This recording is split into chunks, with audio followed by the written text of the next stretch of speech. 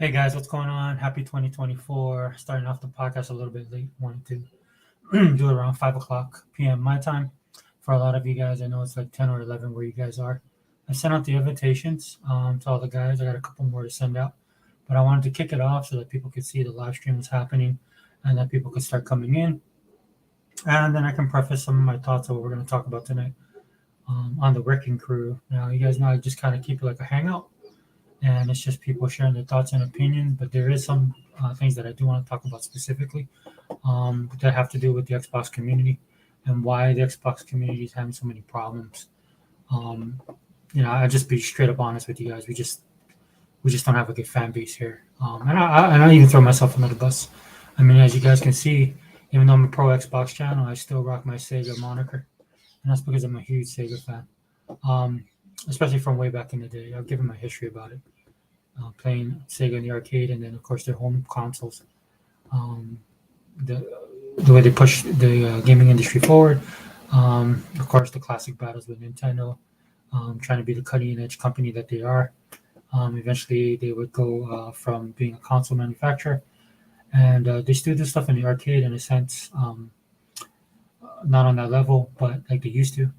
And then, of course, they went third party, and that's kind of like what we're going to tie into the concept of tonight's podcast. Man, we're going to talk about Xbox. I know I've been kind of covering that, but there's just some stuff that needs to be said that I didn't really get to focus on, and then also want to get some of the thoughts from the other guys as well, because I'm pretty sure they have a lot of opinions to share. Because I know most of us in the circle that we occupy, and I'm talking about Hebot and E-Rock and Unlimited, Sega Man, Tuck, all the guys that are in our circle, right? We kind of have a certain perspective when it came to the announcements of Microsoft actually putting the first party games on other consoles. Like I said yesterday, I did a long podcast, talked about it ad nauseum, where I never lost my mind when it came to Xbox going third party because it doesn't make sense to me that they are going to go third party. I don't believe it. Right?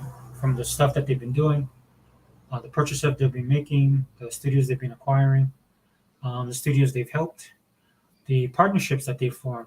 I just got through playing Coral Island, and that's a game in Game Pass. So if you're like me and you like games like Animal Crossing, that's kind of what like Coral Island is. It has that kind of feel, that kind of vibe.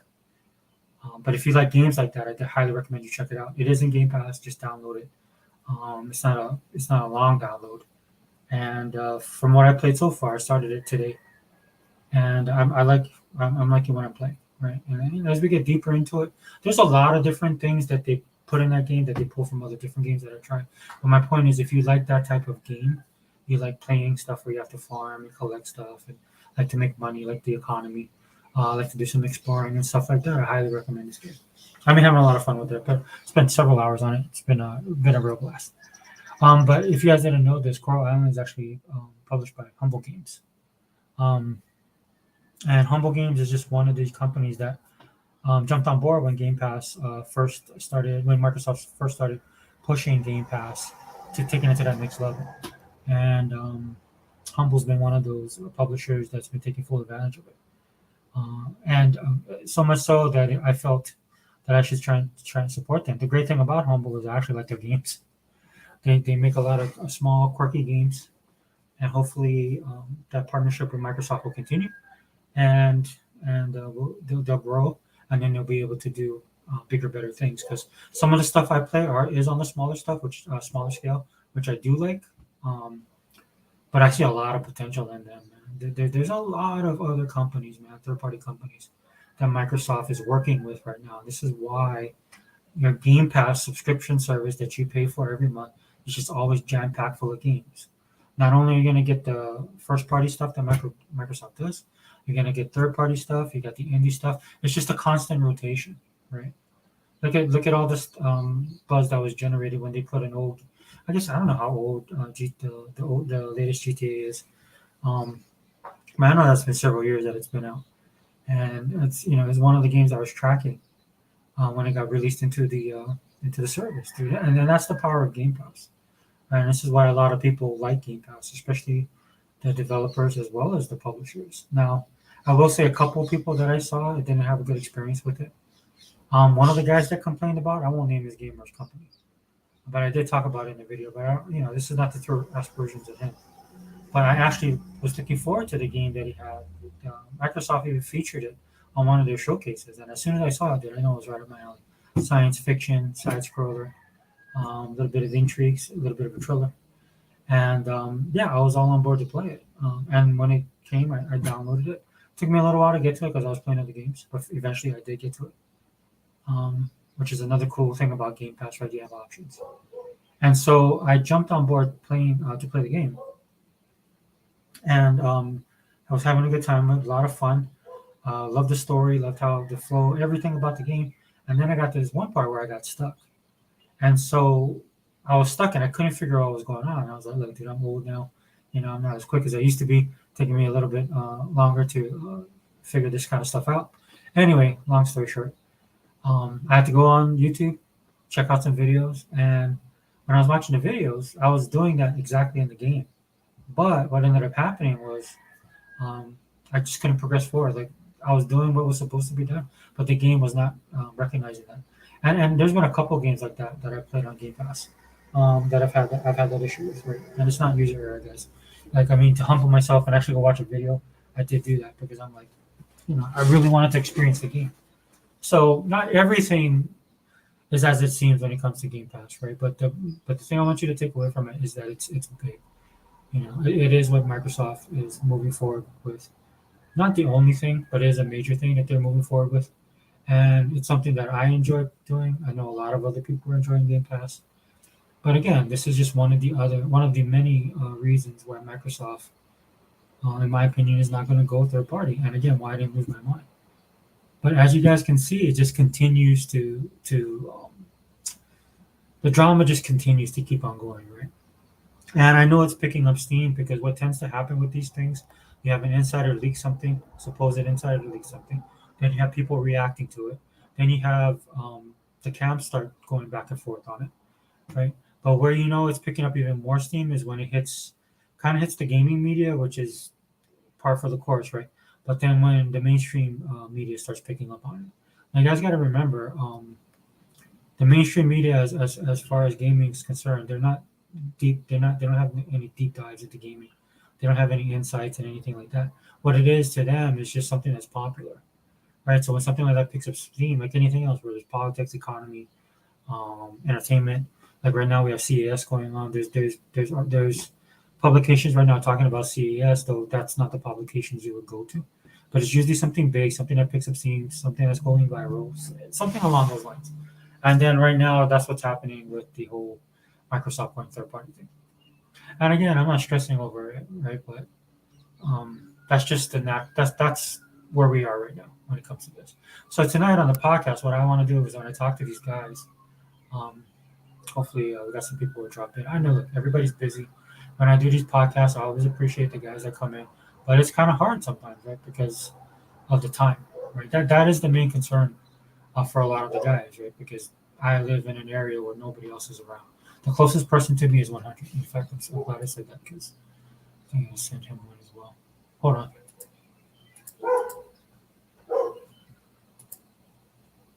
Yeah, sorry, guys. I'm doing this kind of on the fly, but I did want to put it out there because I wanted to actually start it, like I said, at 5, but kind of falling behind here. Hold on. Paste. Oh, okay. Oh, no. Oops. That would have been a big mistake if I would have done that. Posted in the actual. Sorry, guys, I'm on Twitter.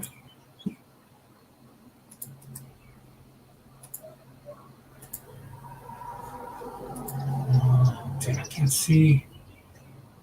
There's a couple guys I wanted to bring in here, but I can't find them. Oh, here we go.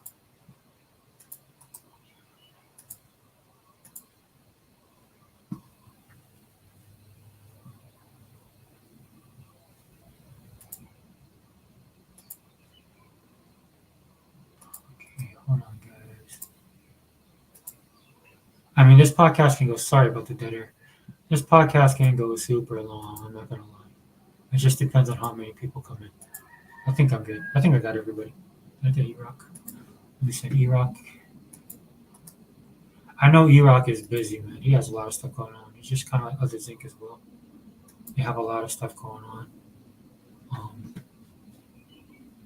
But it's always good to hear from these guys, man. Their perspective is off the chart when it comes to gaming. That's why I don't stress a lot of this stuff as well, because we're in good company on this side of the Xbox family. Right?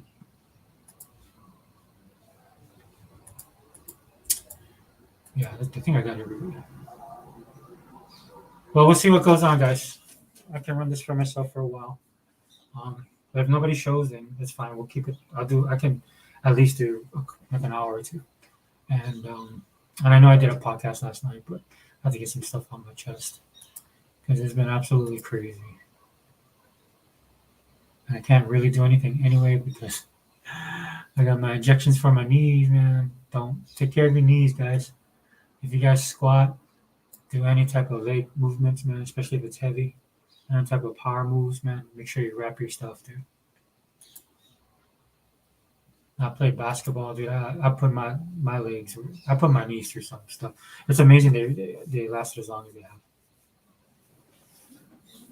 But when I play basketball, that's when I tore my ACL, meniscus, and over time, and then given age and everything like that, it just gets worse. So if you guys can do everything you can do, take care of the two things I recommend to you guys, man. Take care of your knees, take care of your gut.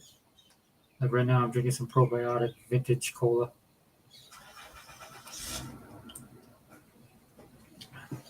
As you get older, man, it doesn't get any easier. And I think that's one of the things for guys in general.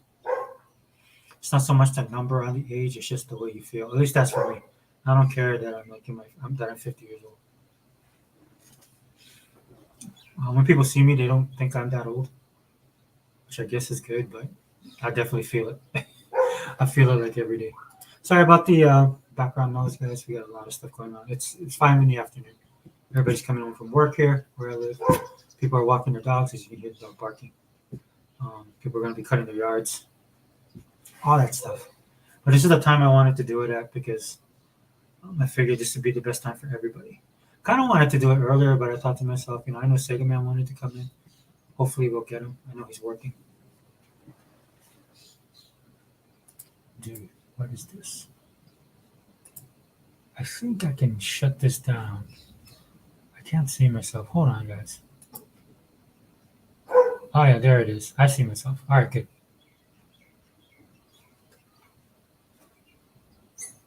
I'll shut this down for now. And then we'll pull this out.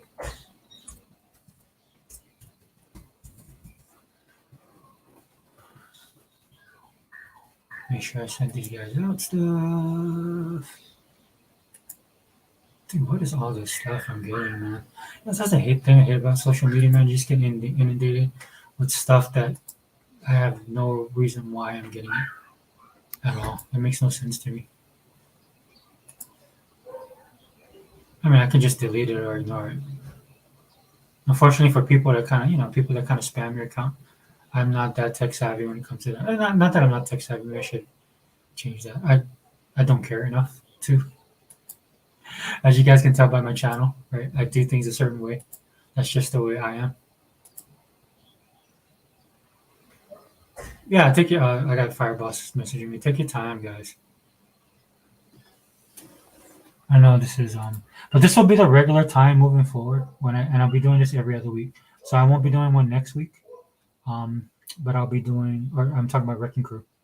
I can't promise if something doesn't pop off. Next week is going to be huge because it's going to be the Xbox Direct is actually happening next week, and there's a lot of people, a lot of expectations. People have a lot of expectations. I have a lot of expectations. Moving forward in 2024. I mean, the cards are stacked. Everything is stacked for Microsoft to dominate. And what I mean dominate, I mean just talking about straight up unadulterated gameplay, games and gameplay. Those two things, because they're not going to get any love in the media, and they're not going to get any love from the community. Right? Everything that you're seeing happening now in January of 2024, the very first month, man, New Year, can't even enjoy the spoils of 2023. Can't even enjoy looking forward to 2024. Drama, first week of January, and it snowballed into some ridiculous, asinine narrative that was all based on that's all based on rumors. All of this stuff is based on rumors from people I never even heard of. That's the thing. From people I never even heard of up until this stuff kicked off, and then being propagated by people that should know better, especially on the Xbox side, and people that need to be responsible on the media side. And it just keeps on. They just keep on rolling with it. And I hope for a lot of this stuff. I really hope that these guys that are doing this, um, are doing it for clicks, are doing it to get attention, right? Because if it's anything other than that, dude, which is bad, which is bad. I'm not saying that's good, right? But I would actually understand that more than if these guys are really that stupid, or if it's just ponyism, right? And that's the title of our podcast tonight, Ponyism, in all of its forms. Because if you guys haven't figured this out now, when it comes to video games and the pony side, the Sony side, their fans, all the ponies that are over there, right? They are devout, dude. They could put any religious faith, any religious follower to shame. That's how on point these guys are with Sony and their message, and how much they worship that piece of plastic, right?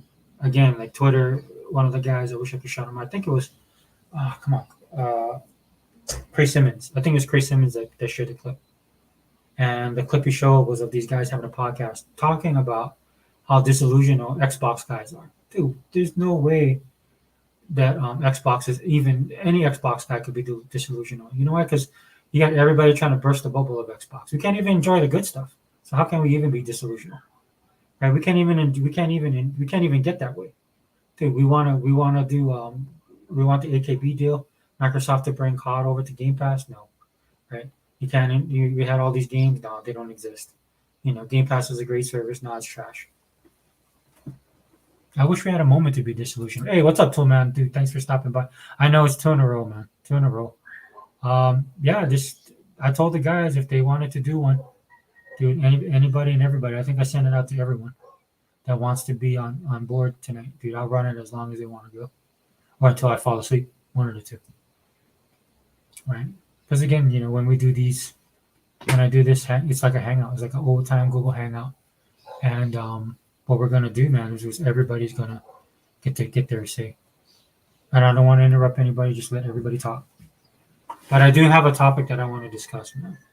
Because I don't know if you guys saw the video with Paris Lily. He's on Kind of Funny Games. And again, this is why I hate YouTube, man. Because I don't want to watch these dudes.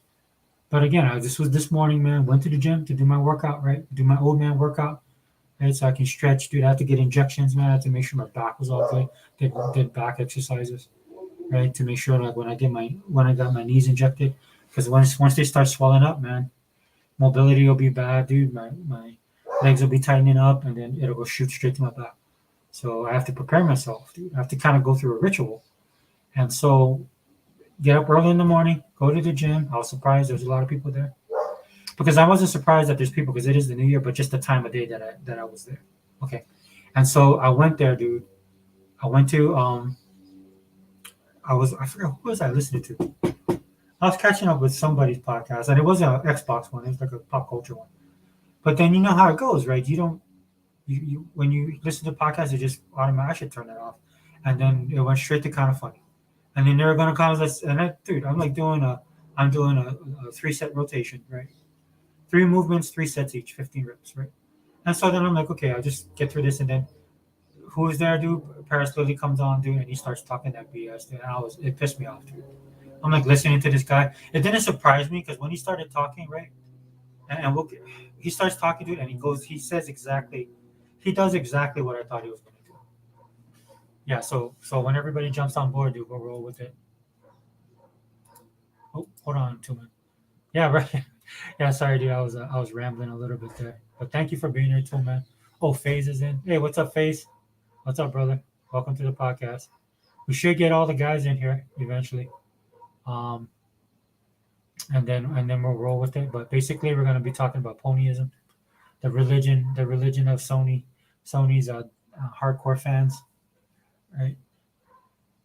like to me when I look at the stuff that they're doing, man, some of the stuff that they're saying, how they stay on message, man, it's amazing to me, dude. As a person of faith myself, dude, I look at these guys and I'm like, I'm jealous, dude. If the church could be, people in the church could be this strong, right? There would be like a revival that would wipe across this nation. I'm telling you, dude, that's how they all on that. Yeah. 2 Man says what's up, Face says what's up. Oh, Fireboss in the house. Hey, what's up, brother? Happy, hey, hope everybody's ready to enjoy a nice little riveting weekend. Yeah, dude, what time is it over there? Is it like 10, 9 or 10? Yeah, it's just now after 10:30. Okay. So I think, yeah, good time. I think that's what I'll do, dude. I'll launch these at 5 because I know Sega Man wanted to be in tonight and he's working, so he should be finished. Either he's finished or he should be finishing soon. And I already sent the links out to everybody, dude. This is the uncut, unadulterated Wrecking Crew. Right, we going all in, dude. I hear you, man. Well, I appreciate you. I appreciate you having me in. I think right now you're probably the only person that's been bothering to invite me in anymore. So thank you very much. No worries, dude. You know what? I even invited Kano tonight. I don't know if you remember Kano because we were talking earlier on the podcast. Yeah, dude. In this new year, dude, I'm gonna do like Wrecking Crew podcast. Dude. We're gonna do it like how we did last year. I was having hard times last year because it was just my schedule was so nuts, dude, and then my health wasn't good. So, but I don't complain about my health, man, because I know Hebot, dude. I talked to Hebot, man, and Hebot's going through some trials a lot of times. So it makes me like, I mean, I have my problems too, but not like that. Yeah, I know. That's why. I mean, I'm like, it's like, it's the thing is like, nobody. It's like he's doing the work that needs to be put in, like, kind of like, upend a lot of these false narratives before they start taking root. But at the same time, it's kind of like the way he goes back and forth. It's like, oh, Hebot, if you're hearing this, my homie, man, dude, I really want you to slow it up a bit because we're worried about you. He's good. That's why when you see his channel, he does a lot of like hobby stuff too. I think that helps. Yeah. Because like I said, because what I've discovered, as you kind of notice, I kind of dial it back myself, is the back and forth with these jackasses, dude. Is pointless. It's like bouncing a rubber ball off of a brick wall, and a lot of them, I've been long since convinced that a lot of them are doing this for either the interactions and the clicks, because if you look deeper into who they are, they barely have anybody even paying any attention to them. And this is what they usually do. This is what I always warn people about: is you got to watch out for the shit stirrers, the pot stirrers. You got to watch out for them, man, because a lot of times these jokers are not even gamers, man. They're trolls, and this is their badge. This is their badge of honor for whatever circle they're in, is to go into their little chat group and say, "See, look what I've done. See what I've done? You see that right there? Applaud me." So I would, like I said earlier, dude, I would actually respect them more if these guys are just trying to get clicks and views, because I can understand that, right? I don't think it's right, but it is what it is, right? But I'm telling you, man, these dudes are true believers. So look at what Face put. Ponies put Jehovah's Witness to shame. Yep. They put a lot of people to shame, dude. I'm telling you, man. This is hardcore. Yep. And then the last part that I was going to get to is that it's not so much as like the shit kickers and pot stirrers and stuff like that. It's also like the ones that it's like you because I know you sit there and you look at this and you're like, are you truly trying to rationalize this stupidity?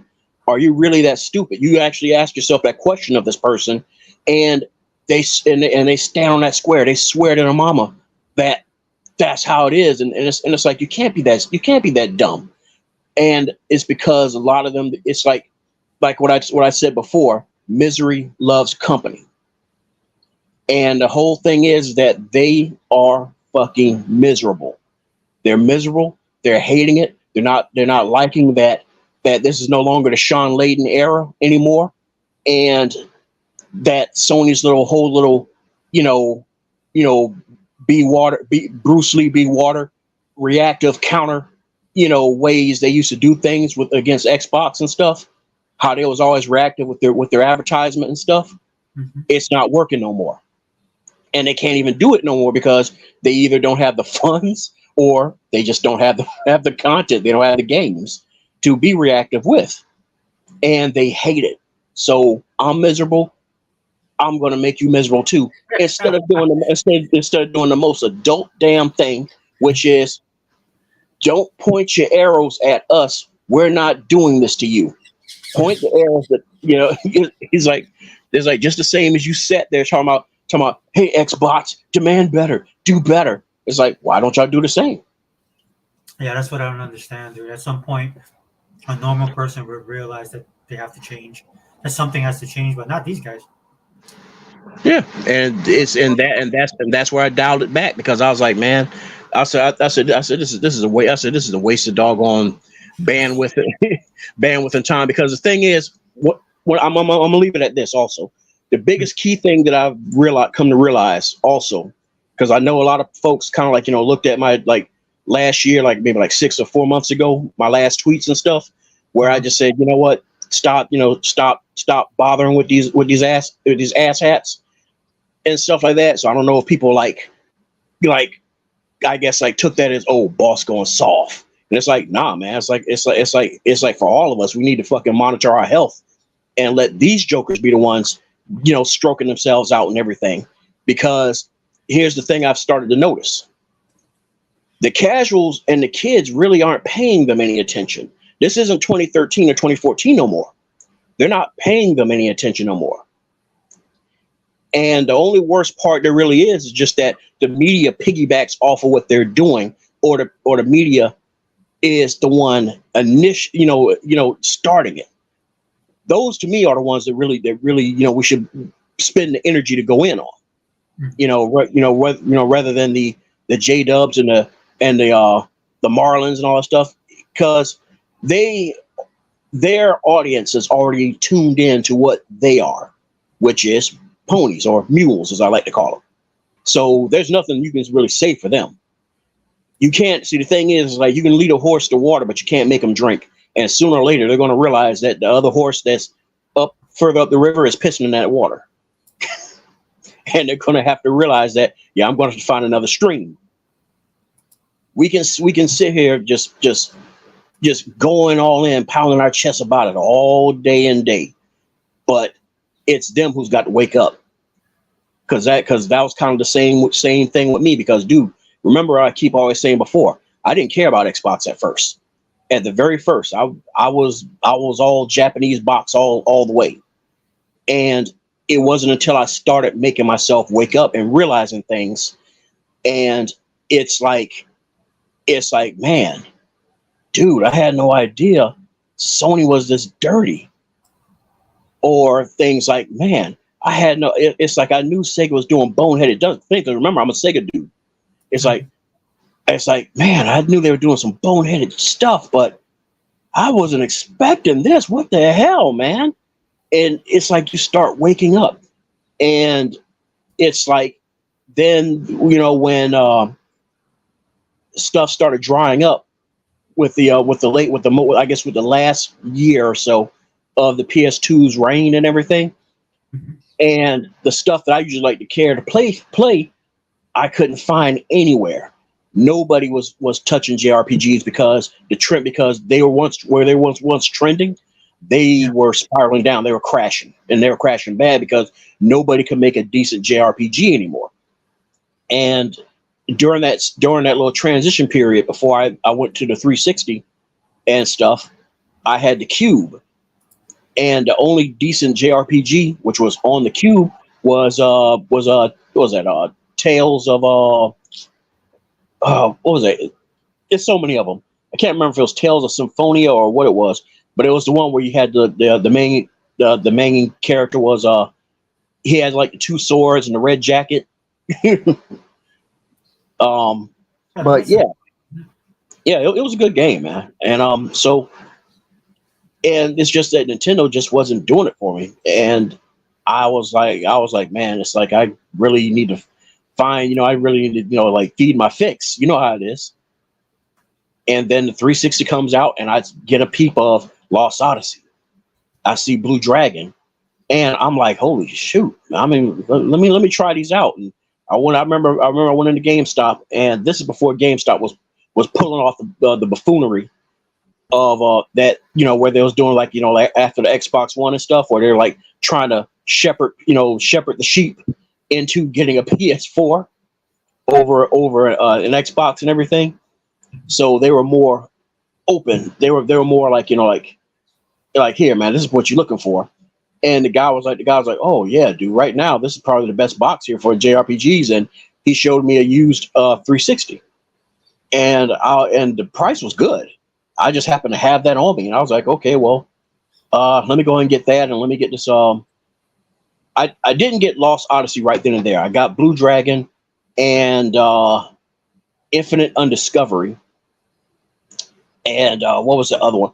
It was the next series of Tales. I think that one was Symphonia. I think that one was Symphonia, because remember, it was like exclusive to the 360 for a while. Was it that? So what's that? Was it exclusive? Yeah, it was exclusive to the 360 for a while. I mean, it took a while before it came to the I think it came to the PlayStation. Well, it came to the PlayStation 3, but I think it was like much later it came to the 3. And I think it did eventually come to the Wii. So yeah, it was Namco was milking that. And it's like, dude, it's like once I turned that on, and it's like, dude, it was like I was converted. That was it. I was like, dude, there's nowhere else I need to go. I said, I'm home now. They had a lot of games during that era. Like quite a variety. That's why it kind of reminds me what they're doing now, with the variety of games they have available for people to play across every genre and spectrum. That's right. But yeah, so I mean, it's like, I guess getting the train back on the track and everything back to the original destination I'm getting at is that nobody that's really worthwhile is really listening to these guys. And the only reason we're seeing the numbers trending the way they are for that system is only because, as a lot of people have already done pointed out, the casuals already made their choice. And that was only because the casuals they're not vested in this like we are. They make safe bets. It's one of the reasons why Walmart has become a fucking juggernaut. It's like, yeah, you had other options. You had Target, you had Kmart and everything. And for some odd reason, everybody was like, nah, let's just go to Walmart. Yeah, let's just go to Walmart. And it got so to the point to where, to try to stay in the game, Kmart kept jacking up their prices, which was a dumb strategy, to a point to where they pretty much, pushed their own selves out of the business because their prices they couldn't compete. And they couldn't compete with a Walmart that was sitting at almost every single town corner. Because the moment somebody's like, I need some, I'm gonna get some bread. You know what? I need to go get a vacuum cleaner. First thing that jumps in your head. Think about it, man. The first thing that jumps in your head is, let's go to Walmart. You don't think anything like go to Belk or JCPenney's or anything like that. You don't think about that. You don't think about Target. You just think, oh, let's just go to Walmart. Yeah, I think the main thing that made Walmart so good too, because it had that right balance of price and quality. Mm-hmm. Yeah, and I love Kmart, dude. I love Kmart back in the day, but over time, right? Yeah, over time. Yeah, over time they kind of did it to themselves, but but like I said, that's the thing with the casuals, man. It's like once their brains are set on something, it's very hard to push them off of it. It has to take their friends, in other words, other casuals, to push them off onto something else. Yeah, but that's the great thing about casuals as well, right? Is they're open, they're fair game for anybody, and that's why I think some of the moves that Microsoft has made because they realize that that's the other reason why I'm not sweating all this stuff because a lot of the stuff that's going on right now with a lot of people telling Microsoft, that they need to put their games on other consoles, right? Are the same people that were telling them they need to make AAA games. I think Microsoft has come far enough to realize that no matter what they do, there's just going to be people that's not going to accept them or buy their stuff. So what they want to do is bring in a whole new set of people. Look, I'm telling you, man, Microsoft, the guys over there, they don't like Phil and all those guys. They don't like this toxic console war stuff at all, right? So by the moves that they're making, when I look at what they're doing, to me, it's kind of like okay, one way to correct this problem is just to work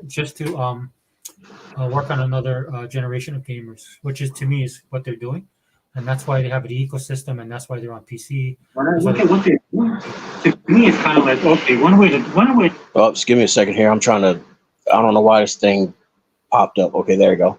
All right, but yeah, they are. Yeah, because I'm sure you're probably wondering what the echo was and. Yeah, correct. No, I do that all the time, dude, because I do my YouTube channel just to make sure that it's running, but then I shut it off after. So. Yeah. What I usually do is just so I can like interact with the chat. Yeah. No worries. Yeah, I talk. Yeah, like I'm talking now. I talk through my phone, and I just like use my computer to like talk with the chat and everything. Mm-hmm. And if whoever I'm with, if I have mod status, that's usually how I kind of like keep an eye on the streets, do my street sweeping. If so, if somebody's getting out of hand, and what's good too, man. Sorry for the late response, man. I didn't see your chat until just now. But yeah, man, it's just that's basically. I mean, I'll be honest with you. Everybody likes bragging and talking shit. Everybody likes it. Okay. Because dude, and see, the thing is, to me, it's like the ones who kill me the most with this, oh, you're nothing but a console warrior, or you're just a fanboy and all the stuff like that. It's kind of like if you can sit there and rally up about anything in your entire life, and you can't lie and say that you haven't. Because there's people who sit there and rally up about what's the best, which military branch is the best, and of course my bias shows through with Army, but I'm sure other people would be like, nope, Navy, which in some cases they might be right. But I'm Navy. I don't say that. That and see the thing is that's the best part right there is that's where perspectives come in, and a lot of times it's like what's been like irritating me the most, what you saw, what I posted, what I responded to you and everything when I retweeted you, is that's what's killing me with us now, with us, the entire community, is that we can't seem to appreciate each other. Now I can understand an outsider, somebody who's like an ardent fucking mule. I can understand that. But amongst ourselves, it's like, man, it's like we do each other wrong, man. It's like, come on, man. It's like there's a big difference between somebody who is like, nah, I don't want to see Xbox games go here or there, compared to somebody who's like, no, man, it's cool, it'll be all right. And to me, because to me, it's like I can get that perspective, whereas like it's taking nothing from me. I still get to play the games, but there's a trickle effect. And I guess the only reason I'm the opposite of that spectrum is because I've lived long enough, and I know you have too, to have watched more than one console platform die right before me. Well, I mean, look, I'll be honest with you, since we're jumping into it right now. It's not about them getting the games. They don't care. All it is, And- like I said and- this last night, dude. I said this last night. What it is I just posted that for a too. lot I know of what you're getting at. Go ahead. Go ahead. I know what you're getting at because I posted that too. there are a lot of people that are just doing this just for a console war. They need ammunition, man, because they have because what it is everything that they've talked about, and I'm talking people on the Sony side and all the haters and the media, everything they asked Microsoft to do, Microsoft has done, and Microsoft did this in the event to appeal to not just because Microsoft figured this out already years ago, right? But if these guys, that was their main concern, that they didn't have AAA games, that they didn't have single player, that they didn't have all this kind of stuff, Microsoft is addressing all of these things. And Yeah, so and you see that it natural still progression, never converted them well, in the end. the natural progression of this is that okay, I got you are answering or you are doing that. Oh, on top of that, you're putting in on a service that's super cheap that I can pay for every month, so I don't have to worry about paying for $70 games. So I could play a variety of games and then I can just wait till it goes on sale because I lack the funds. Like whatever that issue would be, Microsoft thought about all of it. They actually sat down there, planned it all. So what it is, they're in a corner. They have no place else to go, and this is why, like you were saying earlier, right? They're acting the way they are. So there's no upside of Microsoft putting their stuff on on competing consoles, right? And again, Phil has talked about this. They want to make their own ecosystem, right? Whether it's Game Pass, this however or whatever they're going to sell it as for their consumers, right? That's what they're going to do. And if you want to partake, then you can come in. Yeah, and see the thing is that they know, and they see the biggest thing that I try to get people. See, I've been trying to get people to understand this because this conversation, believe it or not, came up, many times before last year and stuff like that. Especially when it came to oh, look at Minecraft Legends. That's going everywhere. Why can't we get what was it else coming out? It was something else. Why can't we? Because Hi-Fi Rush was brought to the table many times, and the key things I try to get people to understand is that look, I don't know how many times I need to get this through to people. It's not that cut, dry, and simple to send these games anywhere, especially if when they were made with the Series X and S in mind. Exactly. Now, I was going to say that to you. yeah. Now, see, here's the reason why, and it'd be good if what's his name, Blue, the guy who's always like talking about the specs and everything like that and all the hardware stuff. Mhm. It's like it'd be good if he could get into a chat and break this down even more, even more, finite point. Whereas, like, remember, DirectX is what? That belongs to Microsoft, right? That is a core Windows library. In other words, that's not going to work anywhere else where, guess what? A Windows-based operating system is not at. So that's why, you for like a TV or a mobile device, a lot of those games are they're usually running through cloud, or those games were meant, I guess you say they were like built with last gen's architecture and engines in mind. So a lot of these games and stuff like that, it's like, okay, they were made in a way where they were made with older engines and older tech in mind. But more newer ones, which is like hi-fi and going up, they weren't made with those in mind. Because remember what they said, they wasn't sure where it was going at first. No, And so I think it's a valid point because it's a lot of the stuff that Microsoft is putting is built for their ecosystem, right? As now people are starting to realize that games like yeah, and games like Treasure Island. Dang.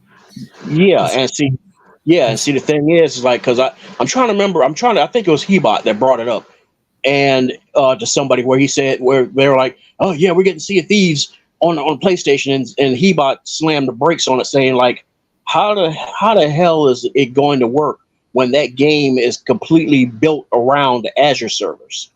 Yes. And here's the and now let me get more into it because I know we need to move on. Is that No, you're fine, dude. yeah, DirectX 12, like I said, is a core Windows functionality. All right. There's nothing in the open source or GNU community that matches everything 1v1 that DirectX offers. And the reason I bring that up is because remember what I keep telling everybody is that I think starting from PlayStation 3. I could be wrong, but I believe starting from PlayStation 3 to 4 and to 5, their operating system is a fork of what's known as FreeBSD. And that's a Linux based, well, not Linux based, but it's a Linux like operating system. So they can't use DirectX. They can't run anything that's based off of DirectX because that's that's like infringing off of a patent. So what they have to do is they have to use open source based variants and stuff like that, such as like instead of like DX3 D3D, they have to use OpenGL. Instead of DirectX audio or spatial audio, they have to use Open AL. So they have to. I know all this stuff because this is stuff that we had to hunt for when I was doing my during my developer stint. They have to use a wrapper called SDL, which is what allows everything to basically mesh together and work in unison, such as like your controller inputs and what's supposed to do what's supposed to happen when you like press this button or press this key, all that stuff. And that stuff is managed by an open community. Sony can't go in and lock all that down saying, okay, SDL is ours now. It belongs to us now. They can't do that because that goes against the open source policy, and that would have them dragged into court. Same with GNU. And see, the problem with using those type of tools, which I had to learn, is that it's all community based, and anything that's community based is everybody has too many chefs, too many head chefs in one kitchen. And everybody has their own idea of what should happen or where they should go. And they're always pulling against each other. They're always butting heads with each other. And a lot of times where you look over at what Apple is doing, you look over what Microsoft is doing, NVIDIA, AMD, they're like light years ahead of the community because the community is always so damn busy bumping heads with each other. And then they sit there and go on these, on these forums talking trash about like, oh, NVIDIA's so greedy and money hungry. They don't want to share their libraries with us. Of course, they don't want to share shit with y'all because you're acting like a bunch of 5-year-olds, trying to fight over the same damn fire truck. That's funny. That's an excellent point too. And see, it's like you got to ask yourself the question of how much trust can you put into a company that at this time, had the money where they could have did their own thing, but instead they decided they wanted to rely on this shit.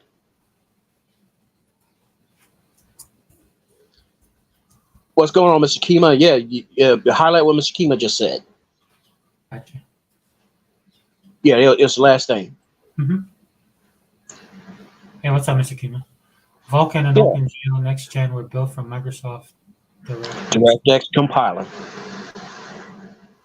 I'll be honest with you, dude. I don't really even go that deep with these guys just for the simple fact that I don't understand why it's always Microsoft. Because it doesn't make sense for Sony or Nintendo either, right? For them to put Microsoft stuff on there. In fact, when the AKB case was happening, if you guys remember, when the AKB case was happening, Phil Spencer had to complain because they were like, about getting the latest version of COD, right, for PlayStation, right? Or what was it called? I forgot what game it was. Let me see. Well, anyway, Phil Spencer was saying that they didn't get the development kits from Sony. Right? Yeah, And that's another problem. I mean, for everybody they, just that they're just dude, going to they, take they can't even the get they don't. I don't even know if they got the development kits for the so-called PlayStation 5 Pro. yeah, that's Sony what it was. Sony refused to give it to them. Yeah, I think it was the PS5, like something to do with the PS5, dude. I mean, there was so much information that's put out there, but Yeah, that's what I'm talking about. People, that's why I love that case because people needed to see that, right, in real time.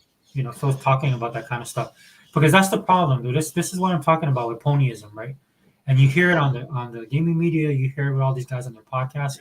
It never you can tell when you listen to them what culture did a podcast that was absolutely asinine as well, dude. I just skipped that one, but yeah, I used to like those guys, but every time you listen to a podcast, it's always from the perspective of Sony.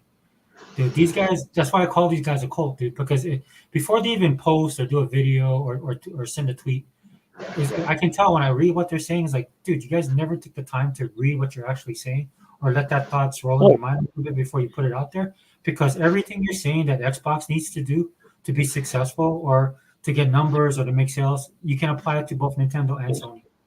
it's cherry picking. That's all it is. It's cherry picking, Dude, and I think it's worth him cherry picking. I mean, these guys are absolutely that daft. I would give them yeah, credit if you and, actually think about it. I mean, but that's how focused they are on Sony, dude. They're so okay. So it's like they're so focused on Sony. Like Sony dominates the in the gaming media in their mind, right? That thought will never cross their mind. Like how bad would it be for Sony? Why would Sony want to do this? Why would Nintendo want to do this? How can they even do it when Nintendo only has a Switch?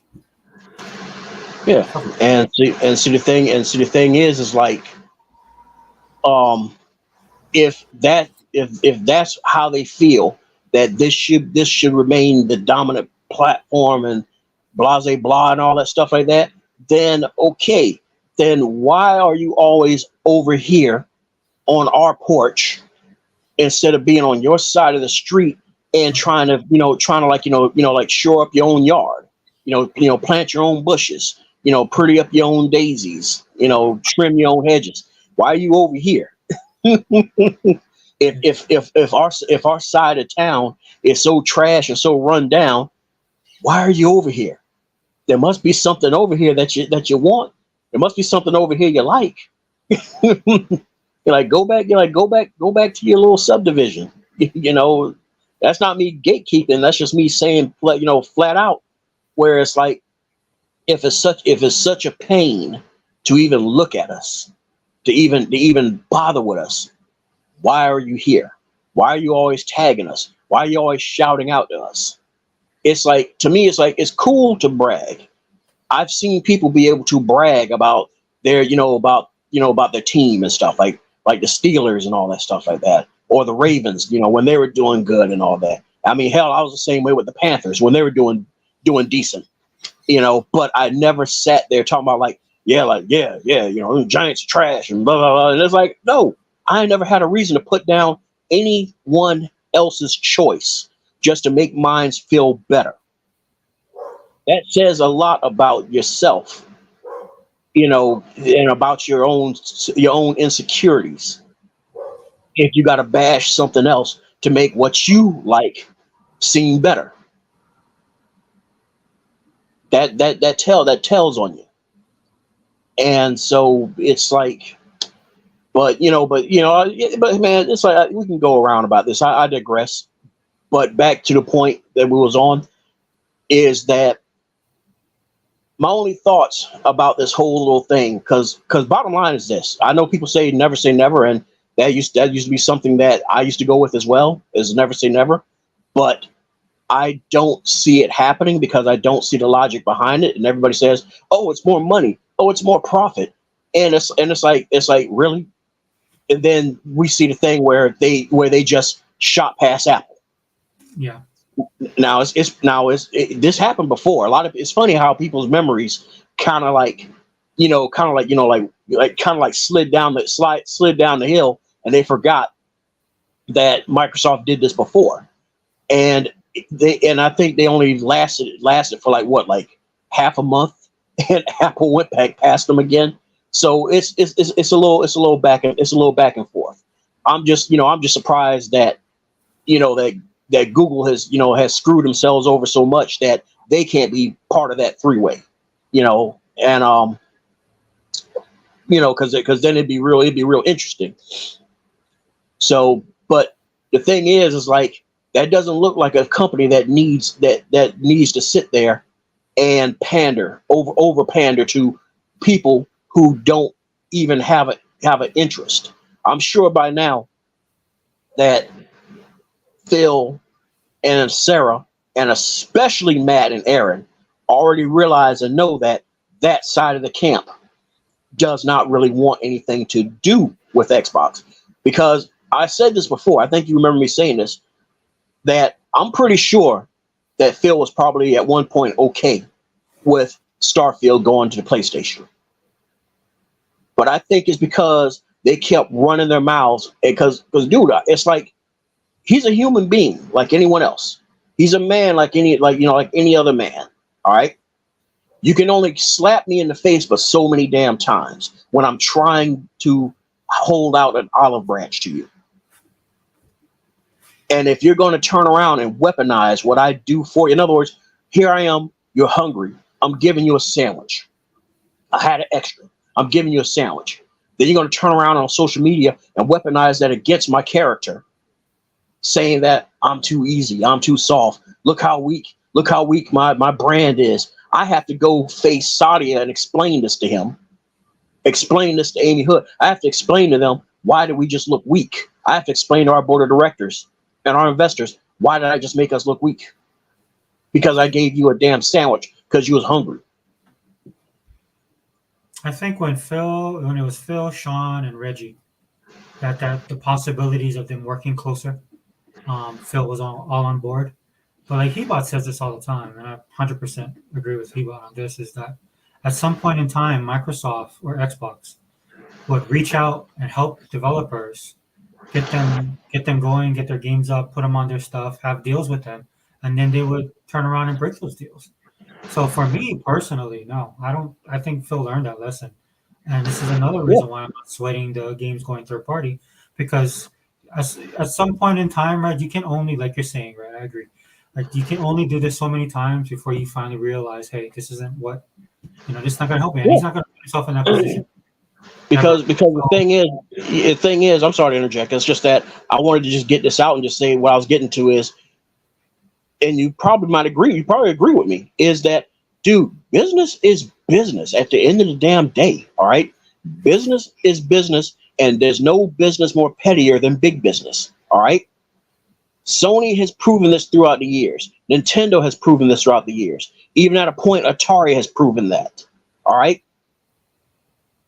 It's a dog-eat-dog world, and a lot of people this day and age, and the crap that kills them with the FTC and CMA been pulling, it's like they're trying to uproot that.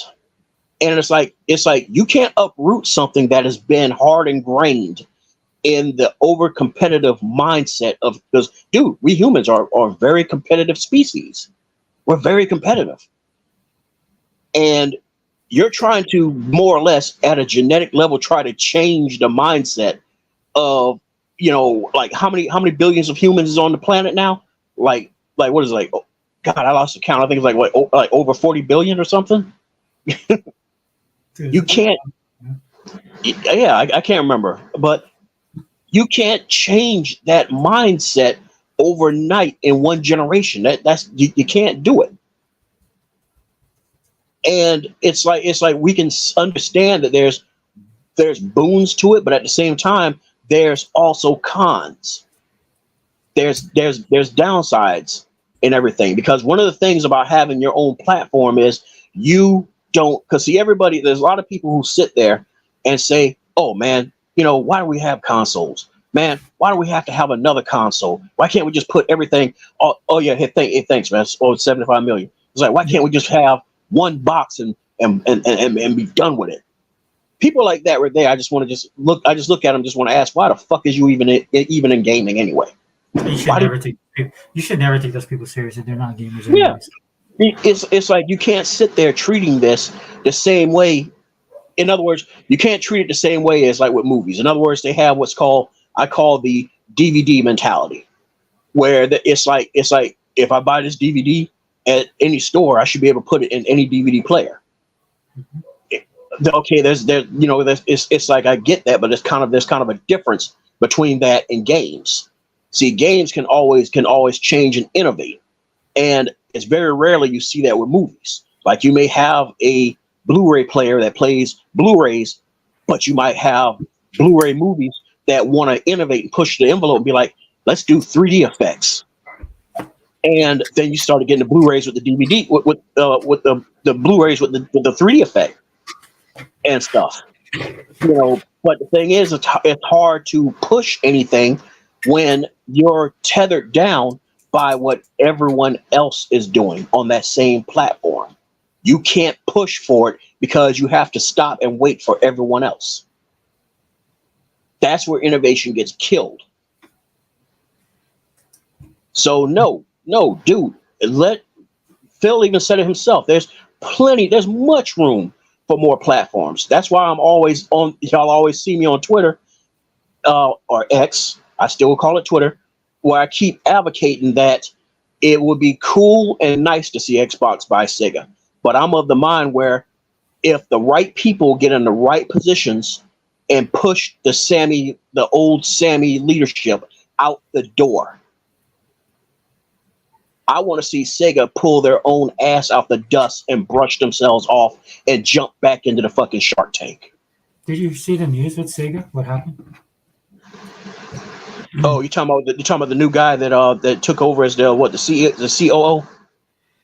So like I guess Sammy basically Sega kind of separated themselves from the well. That's funny. See, when I looked at that was so weird because I'm like, wait a minute. Didn't you guys do this last year?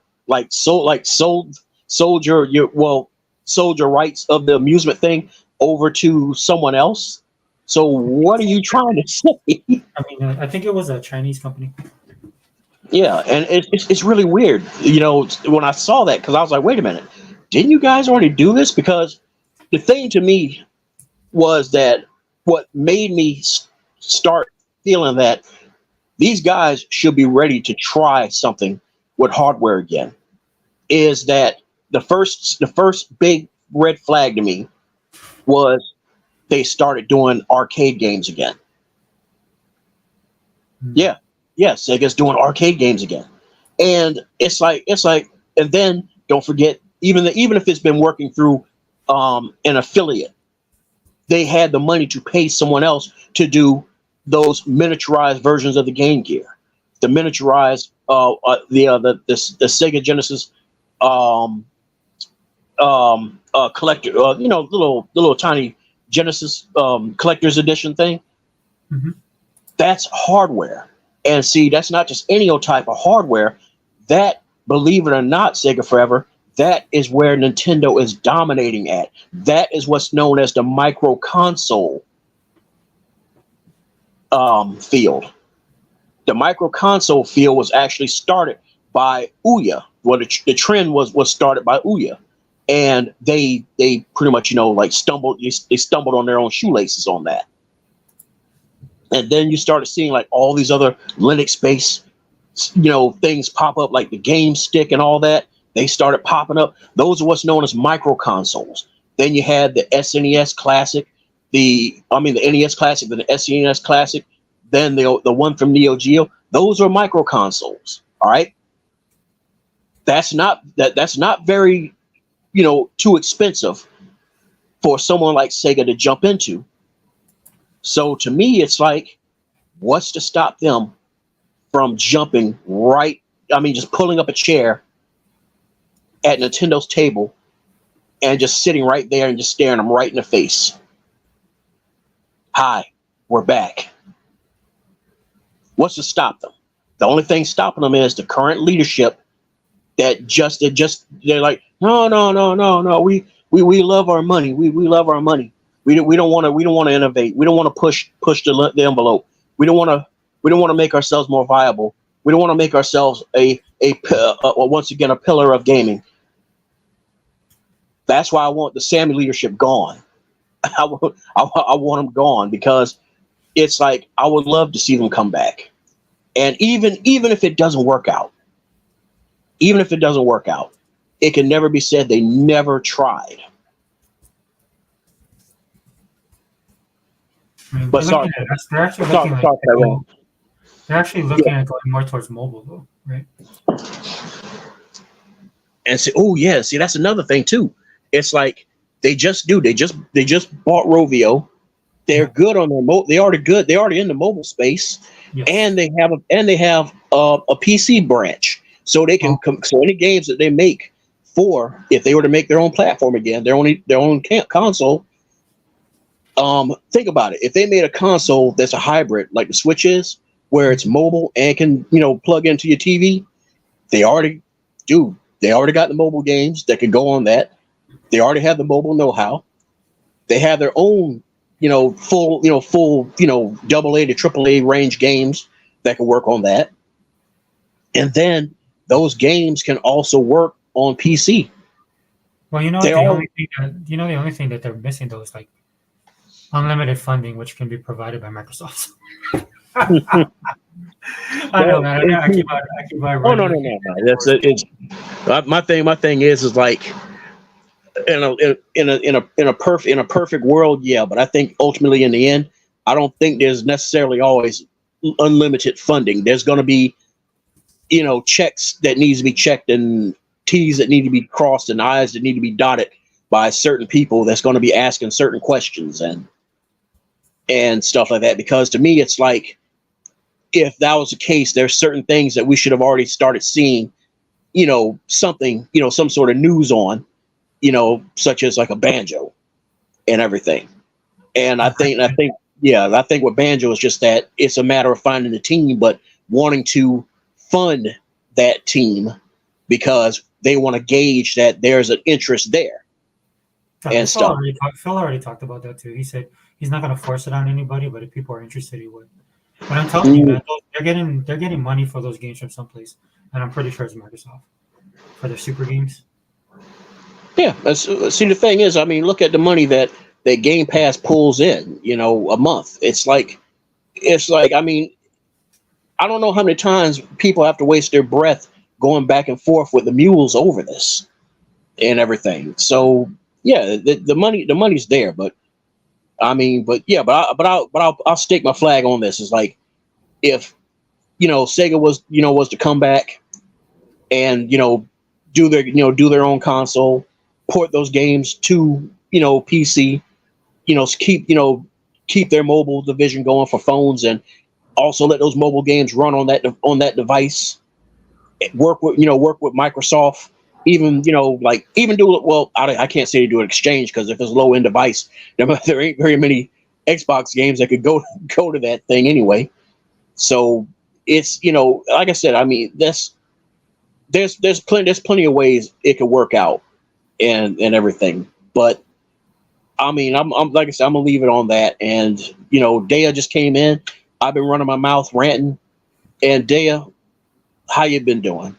How you doing? I'm doing fine. How are you two today? Oh, Dale, you're a little bit soft. Oh, am I? Yeah, a Okay. little. How is it now? I've been having problems with my voice. Is it better now? Yeah, I can. Yeah, that's better.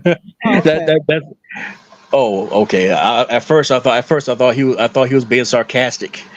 Uh, yeah. So how I say I'll repeat. How are you two today? Just the same old. well, Same old. Yeah, I I, figured. well, Oh, welcome to the podcast, Dale. So let me premise what the podcast we're talking about okay. today. So basically, I named it Ponyism, right? Because I heard your favorite boy, Paris Lily. Oh gosh, what did he say this time? Yeah, he was on my for the game. Paris Lily Liver. Yeah. So Oh, that's how the podcast again at the gym. Get up early in the morning, go to the gym, do my old man exercises. So the program I'm on is like I have to do 3 movements of 15 reps on each movement, and it's continuous. There's no rest, hmm right? And then on top, and I gotta do 3 to 4 sets of that. Okay. okay.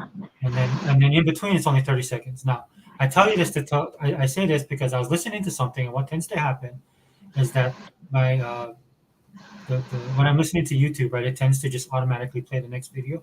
And for some reason, that's why I always end up listening to Dustin, Crap Gamer, and then Kind of Fun or IG. Right? I don't know why it does that. It just does. Because you would think their algorithm would look at the people I listen to and just automatically go to something else, right? And so Kind of Funny started rolling through, and I'm like, okay, so they started talking. And of course, they're talking about the rumors, right? And then they're looking at it from the viewpoint like every other gaming channel that's in the mainstream media. It's like why would it be good for Microsoft? How Microsoft can make money? How putting it on there to a broader audience and all that crap. Right? So Paris Lilly basically sat there and I knew he was going to say this. And Paris has this. This is why everybody in the Xbox community hates Paris, because he always prefaces everything with he'll attack the people within the Xbox community, and he does it kind of in his backhand way because he's trying to be a nice guy. Yeah, He's he tries to be slick with everything Yeah. he does, you know. And he tried to be slick. So basically, he was like, yeah, because so he kind of talked about it, and the way he professed everything is like, I don't understand why. I mean, it doesn't affect me, right? I'm getting it in Game Pass, or we've had it for a certain amount of time, and then the other people that are getting got to pay full price. So that's good for everybody. And then he was like, and these Xbox guys, and that's when he went in on. So I guess the guy's name is Hardy, not by name, but Oh, he's talking about Hargeet because Hargeet went through. He had a yes, he lost it because he wasn't. I don't think he understood everything about who said it and all that. He was on a podcast. I saw the podcast. He was Yeah, on a podcast, he was on Boomstick's podcast. right? And Boomstick is the one that invited him on, and then he understood that Boom said it was a rumor, but I guess he thought it's a chance that it was probably true. So he now he doesn't know the source and all that at that time. He didn't know who said it and where it came from, all that. He was on the podcast and Boom had it on his show. okay, And then so Harky, I'm just setting this up so people can yeah. understand. And Harky went through a rage over it. And he wasn't the only one. Other Xbox fans was upset. The ones that did not want to see the games go on other platforms was upset, and it just so happened that Hargeet just kind of laid into Xbox saying why they should not put those games on other platforms. But I just wanted to kind of explain what happened there. Okay, go ahead. Yeah, so I'll just say this real quick. I'm not disagreeing with what he said. In fact, I did a podcast yesterday where I talked about the only reason why I didn't do that is because I don't believe in the rumor, right? I don't either. Yeah. Yes, because you got to look where it came from. That place is Pony Central. Yes, but on principle alone, right? On principle alone, right? I agree with him. Is what I'm trying to say. Yeah. And so Paris and the Kind of Funny. So he's talking about those Xbox guys. Paris is the kind of guy that, like, if he's a parent and all the kids are going and your kid is doing something wrong, he'll like correct the kid, but to embarrass him in front of like everybody. Right. That's what I get from him. So again, sorry, Dia, to make it. No, he's the one that'll go after the kid that he doesn't care for the most, but the one that he favors more, he'll just kind of just let it slide because that same argument, just like they said, is like, okay, you got no problem with Xbox going everywhere. Why can't God of War come over here? Exactly. Why can't Mario Wonder come over here? There's all kind of ways both that you can cut. And if Nintendo gives Xbox nothing and PlayStation gives Xbox nothing, they get nothing. I don't care. I don't care what Aaron says or anybody else says. I stand my ground on this, and I've been shocked by how many Xbox gamers want to see. They are perfectly fine with Xbox handing games left and right. Like, you get a game, you get a game, you get a game. like they Oprah or something, handing out games to everybody. And I'm like, no, because it diminishes the brand. And I stand by that. I do not care who says what. I don't care how respected they are in the community. I just simply disagree. And what I don't like is the talking down to everybody as if people are just there you go, because that's where I've been getting at with my last post, where we are so quick to aim our spears at each other Right. You know, Right. instead of like at least understanding that, Exactly. okay, this is how you feel, and and respect that. To me, it's like there's a difference between somebody that is like okay with the Kool-Aid being watered down, as opposed to somebody Exactly. who's like, nah, don't water down with Kool-Aid, man. It's like we've been having people complain so much about the Kool-Aid being watered down. Why are you Exactly. okay with it being watered down? Watered down. Right. You can still drink it, but that doesn't make it better. You know. E- You know. exactly. It's like you complain about, oh, I don't want to come there because your Kool-Aid too watered down. Okay, we started Okay. sweetening it more. Well, now it's too sweet. Okay, now you just told us that, okay, that you just had no intentions of coming here anymore. So then you get the restaurant owners like, you know what? Maybe we should water it down again. And it's like, why? May They, I go on my rant and then I'll let it rest and I will bury it in the ground yeah, until Okay, well, unless go for it. Go Microsoft for it. says let something. me let me just finish this one part then. Okay, go So ahead. just for the focus of the podcast, right? We're talking Uh-huh. about it in the sense of, like I was telling our boss earlier. It's that type of mentality Hmm. that's so ingrained in the ponybots, bodies with pony tendencies, but especially on the pony side, Right, right? exactly. Yeah. And that's kind of what I want to commentary on. But I definitely want to hear what you, because I think we're on the same page, me and you, when it comes to what Hargeet was saying. Yes, and you know there might be Go ahead. some differences. Like some of us might be okay with some. You know, I'm gonna explain exactly what I feel about this Yes, subject, and go that's ahead. why The floor is I'll yours. bury it. Yeah. Everything I've ever heard on this subject, I'm going to explain my position and why I feel that way. This is why I think it behooves people to sit down and listen to why people think they a certain way. Quit labeling people console war people because this has zero to do with the console war. Okay, I don't even view myself as somebody engaged in console war. I look at our group as trying to educate people from a side that is not represented in the gaming community. That's just what I see. Now, some people label everything console war. This is not console war. People like you, boss, people like Heba, that you spew facts. I can go back and find information that you guys have said that backs up what you say. So it's not that's not console wars. Now, for some people, they admit it's console wars for them because they're getting back at the ponies for how they was treated throughout the years. Okay, but at Yeah. least they're honest and they say that, you know. That's You know, and I don't even fault that. Every group, like it's like telling a sports team not to have fans. It's like telling, and how many, people pit each other, for fun all the time. It's only for fun because this is just games at the end of the day, right? So if you got two rival sports teams, yeah, you go at each other, you'll bicker, it'll look like you're ready to tear each other apart, and then They, at once Dad, the season is you think the stuff is bad here? You should see what sports fans do to each others, especially in oh bars man, yeah. and sports bars. I mean, good God, it's And like I you know think people that they're posted about on to kill each YouTube. other, right? Yeah, people have posted on Twitter many times where somebody will say something in the stand and everybody would just dogpile that joke and start beating them down and all that. Right, And right, it's like you don't see that at no E3. You don't see that right. at no Right, PAX. yeah. Oh man, yeah, So and to me, that when people go on talking about you a fanboy and all that, I'm yeah, like, man, shut like up. it's bad.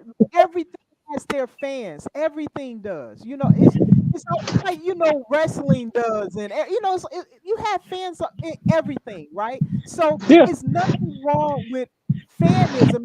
It is something wrong with when it becomes toxic, when you got people issuing death threats and things. That's when the people have crossed the line. But oh man. just Oh, hey, giggling stay over. forever and Dale, real quick. It's funny you brought that up. You should have seen. All right, it's this is what makes it so funny and everything because it's fictional shit. You should have seen the fanboy fallout when Godzilla versus Kong first came out. Oh gosh. Everybody It was like, did it "Nah, nah, really? Kong's gonna stomp his ass," and everybody's like, "Dude, that's it. This is Godzilla. This ain't." That's I said, Godzilla. I'm sorry. I'm on the Godzilla side on that. same here. And it's Yeah. like it's like nah. It's like it ain't lining up. It ain't lining up for the monkey. Yeah, the monkey is he's going down. But but Dave, you should have seen the comments. Oh my God, you thought Mhm. you thought that the PlayStation versus Xbox thing was bad, or Right. somebody like going in on the Ravens and or the Cowboys or the Steelers. I mean, god damn. It's like, dude, these are fictional characters, man. Come on. And you got the same thing with DC versus Marvel and all. I've seen it in all kind of different mediums. So it's Yeah, like I'm anytime it's guilty of that too. yeah, entertainment is kind of more so prevalent there than in other things. But yeah, it's like, that's a natural thing to have fans of your particular product. And then they bicker with each other. That's just natural. That's human nature.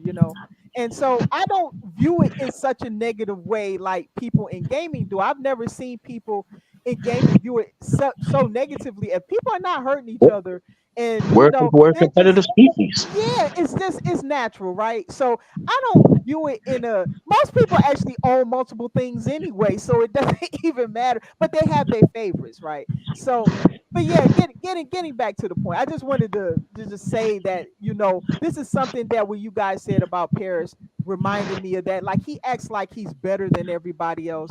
That he looks down on other people. This is the attitude that comes off of him, and I don't care if he thinks it's true or not. This Perception is is everything. what happens when you give a platform to the wrong person. In my opinion, is what Paris needs to do is humble himself and ask, why is everybody looking at me in that way? Why do they view me in that way? He's never asked that question.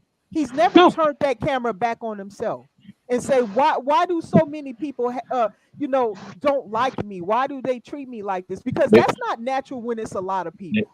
Okay. Dea, the only way that's going to happen is that in order for somebody who is already so high up on the ladder can be humbled, is they have to slip, they have to miss a They rung, have to fall. That's true. Yeah. and everybody that they climbed over, they're going to pass them on the way down. And that's when what you just said about turning the camera in and having that little moment, Yeah. and everything. Yeah. That's the only way. And That's that's why I'm shocked that he doesn't do that, because he assumes he's right. And you know what? Look, as human beings, and this is a little bit of a lecture for everybody in the chat and on the panel. As human beings, we have a tendency we don't always see the things that we do. We just assume we're doing everything right, even if our intentions are good. But sometimes we're slipping up, and it takes somebody else with eyes outside of ourselves to see that and to point that out to us. And instead of getting angry about that, we ought to say, well, thanks for pointing that out. I can correct that problem because I didn't see that before. And that's what Paris ought to be doing, because there's just too many people who say these things about him, and it's not coming out of thin air. They must be getting it from somewhere. And I think that that's something he needs to do, is to kind of look into himself. And some people never do that. I do that a lot, and sometimes some things slip by me, and some things I catch, but you sometimes have to do that because we just don't see things about ourselves all the time, even if we have good intentions. And I just wanted to put that. I don't mean to lecture, but that's just one thing, and that's where I think the problem is with Paris. But to get to the point, the original point I wanted to get to is that the whole thing about sharing the games and everything, I guess I was very disappointed, because I saw a lot of people acting like Paris, like, acting like it's just console war bickering, and it is not. For some people, yes, that's true. But there are some people like Hargeet who was genuinely hoping for the best for Xbox, and was saying, no, this is the reason why you don't do that. He explained himself. He went on a long rant, but he explained himself. Right. That's why I say nothing negative to what he ranted on, because exactly. It's the same points that we would have hit on, because it's like you let Don Matrick fold you over, right, and you lost a lot of mind share. The 360 was a juggernaut. It was. All right. It was a damn juggernaut. And even though people want to say, "Oh, well, the PlayStation 3 eventually overrun it," yeah, after they stopped making them and selling them. So yeah, and so it's like, it's basically like saying that, oh, we won the race when the person who was already in the lead already done showered and left home. Yeah, they parked their car, they left. Yeah. Yeah, Yeah. yeah, it's like that's it's like, oh, but we finally won. You're like, man, and it's like they're having a hard enough time trying to recapture it because, as Yes. Thank everyone you. always keeps saying, it's it's who becomes the casual box. Yeah. 360 became the casual box, and that's why it was so damn unstoppable. Exactly. Exactly. And then what turned around and happened was, Sean Layden fucking, sat down, pardon my French, sat down with you know, with well, what's his name that just left from Blizzard? Blizzard. My old, Mm. the one who left Activision Blizzard up, Bobby. Yeah, Bobby Oh, Kotick. Bobby Yeah, Kotick. Okay, Bobby yeah, Kotick. Yeah. yeah. My old man brain. But yeah, and it's like they sat down and they started hashing out. Like, hey, how about you give me this much? This much that covers the whole, enchilada of the development, and we can get that money up front, and we can let you have these exclusive things. That's what did it. That's what Right. overturned the whole thing. Because remember, at first, the Xbox One was leading in the sales at first, It was. Yeah. Yeah. and then all of a sudden it just flipped over. And it all, to me, it's like it all started. It wasn't so much because of the price. It wasn't so much because of TV. It wasn't because of Connect in the box. It It was a was because, combination of things, in my opinion. yes, yeah. And the biggest key factor that flipped everything around was get these exclusive map packs and weapons Yeah. in Call Yeah. of Duty. Yeah, that's what did it. Was Yep. seeing those ads, and those ads being just showing PlayStation, and then the zombie mode, and Yep. and the casuals who are like so like head deep into COD's fourth point of contact. Hmm. Yeah, they're not going to miss that. They Exactly. refuse to miss that, and That's the that's one only of the, game they might play. So yeah, they're gonna go to the platform that's gonna give them the most content. With the and one game, they may play one or two games, and yeah, I would do that if I was them. You know. yeah, all of us would. And see, that's why Sony fought so damn hard, because they knew the jig was up. They Right. knew it was over. They knew that the moment that Microsoft locked down COD, all the little deals that they were getting with Bobby weren't going to fly. They can't. In other words, you can't fly to Redmond and say, "Hey, how about you let us get these Yeah, exclusive that maps?" ain't happening no more. Cause yeah, yeah, Oh, Yeah, if you're like, that's Phil Spencer too, though. Phil Spencer talked about that from the jump. yeah. He's How he never. doesn't like that Yeah, stuff. Yeah, he doesn't like that because he's a gamer. He oh, understands what it's like to not be able to yeah, have content, and you play the same thing. You paying the same price, but you get less. You yeah. know, I yeah, mean, that's But yeah, yeah, I, I'm gonna try to get this point out real quick though, so I Oh, can go kind ahead, of man. lay Take your time. Take your time. where I'm at mentally with this whole thing. Um, as far as the where I stand on it and why I'm opposed to Microsoft handing out their games left and right to other platforms, because I care about Game Pass. At the end of the day, one day Xbox will leave hardware behind. That's going to happen to all things. It's going to be software based, and I think maybe the console might become niche. We talking about in the future. I'm not talking about right now, but I'm talking yeah. about one. It's far off in the future, Yeah. because right now, Oh yeah. even though everybody's sitting there and doing jumping jacks and backpacks about PC this, PC that, dude, it's like that's not easy for everybody to just jump right into. And I speak from experience on that, because once I turned away from PC myself, because I was core PC, I was done. I was like, nope, I just want to sit down, turn it on, and be done.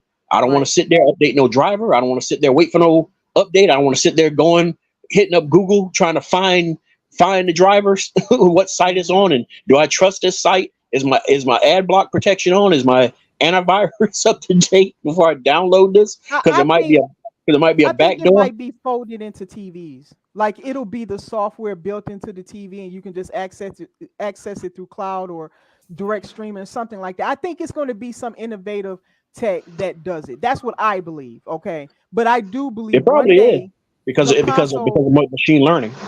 It probably will be. yeah, and then once it gets as good as the hardware, yeah, you might. I'm telling you now, everybody a bail. It's just gonna happen, or at some point.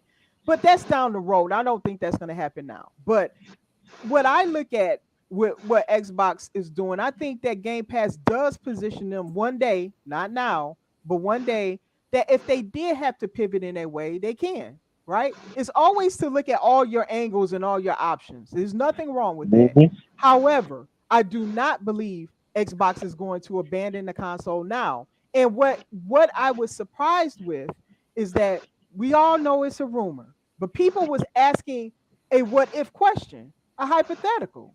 So if you're going to ask a person a hypothetical, do not put them down if they answer your hypothetical. Okay. If they say, okay, we all know this is a rumor and nothing has been validated, but I want your opinion, then do not attack me for my opinion. That's another thing that That's irritated me. Okay. that's where I'm at about we are so damn splintered and we always go after each other. It's like putting each other down without at least having a full understanding of where we're getting from.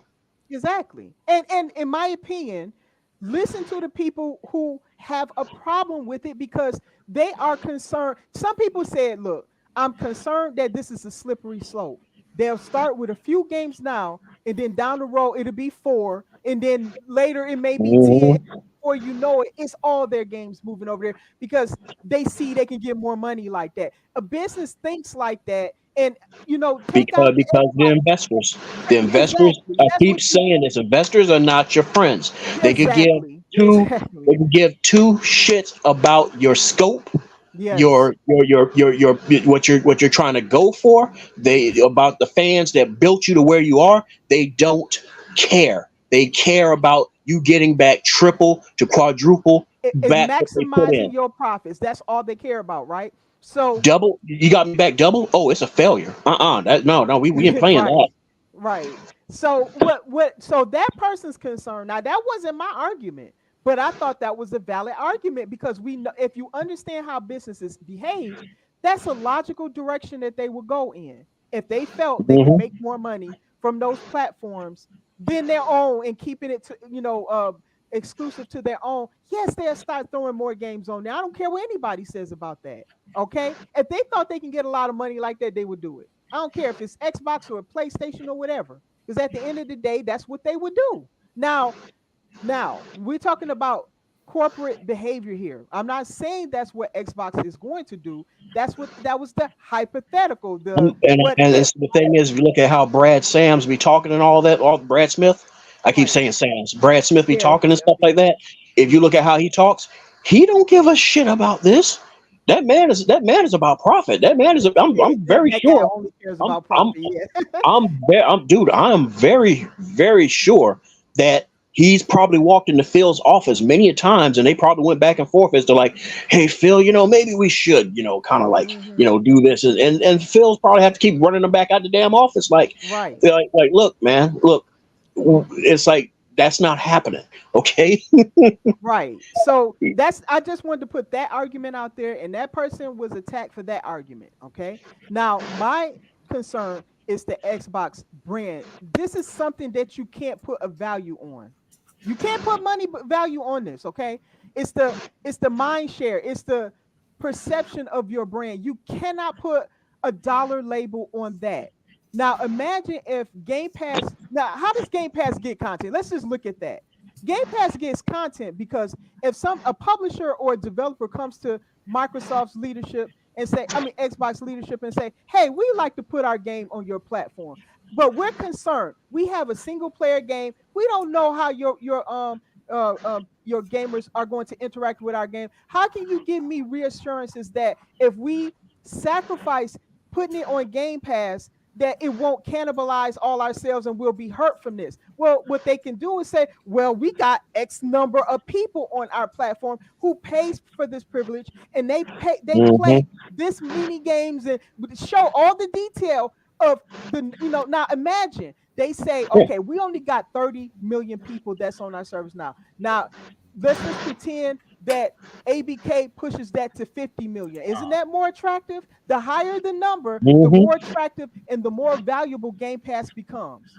All right. So this does That's not right. have a dollar value to it. If you're going to take your games out of that service, it's a service, okay, and you place it anywhere, some people who might have been interested in your games as you continue to build up your library, putting great games out, because Microsoft is just at the beginning. They said themselves um that Starfield was the start. If Starfield was the start, how many games have they released? Now I think you can kind of fold in Hi-Fi Rush, even though that came out before Starfield. You can kind of fold that in there, right? Mm-hmm. Oh, But you they can. said You can. You might as well. you might, okay, so we'll fold Yeah, in Hi-Fi yeah, Rush. hi-fi. You might as well say hi-fi was the kickoff The because you're kickoff, not gonna, right? Yeah. yeah, because you're not gonna find hi-fi on the Xbox One.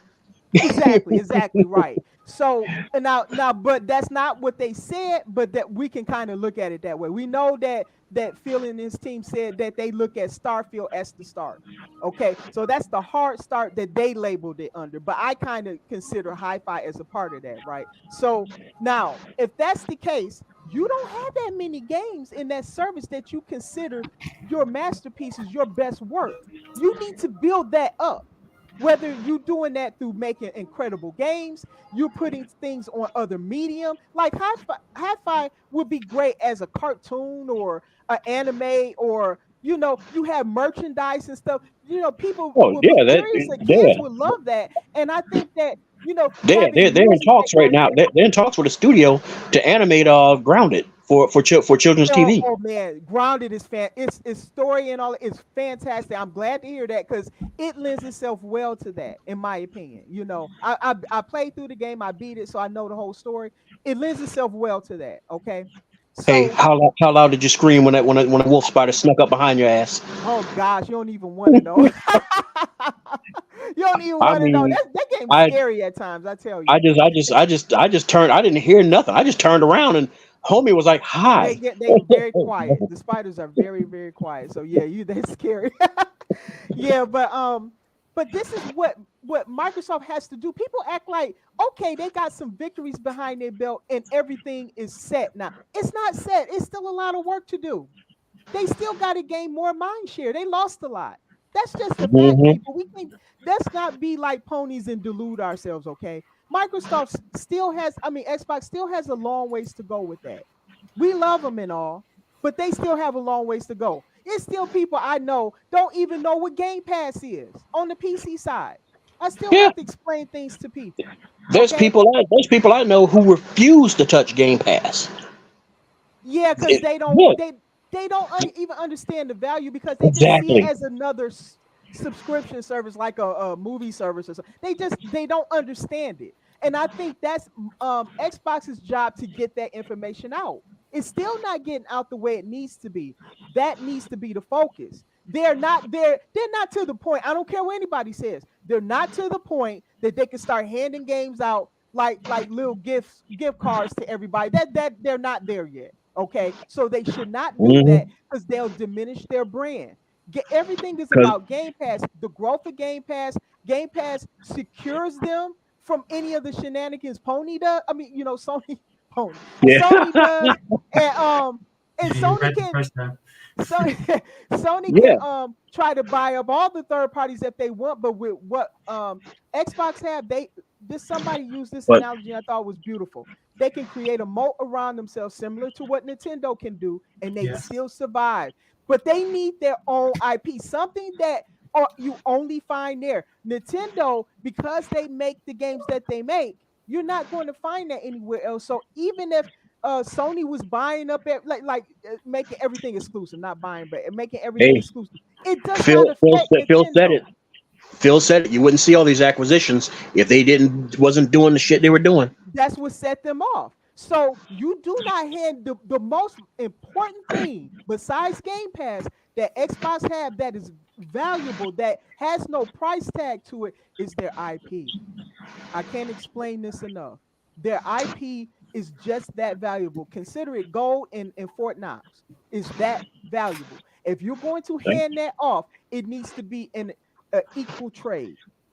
Yeah, You because do that, you're not going to see, hey, you're not going to see Hulu. Not Hulu. I mean, Apple Plus's Monarch series, which, by the way, I recommend.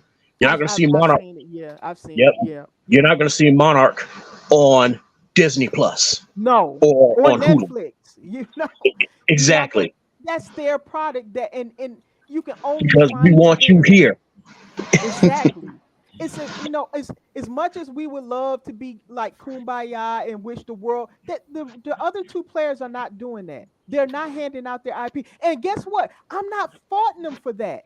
They're doing that to secure their company, their consumer base and their publishers and all of the above. I don't fault Nintendo for not sharing their games. That's their games.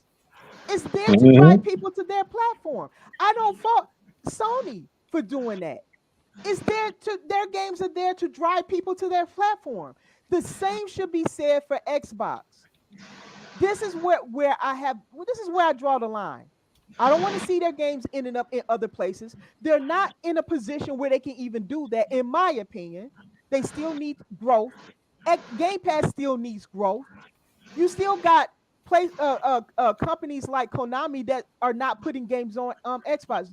Can you believe that? They're still Yeah, doing that. I saw it. I saw that. I saw that tweet. I Yep, saw it, yep. and It's it's funny toxic. because I thought they learned their lesson. Nope. So they're not where they need to be yet. They're not. They're getting there, and they made big leaps, but they're not there yet. Okay. So that is the fundamental reason why I am against Xbox handing out their games to other platforms with no equal trade, no nothing to show for it. And the industry already feels that the Xbox gamers deserves nothing. That is okay for Nintendo to have their games and people and for like Phil to just keep placing games over there. They've already done that. They've already tested that, and Nintendo people did not buy it. Can you tell me how And well Ori did over there? Is and Ori see, and busting the scenes with money? see right there, right there, right there, right there, everybody, right there. What she just said. What I have tweeted twice. Nintendo people are on Nintendo platform for Nintendo For titles. Nintendo. Thank you. They Thank don't you. give two dookies about anything third party. And if they do Exactly. get anything third party, it's a very small amount of it that sells. Yes. Like Hebot's, biggest point that he made with Bayonetta and Yeah, stuff like that. they don't do that And great, like compared to Nintendo games. yeah, and so the thing is, it's like, to me, it's like this. I would imagine that Microsoft sees and knows this, so they already probably know that it's probably not even worth It's not. worth the effort and stuff like that. But to me, it's like one of the biggest things that you also brought up that you see in social media is that it shows when, if they were to do that, hypothetically, not saying, because I don't think they think they will in the end. I don't think they're gonna do it. Yeah, hypothetically, if they were to do that, it on a public face shows a sign of submission, a sign of weakness. Yes. And we can sit there saying that, oh, how they weak, boss. They surpass Apple, and it's like, that's not the point, because matter. if the thing is, because if that did honestly make a difference, then how the mules look at everything. Oh, well, look how we're selling and everything. Then Xbox should be flying off the shelves, right? Exactly. But people are not looking at it that way. People are looking at it from last generation standpoint, that Xbox doesn't have anything for me. Yes. Xbox has to, like you say, they have to repair that mind share and say that, no, we got stuff for you. Come look, come see, come run and see.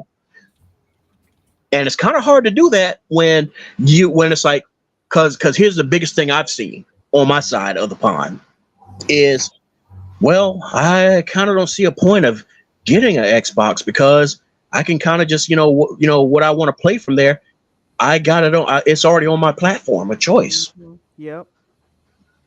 Tell me, any of y'all heard that before? Just real quick, guys. Yes. Hey, what's up, Sega Man? Hello, Sorry. Sega What's Man. up, brother? What's going What's on? up, T? Welcome to What's the up, Sega Man? What's up? Hi, T. What's up, T Reaper? Hey, what up? Shout out to the chat, dude. Gogo's here. Thanks, Gogo, for coming Hello, in. Google, with your insight and your wisdom. Thank you. Yeah, we already did. Yeah, so Two remake men, station, two. bro. Welcome. Mr. Kima, if I didn't Faded shout you, thanks Blaze. for coming in. Faded And then we Blaze got is in Faded there. Blaze. Yeah. Yep. Did you? Remake Station is Google Post, so we don't have to say. And Yeah, then Oh we yeah, got yeah. Phase the sock 114. counts. Yeah. Dread those numbers, man. Dread those numbers. Oh, I'm sorry. So, go ahead. Give your. Yeah, so basically that's pretty much where I stand on that issue and why I stand there, because Game Pass is what got me into Xbox's ecosystem. If you want to know, if I can boil it down to one thing, it was Game Pass. It answered something I always wanted. I wanted something that would allow me to play on console and PC and be interchangeable. And I had always wished that I could have that, but I never thought it was possible until the Series X and S. And when I realized that I could do that, because that's when I picked up a console, a Xbox console. I had Game Pass before I got the console though. I had a Game Pass PC Game Pass, yeah. And Mhm. then it prompted me to want to get their console and to then up to Ultimate. That's what happened with me. I'm a real life case of it. I'm telling you guys my experience.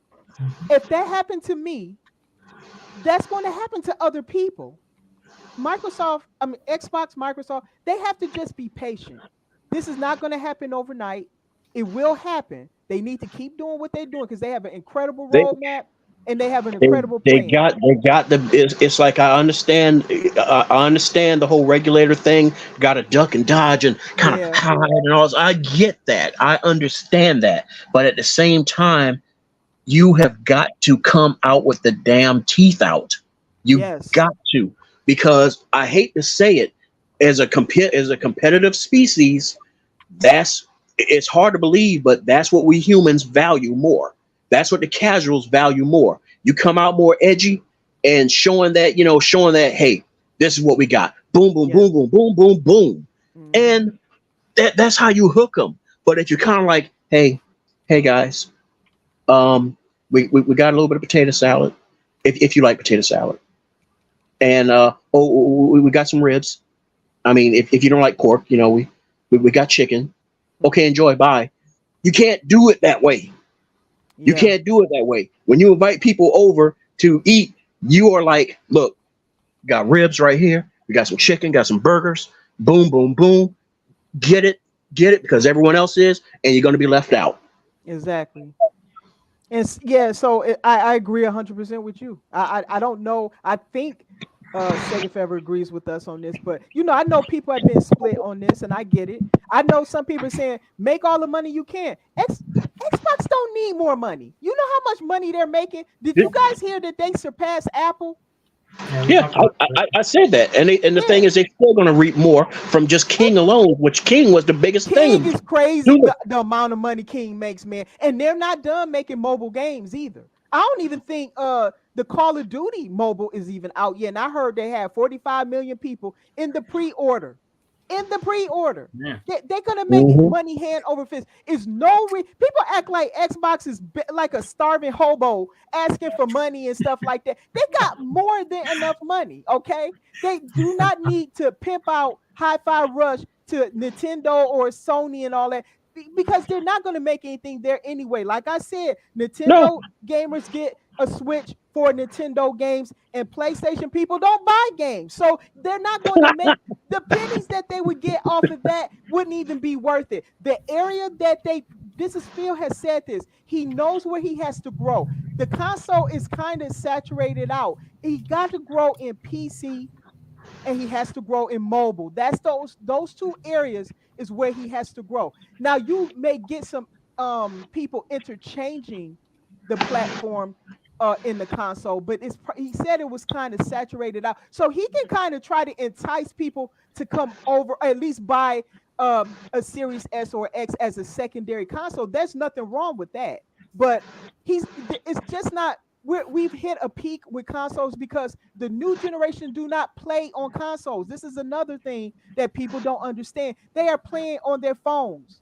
They don't hmm even get things like handhelds. They don't. Yep. They mainly play on their phones. If you ask any young person, that's just the truth. We are behind.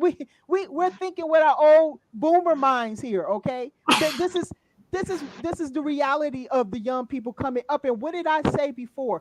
That Microsoft, Xbox, using Game Pass have to get the youth. They have to get the youth. They are Mm-hmm. not in the console area. They are not in the handheld area. As nice as that is, that's not where they are. A lot of grandmas and all that stuff is there. You do got some young people there, but that's not where the majority is worldwide. They are in mobile. That's where they are. And if you want to get some of these people to kind of graduate from mobile and try some of the other games and get deeper into gaming, you got to go where they are. It's important that they grow in those areas. That's where the growth is. Not handing out your games to your rival console. It makes no sense to me. It doesn't make any sense. And I'm not Because even the claiming to biggest be a thing is business people will wizard, look for but an excuse. it, Everybody will always look for an excuse as to why they don't need to go get something. They don't need to go buy something. and Oh, they're gonna why should ask it? for every game. Watch it. I've already Yeah, heard somebody and- ask and- politely, but asking Phil for Halo. Can you imagine that? Halo Infinite. yes. And see, the thing is, it's funny because to me, it's like when the whole thing started, I was like, didn't Phil just not too long ago in an interview stated that he's getting mighty sick and tired of always having Yes, to answer that question? yes. He He is was sick. I getting know he's tired of tired. That's why he after didn't even Cuphead and show up. Ori. I think after Cuphead and Ori, he was done. That was it. What did those games do? They did not do well over it. People don't even look at that. And they're great games. I can tell you Ori's great. You know how I got Ori? It was before I had a Game Pass, before I had Xbox. I was buying Xbox games and didn't even realize it. It's on my PC, it's on Steam. That's how I got Mm. both Oris. Both of them. And they're fantastic games. Why the Nintendo people didn't play it is beyond me. I don't know why. Everybody wants to sit there saying that, oh, this would be a perfect game for the Switch. Oh man, Nintendo people will eat this up. And it's That's like, not true. no, they won't. That's As I not a say, guarantee. And to yep. me, to give up something as precious and unique as Hi-Fi, I can't even compare it to anything. It's such a The, unique game. the Why only would third you give party, that the only away? successful third party I've ever seen with Nintendo, with Uh-huh. Nintendo people has been the it's been Atlas with the Shin Megami Tyson stuff and Oh, Persona. okay. Okay. And also what's the other one? My brain is freezing up. The other RPG series, um, A the series? Xeno, the Xeno Saga stuff. Oh, that. Okay. Okay. Yeah, Okay. Those are that's third that. party. Okay. Yeah, those and I don't even think the last ones really did that much on their numbers. Mm-hmm. But that's it. Other than that, I haven't seen, too much posted about what Square has done with Octopath and all that stuff. Oh yeah, I bet you they lost money on that because I actually bought Octopath One on it was on Game Pass, right? So before it left, Hmm. I bought it, and I was furious when the second one didn't come out. 'Cause I'm like, why put it on the Xbox platform if you're not gonna bring the second one out? I bought it when it was leaving Game Pass. Because that's a Japanese thing to do. That's why they It, don't care. They don't think that way. Trust me. it's the old leadership. That's what the biggest problem was. Is that Sony had so many people in all these key places that were their buddies, their homies. Their college friends, and their wives know each other and stuff like that. And it's they go to the same golf club. They know each other, and that's kind of also one of the things that did Sega in and stuff like that was a lot of the board of directors that Okawa was the CEO at the time for Sega was fighting against. These people were homeboys to a lot of Sony execs, and they were constantly imagine every board meeting you come in and the first thing you're pelted with is we should fold, we should give up. Yeah, Sony was the Sony, bigger company. Sony was the bigger company as well. That's why. So it's a yeah, hierarchy. right? Yeah. Yeah, and the dude was already having heart complications, and he was already on the outs with his family because he was sinking so much of his own personal funds into, to keep Sega afloat that, you know, I guess it just pissed his wife off so bad and his kids that because usually when they try to, instead of like appointing another executive, they'll usually go into the family and be like, well, my son is taking over, for me. Yeah. And the son flat out said, no, I ain't doing it. Hey, So Dale, who's your favorite college football team? College Do you have football? I one? don't watch college football. Do you have any favorite sports team? No. Okay, so my favorite team when I was growing up was the Florida Gators. Okay. Okay, so if you're a Gators fan, you hate the Bulldogs from Georgia. Okay. I sense fanboy bias. So that's why I'm saying that's basically what it boils down to. That's just the way it is. So Mhm. that's how Japan is. Like, I know a lot of people want them to turn that corner. They might, but the odds of them doing that, there's not. And I can tell you for a fact, within their content that they're doing outside of video games, I'm talking anime, the movies everything that they're doing is becoming more internalized, more and more.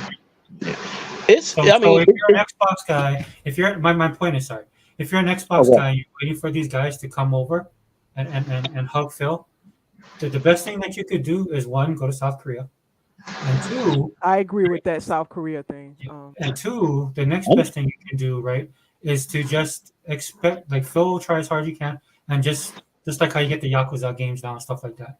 But that should not that's not they won't change. I'm telling you.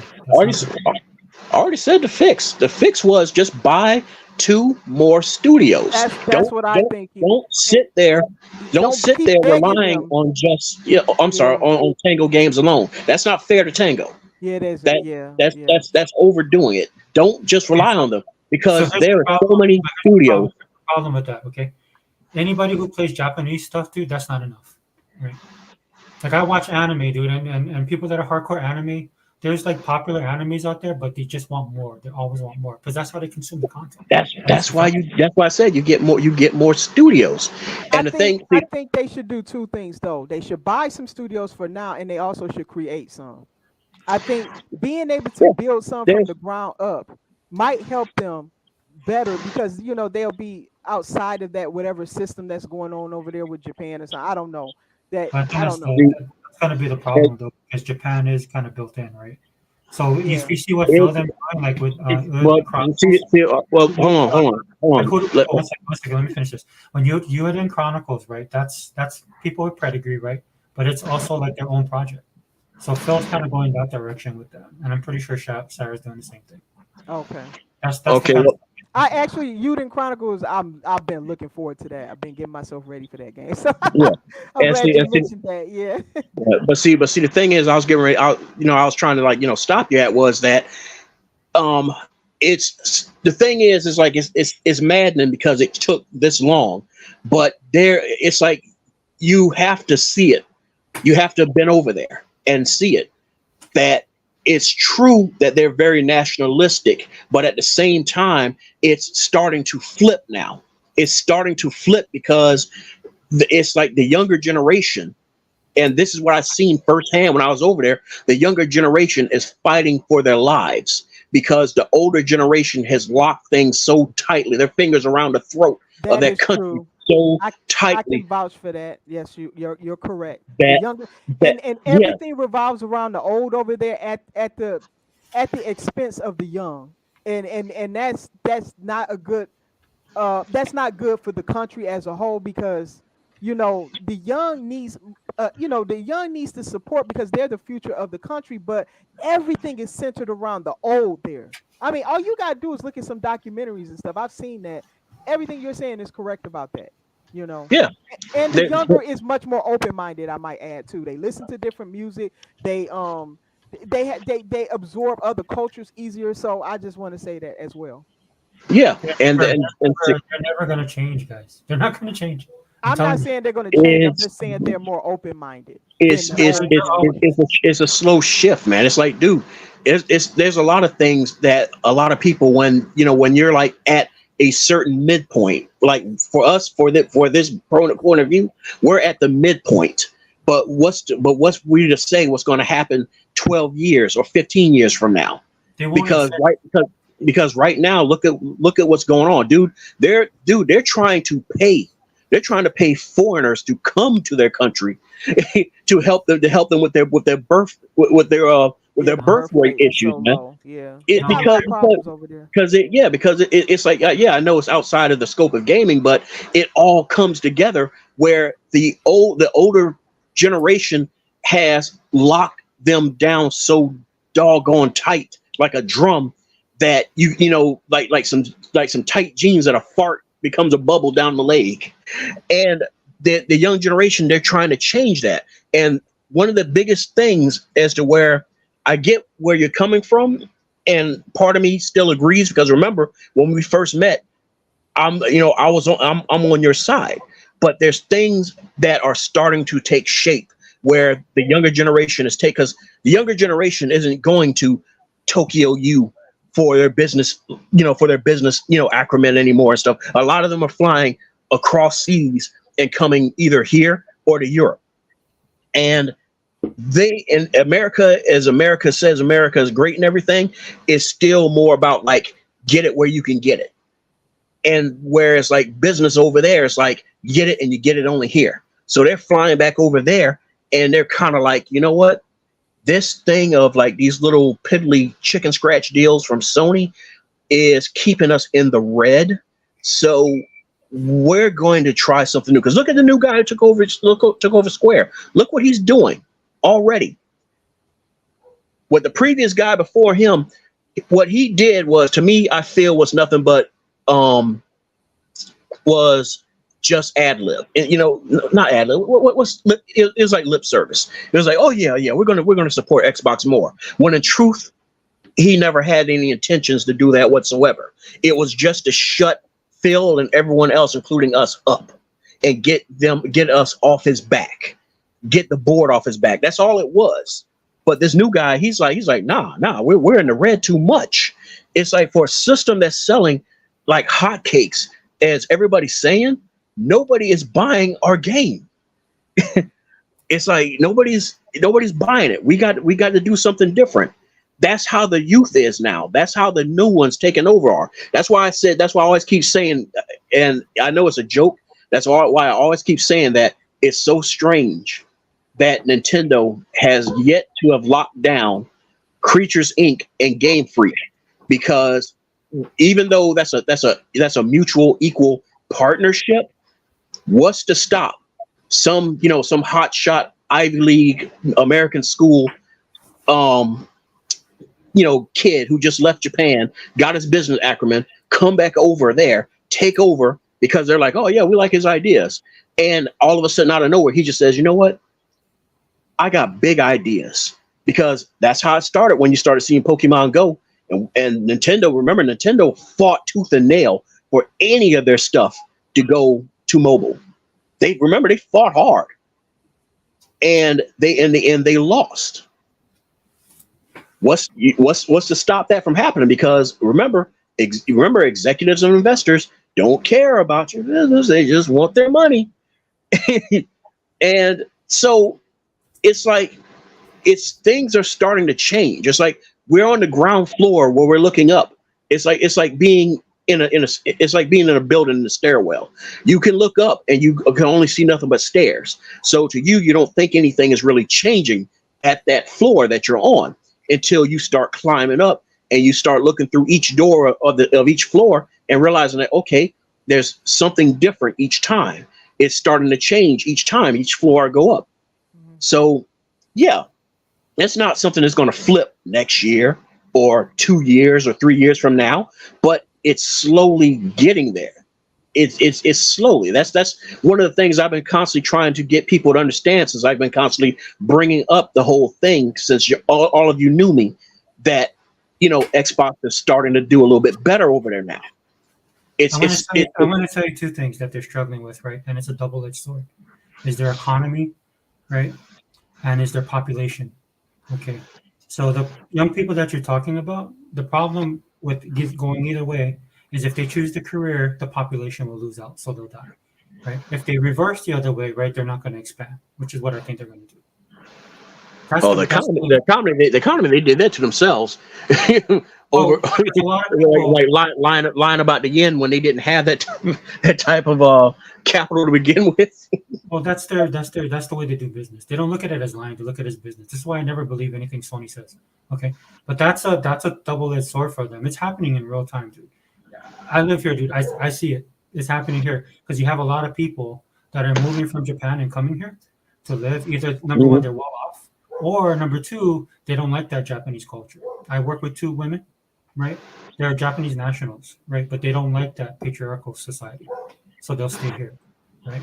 So there's people that are going back, but they have choices to make in Japan, right? But the biggest problem they have is their population, right? Because it's like other countries. There's a lot of countries that are westernized, that population cannot keep up with other parts of the world. And Japan is one of it's a bomb crisis for them. It's happening in South Korea, right? Because what's happening is the traditional way of the man working and earning, right? Just like in America, is disappeared like at an alarming rate. So you have a lot of women in the workforce who are not interested now in becoming moms. And then on top of that, when the pandemic hit, right, it threw everybody off because people were losing their jobs. So there's like whole villages and countries in Japan. There's whole villages in the countries of Japan that are losing people left and right. To your point, where those counties are saying, look, if you come live out in the country and have 3 kids, we'll pay you. Right? That's like some real world stuff they got all on the top of all the stuff that goes on and geopolitically with that, what they got to deal with. So maybe Phil Spencer can get in there. Maybe that's how he's able to make headways, right? Because they need money, right? Yep. But then a lot of the guys, right, it's hard for them to change. It's because it at its core, it goes against, it's counterculture to what they think and how they want to live. Like when the lockdowns happened, they were hurting for money. But then a lot of people were like, but we love not having foreigners here. Yeah, I saw that too. That's absolutely correct. Yeah. They needed the money, but they didn't want anybody there. Japan is unique from other Asian countries, right? Because other Asian countries, well, number one, a lot of them don't like Japan, right? Because of stuff that happened in the past. But they kind of set apart in that sense. And this is why they kind of gravitate towards the U.S. Or when you ask them what they think about the U.S., they like the U.S. So I can see your point that they like the U.S. But liking us and being like us are two very different things. And that's the problem I have with that, because if they're like us, they're not gonna make it. They're just not. Remember, guys, these countries, some of these countries majority of these countries are homogenous, the nationality that they are. Right? And then there's people that go over there, right? Because it's such a culture shock for them, they don't stay there long. Right? Either because a lot of, like, if you're a Westerner and you go, like I tell my daughter wants to do anime, bro. She wants to work in anime. But I was telling her, I was like, can you work like this? These guys just don't do anime for money. It's for the love of it. Because that's the only thing that makes them work the long hours, right? Get treated like dirt, right? The only person is like the main person, right? And then you gotta learn Japanese on top of that. I was like, do you want to do that? Because a lot of these guys, right, they're used to how things are in America and they work in America. Then they go over to Japan and it's a rude awakening, because of their culture as well in these spaces, right? There's a hierarchy, like the way they gotta address each other, right? And people who are Western, they people that make it there, they can adjust to it. A lot of people don't.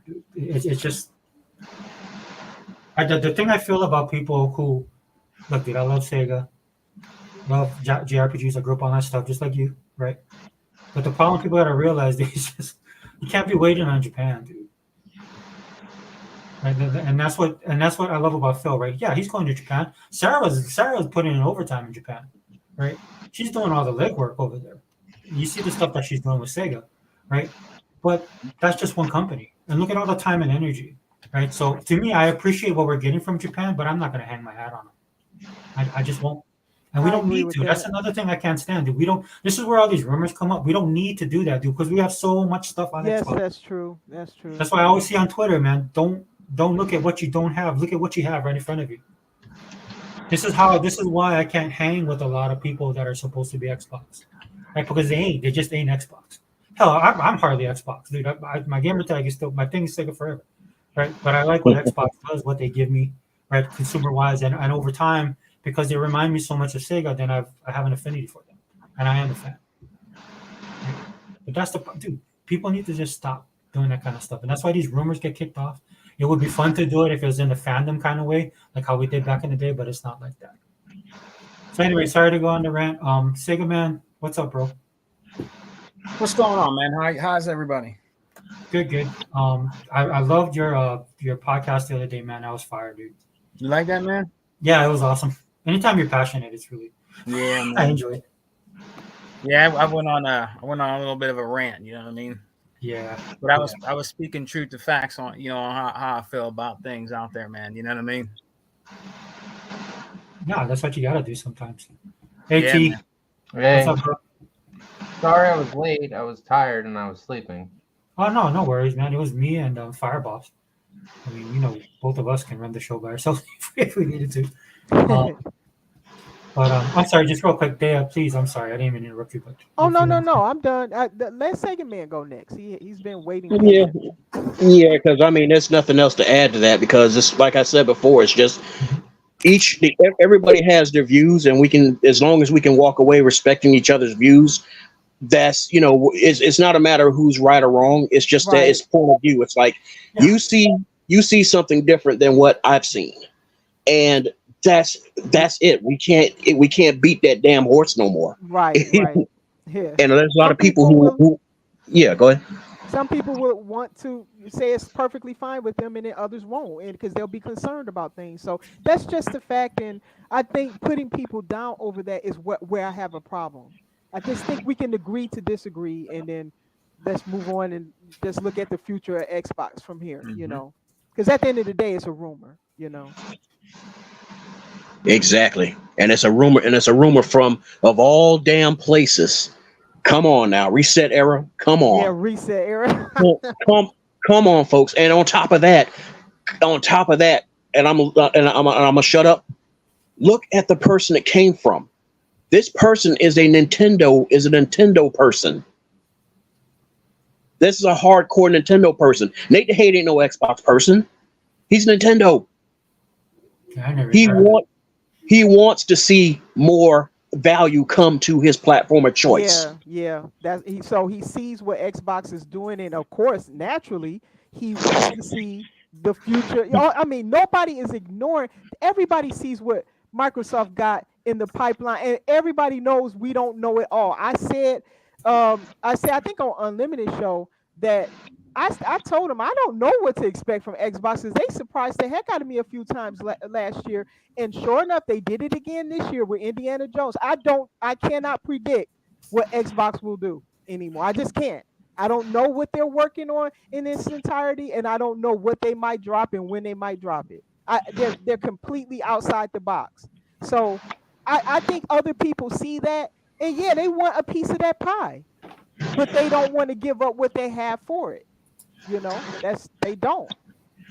Yeah, it's like give me what you got, but I don't give you what I have. Right. They want You just get my adoring Xbox affection.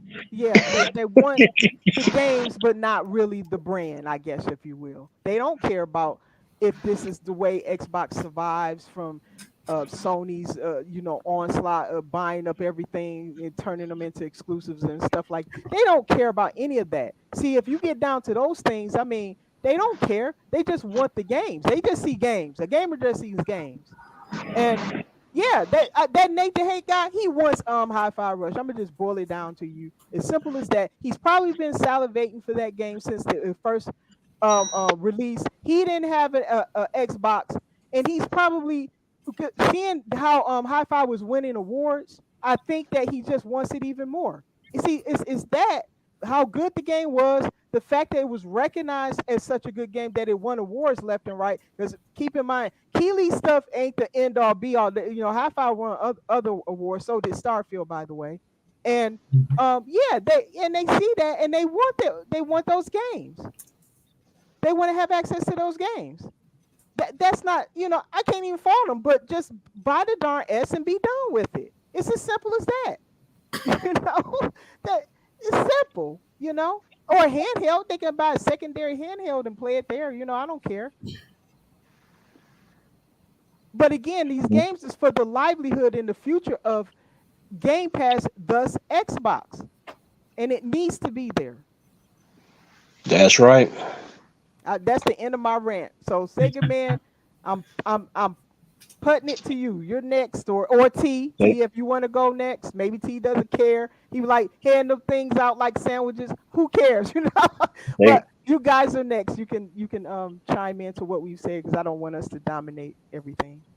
all right, air traffic control. Dea has just landed her plane. Yes. So, Sega Man, you can take off yours. I need to know what you were talking about first. I came into this, so you need to refresh me on what was the topic.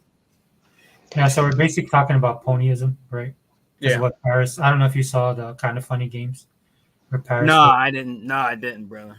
Yeah, so Paris Lilly again. I saw a clip of it, right? So he was talking about Xbox's first party stuff going to other consoles, and that why is Xbox people complaining about it, right?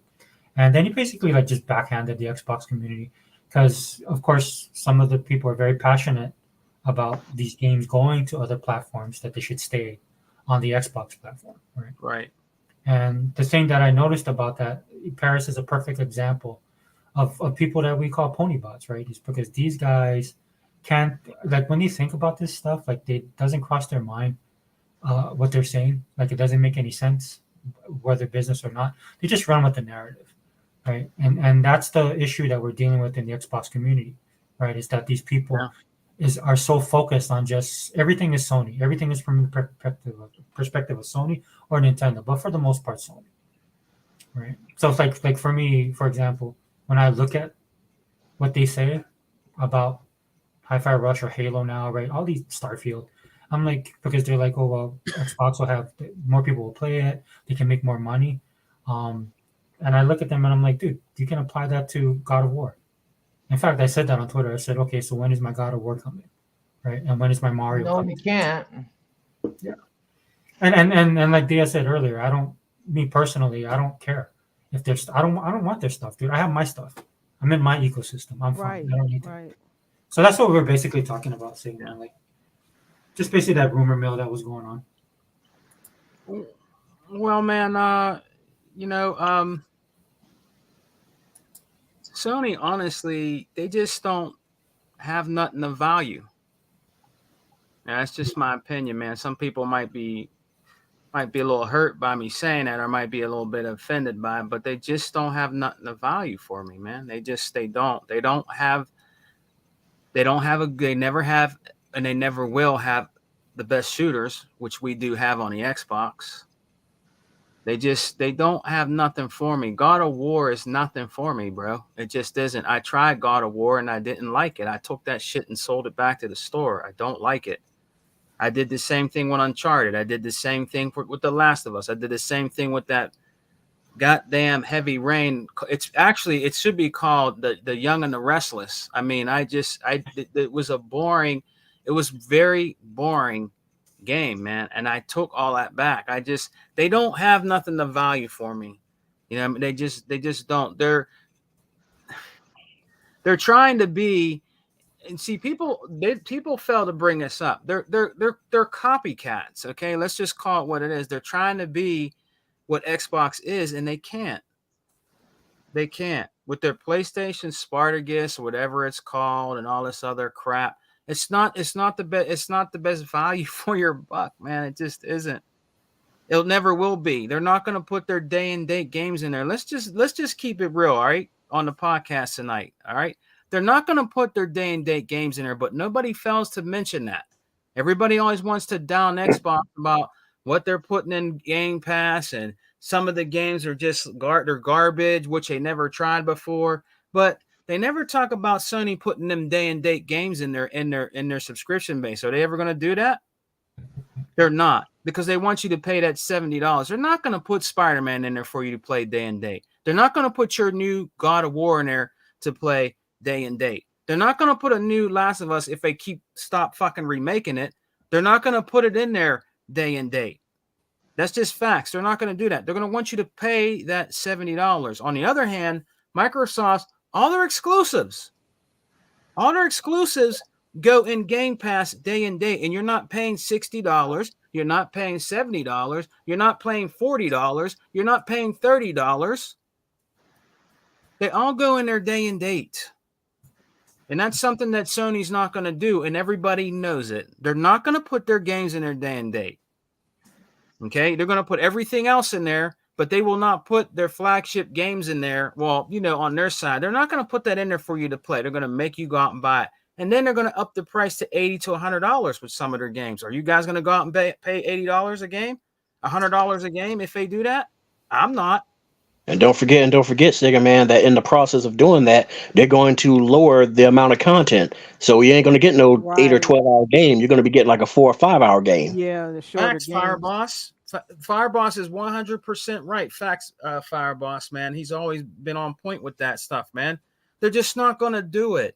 I'm not knocking people. If you like PlayStation, okay, that's fine. I understand. If you like PlayStation, that's cool. The real PlayStation Sega Man, real quick. You saw the new controller? It's 12 hours. That's perfect. That's perfect to beat 2 games. Oh man. That's value. You know what I mean? That's just, hey, look.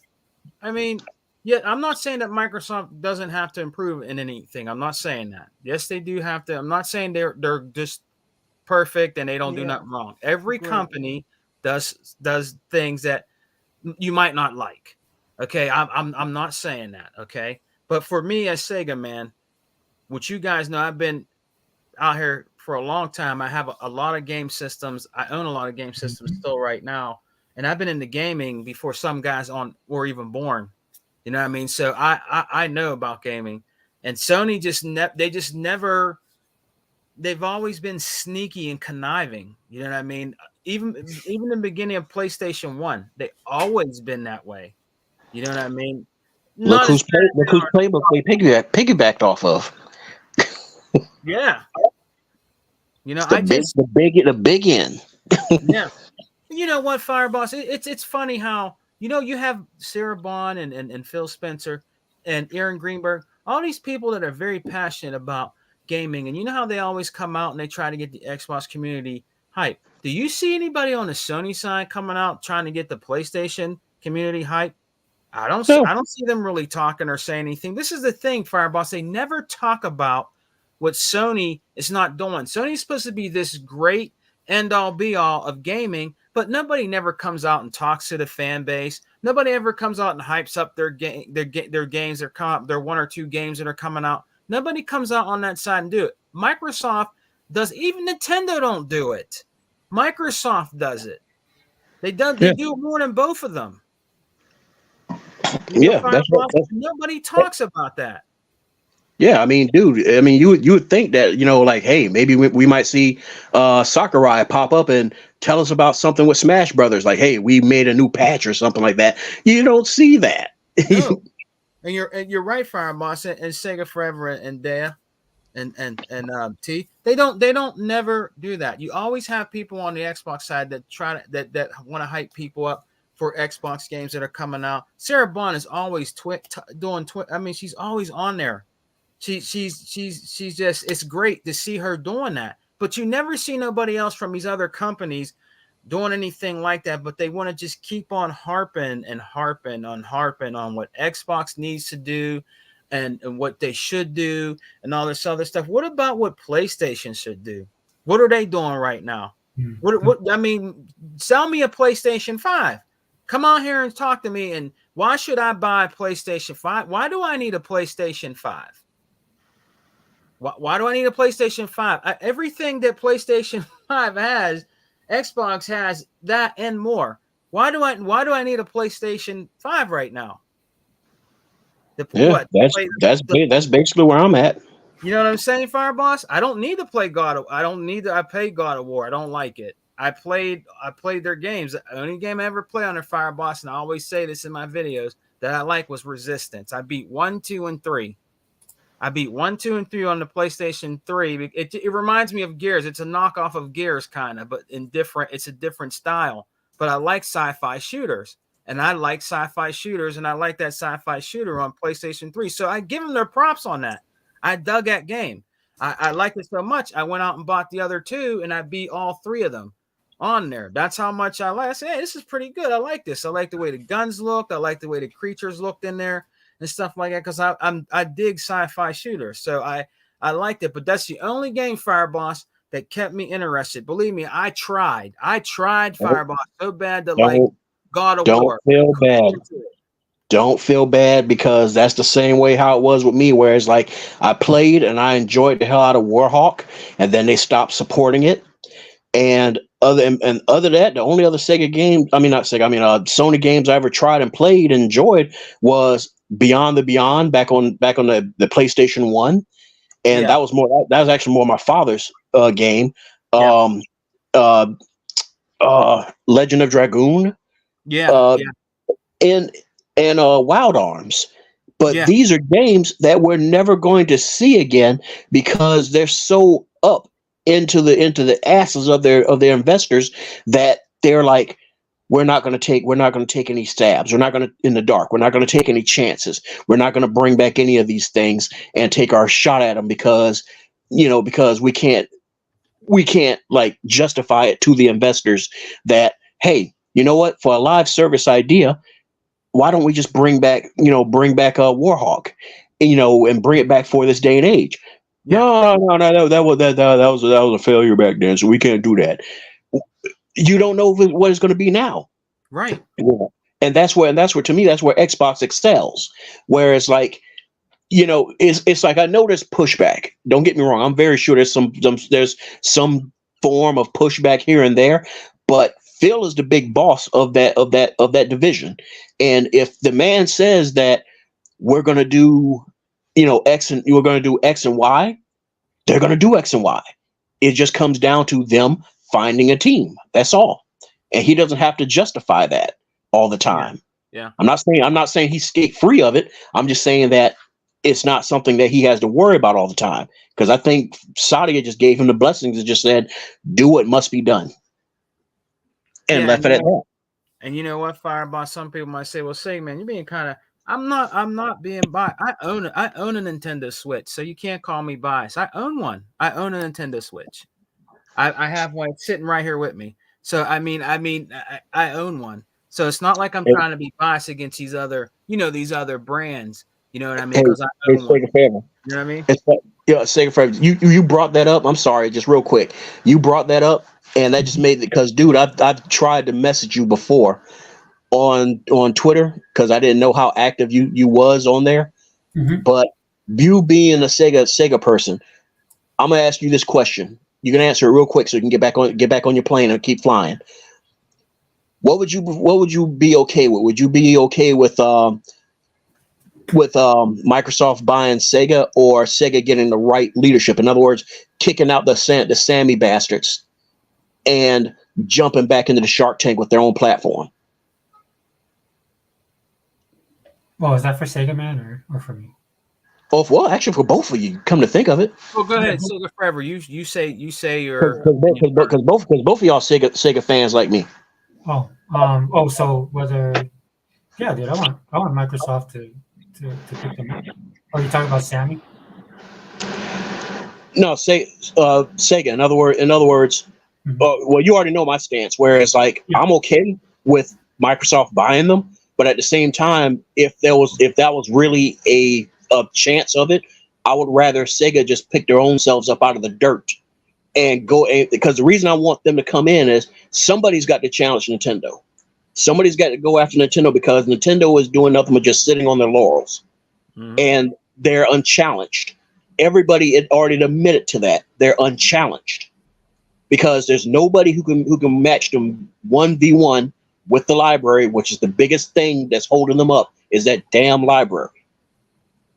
And as long as they know they can keep half-assing the way they are, even though it's only rumor, it's the leaked information for the Switch 2. Look at that shit. Look at that. Yeah. The Nintendo that we knew that used to push fucking boundaries is gone. Sony cut their nuggets off and left them there in the pasture to bleed. And now that they done healed, they refuse to ever. That's how traumatized they are. They refuse to ever.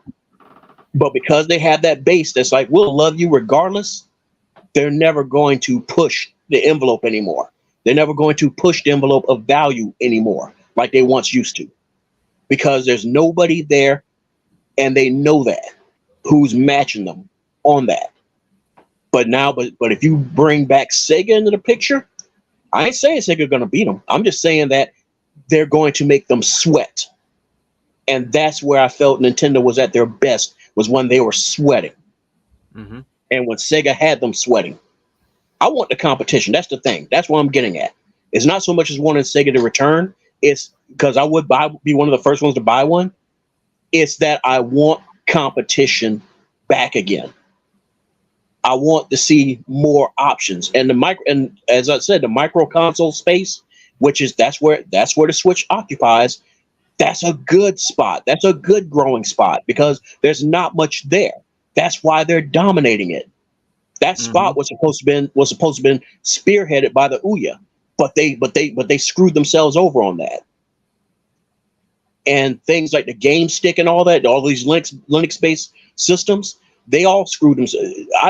Using not Linux, I mean Android. Using Android was a bad idea to begin with anyway. that was already asking for trouble anyway. But the thing is, the idea was sound. It's just that, you know how it goes, the logic was flawed. And that's why they didn't take over. I mean, take off. But Nintendo saw that. And that's where they went. That's where they targeted. So that's technically, everybody wants to sit there and say that the Switch is in the parallel, in the same space as like the PS5 and the Xbox Series X and S. And no, it's not. It's I keep telling people, it's in what's called the micro console space. And you get a Sega coming after them in that space with their IPs, and they make a system that's a little bit more stronger and able to do a little bit more stuff than what the Switch 2 can do. Man, dude, come on, man. And people want it anyway. Just as New Legal was said, they will want it just for the revenge factor alone. Yeah, Sega man, go ahead, dude. I would like to see Fireboss. I would like to see. We really like to see Microsoft buy Sega. They really look at what they did with because now we got Hellblade and different things like this, and they really helped that company out, man. You remember they made that great game called Kung Fu Chaos, that came on the OG Xbox, man, and they really that's a long time ago. Remember that? Yeah, man. And you know what? They really know how to get these companies, and they really help these companies out. They're not getting them just to get them and make them do crunch time and force, and stress them out or anything. They're really helping these companies that they bought, and saving them, man, and making things better for them, for their company, their brand, everything like that. So I think if Microsoft did buy Sony, I mean, not Sony, but Sega, that would be pretty. I think that would be pretty awesome. Yeah. Well, what? You had a Freudian slip. They could buy Sony.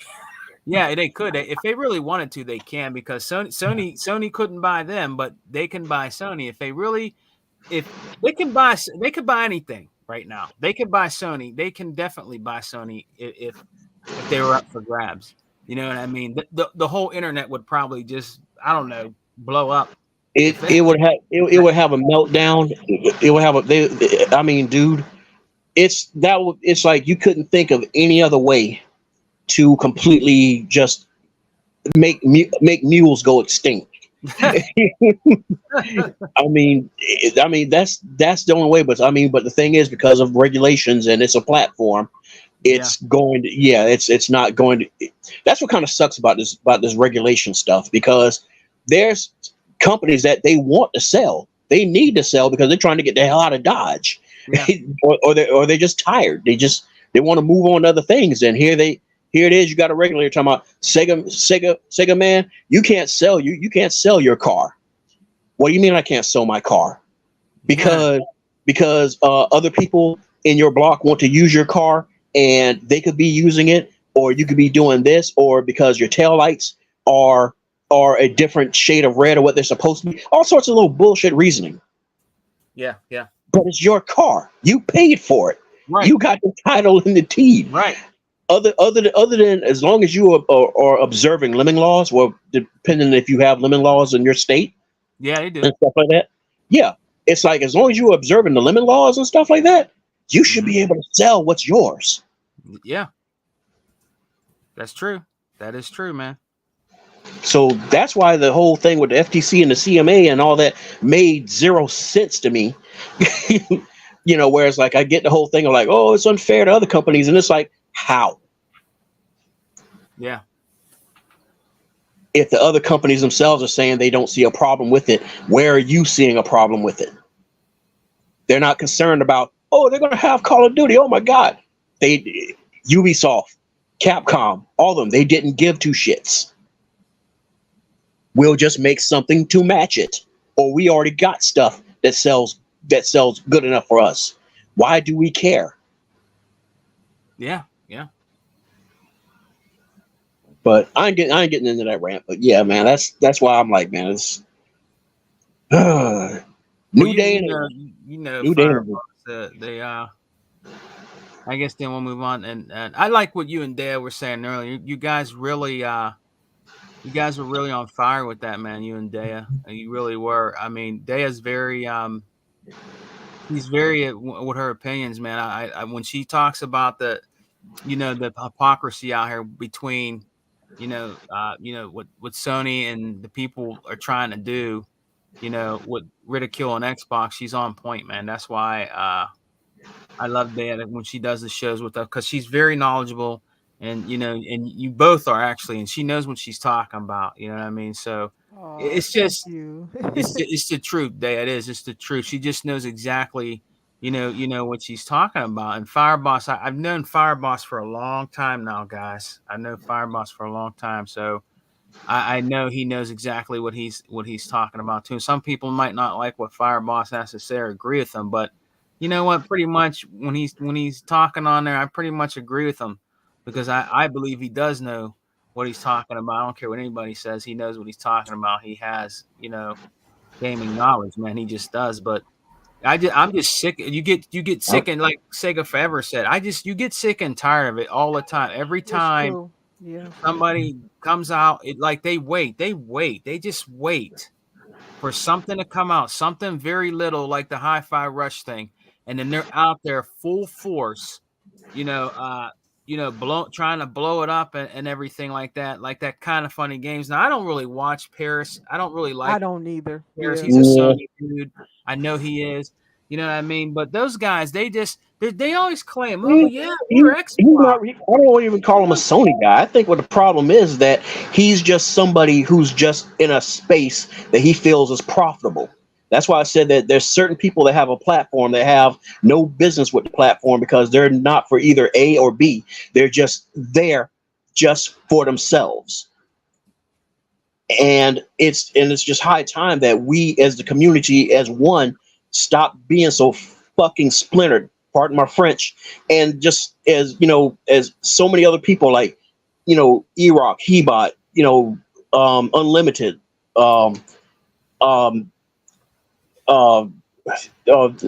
New Legal, and the Realists and all that. Yeah. We need to grab these jokers by the seat of their pants, the back of their collar, and fucking throw them out.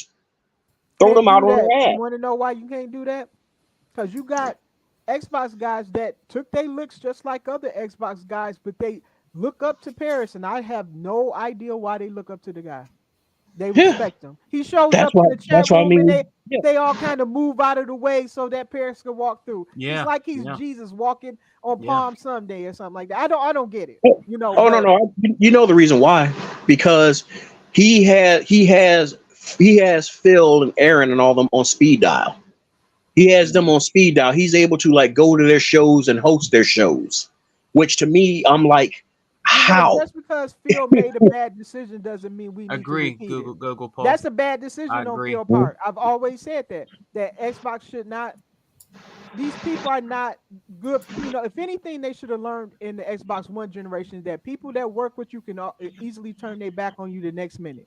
Exactly. He's a part of the media that, and yes, he's capable of turning on Xbox in a second and with a snap of a finger. And if anything, I just, if I was Phil, I wouldn't trust them people. I wouldn't. Yeah. But Yeah. he's making a mistake. Phil ain't perfect. I don't agree with him on that. And That's where I Fireboss stand. and Fireboss and there's another one they always and see people don't understand. There's these podcasts out here too. I'm not gonna mention them. They like Jez Gordon. That's another one. They worship Gordon. You know what I mean? I think I always thought that guy was a I'm trying to Nintendo guy. comprehend the whole Windows Central thing. You say you're Windows Central, but yet every time you turn around, you're slamming anything that Microsoft Right. and Xbox Right. does. Right. Not saying they're perfect, but damn.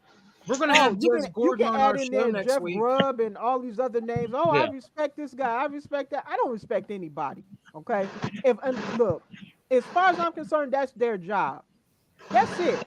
And they can fall on one side or another. That's it. It's not anything beyond that. We're not best friends. They're not my idols. I don't care about these people. Yeah. Yeah. Okay. So they hold these people on a pedestal, and I'm like, so what? It's the news today is nothing but opinions. That's all it is. It's not hard fact.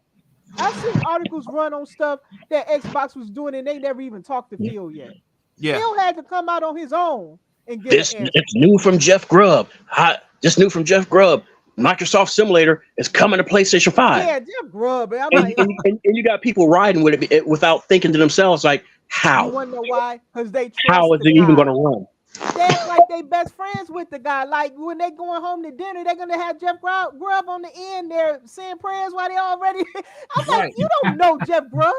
Yeah. You know, like this guy can say anything on the internet. You don't know what's right Yeah. or true or something like that. Right. He could have heard somebody who actually knows something and just ran around repeating it. You don't know what he knows That's or what true. he doesn't. He's a person. He's capable of getting things wrong, and it's just like when they speak him and what's the other guy you named Sega Man was Jez Gordon. Jez, right? Yeah. When they say something, it's like all of a sudden everybody gets quiet and they start listening to Yeah. what they have to say. Yeah. I don't care. Look, unless it comes from Microsoft, I don't really care what they say. Yeah. I'll take it into I- account, but I don't care. How long since stopped when I cut off when I started seeing what everybody was all about and I started cutting them off like Randall and all of them and stuff like that. Yeah. Well, the key thing that made me actually cut Rand off was, believe it or not, it was Jez. And Jez, it was because Jez went into a huge rant, a huge anti-Microsoft rant about how they're supplying the software for the drones, doing the strikes over in the Middle East, and innocent people getting. What the hell does that got to do with gaming? Innocent people getting hit, and then he started and not trying to light your fire, but I'm just going to bring this out to you as well, Sega Forever. Then he started ragging on the U.S. Armed Forces. Well, he's British too, so Yeah, and I'm like, yeah, fuck you too. Fuck you with beans on a cracker. Like beans on toast, whatever it is y'all like, because it's like, because to me it's like what you just did was you just basically just shit it in my face. A former person, a member of the United States Army, and here it is. You just shitted on software that has been saving either my friends or my family, because I have friends and family that went over there, and thanks to that software, they've been able to come back. Yeah. So fuck you. Yeah, I agree. Fireball. Wow. 100%. So yeah, see, he made that stuff personal when he didn't have to. Why is he dragging the country in their military and all of that? Like, and the thing is, I mean, I'm gonna say this. I feel sorry for the innocent people that have gotten, caught in the crossfire.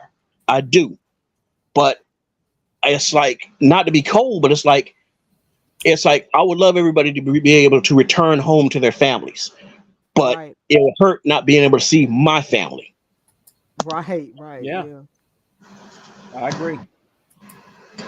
I mean, the So dude no, is never the guy is never right on he's been gaming. off my respect. But the guy is never right on gaming. So what makes you think we'd actually take his opinion seriously? Yeah. Something that really matters. You know what I mean? Too many people in the Xbox community hold these guys on a pedestal. It's I can look, I can tell people all day long not to turn these people into idols, but that's what they're doing. They're turning these people into idols and junk. Yeah. I mean, I've seen people gush just because Paris was in the chat of a podcast. Gush like that, it's an honor or something. Ain't no honor. He just looking for stuff. Because half the time he claims that he's lurking in chat rooms and don't say anything. Yeah. I don't think that's a lie. He claims that. I don't know. I don't know what's real and No, what isn't. I don't know. And they don't know Paris. There's a few times he lurked in new legals. I know that. Was it? Yeah. Well, I don't know. I don't know what his purpose is, but the reason was because one of his cronies was, I forgot when he said something what he did about Killer Instinct, and everybody on the panel. He was embarrassed about that. Yeah, everybody on the panel and stuff like that. Because I didn't make that show that day, but everybody was going in, and somebody told Paris, and Paris came and was just lurking in the chat, and somebody said, "Hey, Paris is here," and Legal was like, something, dude. He's probably scared to say something. No, legal threw him an invite. Said, "Well, come on in if you," because he was trying to defend his position of why he felt the way about Killer Instinct, and so he invited him in, and of course he got roasted. Everything this guy says, he sounds like a pony. Everything he says when it comes to Xbox, he sounds like a pony. If you guys, you know what I want to learn to do? I'm going to learn how to clip video, right? I got some tutorial stuff up. I want to clip videos. And I'm gonna grab what he said because it pissed me off, dude. Growing up. Our baby's growing up. The marathon is evolving. This is 2024, everybody. See, this is what you're getting. Okay. Yeah, I'll put it to you this way. I was like so mad that I went over the because I'm on a program. And I was listening to this dude. It was pissing me off, dude. I did like 30 reps of something. I was almost supposed to do 15. I'm like, listen to this. I'm like pulling down on my stuff. I was like, oh, this guy. I had to stop and I had to turn it off because I'm telling you, if you guys heard this clip of what he was saying, I understand he is this way, but he just finds new ways just to piss me off every time I hear this guy talk. And it's a real big problem because I did this on Twitter earlier, and this is what Fireboss said earlier, but I did this to somebody earlier on Twitter. Because they were talking about the Xbox stuff coming over there. And so what I told the guy was like, there's a show called Reacher that's really popular right now. Right? I don't like heard Prime. It's on Amazon, right? It's on Amazon, but I can't stand Amazon Prime. I can't stand their video service. It's irritating me. But I want to watch it. So what I'm going to have to do, right, is I'm going to have to go to the service, use it, right, to watch the show. So what I told the guy on Twitter, because he was saying about that, is, oh yeah, it shouldn't matter. I'm like, okay, so I want to watch Reacher. Why can't I watch it on Netflix? And the dude's like, oh well, because it's made by Amazon Prime. And I'm like, exactly. Yeah, I'm like, this is what I mean, man. It's just like you guys, when you think of Xbox, your brain shuts off, right? Because everything's Sony, right? Everything, like Sony should have everything. Like Sony, no matter what it is, Sony's have everything. And then I ask you a simple question that we all know, right? Because these services need content, right? Game Pass is a subscription service now, and they need content, and they need a lot of content because they need more than they have. Exactly. Yeah, they need people to what you want to do is like every other streaming service. You want your customer to forget that they pay a monthly service. That's all it boils down to, and this is why they're getting all the content. And when it comes to the console, like everybody's talking about, the consoles will go away. I'm not disagreeing with that. But that's not to me, when I look at what Microsoft's doing, they want to meet everybody wherever they are. I agree with that. Right. So that'll be console, that'll be PC, that'll be when it finally gets good enough to be put on TVs as an app everywhere. Right. Yep. There's a lot of things they got going on with that kind of stuff. And so for me personally, this is the stuff that these guys, to your point, Gordon, this is how they should be answering. Right. All of these, Randall Alto or Jez Gordon, Cole Eastwood, all these guys should be, when they're asked these questions, to me, this is what they should say, because this is, if they're Microsoft, right? If they understand Microsoft's business plan, if they understand the roadmap, which they love to talk about, they love to talk about this kind of stuff. But when it comes to something where a rumor like this gets started, they never know how to answer. And a lot of times they expose themselves because they answer like a pony. That's what I can't stand about these guys the most. Right. And then when you have somebody like Hargeet, Johnny, yeah. When you, so yeah, he's passionate, he's upset, right, and stuff like Yeah. that. But if you actually listen to what he's saying, it's actually makes sense. For me, I agree with him just on principle. Yeah. Right? Because like you said there, you said that on, I think it was Unlimited's podcast, which I loved. You said this. You said specifically that, you know, you need your brand, right? You it's going to diminish because, and then you told your story about how you came up with PC. That's exactly what and I'm sure, and the reason I bring that up again, that you said that is because I'm pretty sure this is what Phil, Aaron, Sarah, definitely Matt Booty. After that email, dude, Matt Booty, I love that dude. After that email, Me too. I was like, what? You know, I'm sad that old boy left from Bethesda. What's his name? Pete Hines. He left. I like Pete Hines, to be honest with you, but Matt Booty just slid right on it. And I was like, yep. Wait a minute, you said you liked Pete Hines? I actually like Pete Hines. I think he's a personable guy. But the problem I think he had was because he's just not a console warrior. And I don't think he expected the hate that they got because he's a nice guy. He's able to talk to the Bethesda fans and kind of draw them out of it. You know, like when they're talking about Fallout 76 being horrible. He kind of wasn't expecting that when they did the roundtable about the exclusive thing, he knew it was going to be certain things being exclusive, but when it came to how the hate rained down on Starfield, he wasn't expecting it to that degree, and he wasn't expecting. I guess he wasn't even expecting that to be exclusive. Well, that's why I did a video talking about that called "Baptism by Fire," and I tweeted to him. I was like, "Hey, Big, welcome to the. This is how it is. This is what you need to expect as an Xbox guys. You guys are Bethesda. You guys have all these awesome games. You guys won all these awards. You guys were the belle of the ball. Everybody wants to go to your party. Now your Xbox, it's different now. That's just the reality of it. And Todd Howard has such an ego, and I don't have a problem with his ego. Right? It just water off a duck's back, right? But for somebody like Pete Hines, who's personable, that's his gig, dude. Like getting interact. He's like Aaron, dude. They interact with the fans and stuff like that. And then to be treated like that, that's why I think he ultimately left because he couldn't handle it. He just couldn't. It's not everybody can. This is why there's no big Xbox community. Sega Man, right? Everybody we knew, they're gone. We could list 50 dudes. Me and Sega Man could list 50 dudes right now that are no longer in this Xbox community that was here when we were here in 2013. And they're all gone. Some of them trying to come back. There's some of them making videos. Don't matter. And that's what happened to Pete Hines. So for me, it's just like I think Phil figured it out. I think he understands that you can't please everybody, especially if you're Xbox. You definitely can't please everybody. And for me, it's just like let's just move forward, right? Let's just buy everybody. Let's just put Sony out of business. Oh, go ahead. I agree with that, and I just want him to keep on the path that he's doing because we need him to be in the industry to keep it healthy. Because it's not. If we had Sony unchecked, just imagine that. You know, I would be out of the console game altogether. I'm telling you now, I wouldn't even have one. If it was no Xbox, I wouldn't even be here. You know, so. I could foresee the future, and it didn't look good with Sony leading it, and they never should have led it.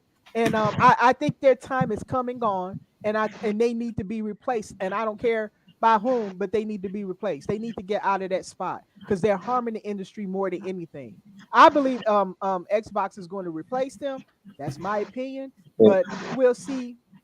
Because they've replaced them in almost every other way. The console sales don't mean anything because Microsoft ain't even strive. I think they want to sell more consoles. I'm not saying that they don't care about it. They do care about it. The thing is, contrary to what people think, but they would love to sell more. They of course they would absolutely love to sell more, but they don't they're not banking their entire division their entire Xbox division on consoles. That's why they're everywhere. Because if consoles fail, let's just say consoles failed them. No matter what they did, it failed them. They have backups. They still exist. They exist on the PC. They exist in mobile. They exist on your TV. You can still play their games. You still have access. That's it's almost like having a backup plan, you know. And though I believe they do love console, they still enjoy making the hardware for console. I do believe they like it, you know. I think some of those Xbox dudes, those engineers, they love making some of that hardware and trying to come up with. I think that's fun for some of them, you know. But but I just think that I don't. Number one, I think Phil ain't as dumb as the rest of the media and all that is. I don't believe Sony's numbers. I don't care what anybody said. When they up there counting portal sales and they counting peripheral sales as part of the console sales, I don't buy anything they say. I don't trust a single thing that comes from Sony. Not a single thing. It's narratives to them. They need to have the perception. See, this is what Sony is good at. They're good at perception. They don't. The reason why they don't try hard is because they don't have to try hard. All they have to do is put the perception in front of you, in front of the person. I mean, you in general. You know what I mean? All they gotta do is put that perception out and make you think they're doing something, and then they got their paid shields in the media, and there they go. The narrative takes off. They don't actually have to do anything. The difference between them and Xbox is that Xbox actually do what they say. If they say they've done something, they've done it, and they can show it.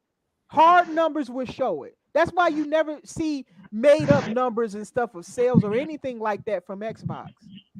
But you see, they've been caught multiple times. Sony has with fake numbers. This isn't the first time, you know. So they learned a long time ago. All they have to really do is be good at perception. Once Microsoft snatched that away from them, Sony's done. But they haven't quite taken that yet. But the difference with Xbox is not going to just put the perception out there. They'll have everything to back it up. And that takes time. Like real world work takes time. To actually build up and do all those things. They know it took them all this time to surpass Apple and be number one like that and all that. So they know hard work, time, patience, innovating, all those things is what propels you up. That's why they've always grown. And and Xbox is going to do it that way, But yeah, Sony's just good at perception. I don't believe their numbers. I don't believe the 50 million. I'm sorry. I don't believe it. And I always tell people, prove it to me. Don't recite some game media numbers and stuff. Show me. How do you know that they have those numbers of sales? And we also know that a portion of those PlayStations have never even been turned on. What happened with that? Did those things suddenly get turned on all of a sudden? What happened? See, these things have never been asked or answered. That's the job of the media. And they don't do it, so we don't have these answers. But I just don't trust anything from Sony.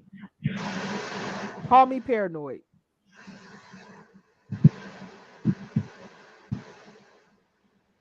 Yep, that's right. A lot of those are still in the basements of some scalper who's stumped on how the hell he's going to get rid of those. I bet you a lot of people too, though, they don't even play it. How many videos or comments people's like it's just sitting there? Yeah.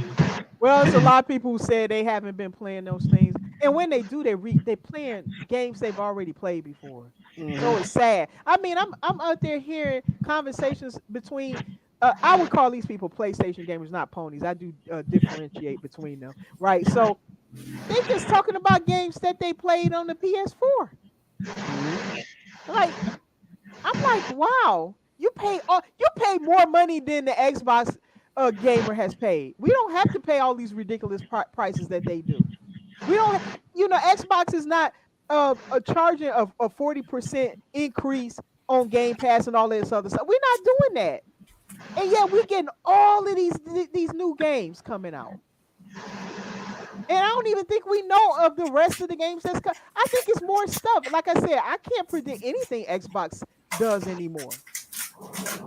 So we're getting all of this, and we're not even paying as much money as those people, and they still talking about PS4 games. I almost started feeling sorry for those people. I was like, wow, that's sad. Hey, Sega Man, I wanted to ask Sega Man something. Sega Man, Yeah. and then T, you can chime in as well, because T actually has the service. Sega Man, if you look at the library, because I know you got a big collection. If you look at the library of PS2 games, PS1, PS2, and even some PS3, if Sony put all of those games on their service, what do you think they could surpass Game Pass? No, No? Okay. Was that T? Okay, yeah, either T or Sega Man, either one of you. no. I'm gonna. I have it, and I'm gonna tell you no. Do they have all the games on there or no? No, they don't. Okay. What happens if they did get all the games? The farthest they go back is PS4. That's it? Yep. Oh my Yeah. gosh. Okay, never mind. Different architecture. Yeah. And now that Microsoft owns COD, you're not gonna go anywhere, so it doesn't really Yeah. matter. Yeah. Wow. So me and T talk about this a lot because we're both COD fans. Right. So like how you're Can saying, Dale, I think Can I ask T ultimately. a question then? Oh yeah, yeah. Go ahead. Okay, Yeah. T, what do you think? Do you actually think some people will leave the PlayStation 4 Game Pass for COD? Do you think that that's actually going to work? Well, they're not gonna have a choice in the matter because Microsoft owns it now. They're gonna have to leave it if they want to play it.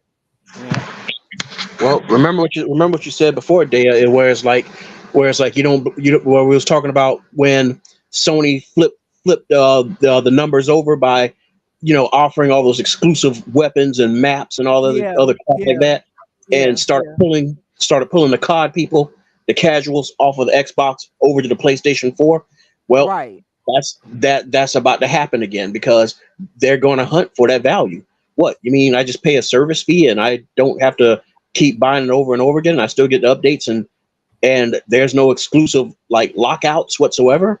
Right. I still get the maps. I still get the zombie mode. Yeah. I still get the weapons.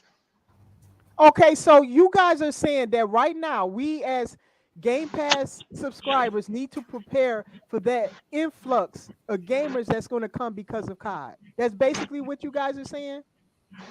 I think Because there's it's a going lot of to be. players on COD. It's a lot worldwide. It's a lot of players on COD. Yep, and now Microsoft owns all of that, so now it's all Microsoft's. So they're not gonna. So because it's the newest one coming out, is that only gonna be exclusive? That's What Gulf is it? War. That's Gulf Gulf War? War, right? Or that's going to the be on shit. Game Pass. Is Yeah, it gonna be it's exclusive to Microsoft? no. It's going to be everywhere. It's just that it's going to be able to go to Game Pass. Right. Okay. Right. Because that's the thing that Sony wanted to fight so hard was they knew that the moment they say available on Game Pass, it's over. So Dea's question is, will everybody that has a PlayStation, right? Dea, is that what you're saying? Yes, Will the they come over? PlayStation in particular, right? Uh-huh. So like the reason why I say that because T's a hardcore COD gamer, right? So he's got to be listening to what they're saying, and they got to be aware of what's happening with COD and that Microsoft owns it. Are they aware of that, T? Are they aware that it's going to be on Game Pass, or I mean, do you? They're That's still why I in was denial asking. on whether it's going to be in Game Pass this year or not. Oh, okay. So they don't believe that. Okay. Yeah, they don't believe that yet.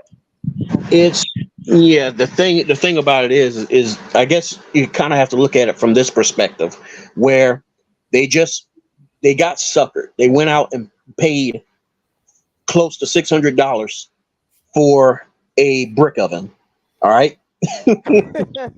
And now they're kind of like, you seen the old Bugs Bunny cartoons where something happens, they look at the viewer and their head turns into a sucker.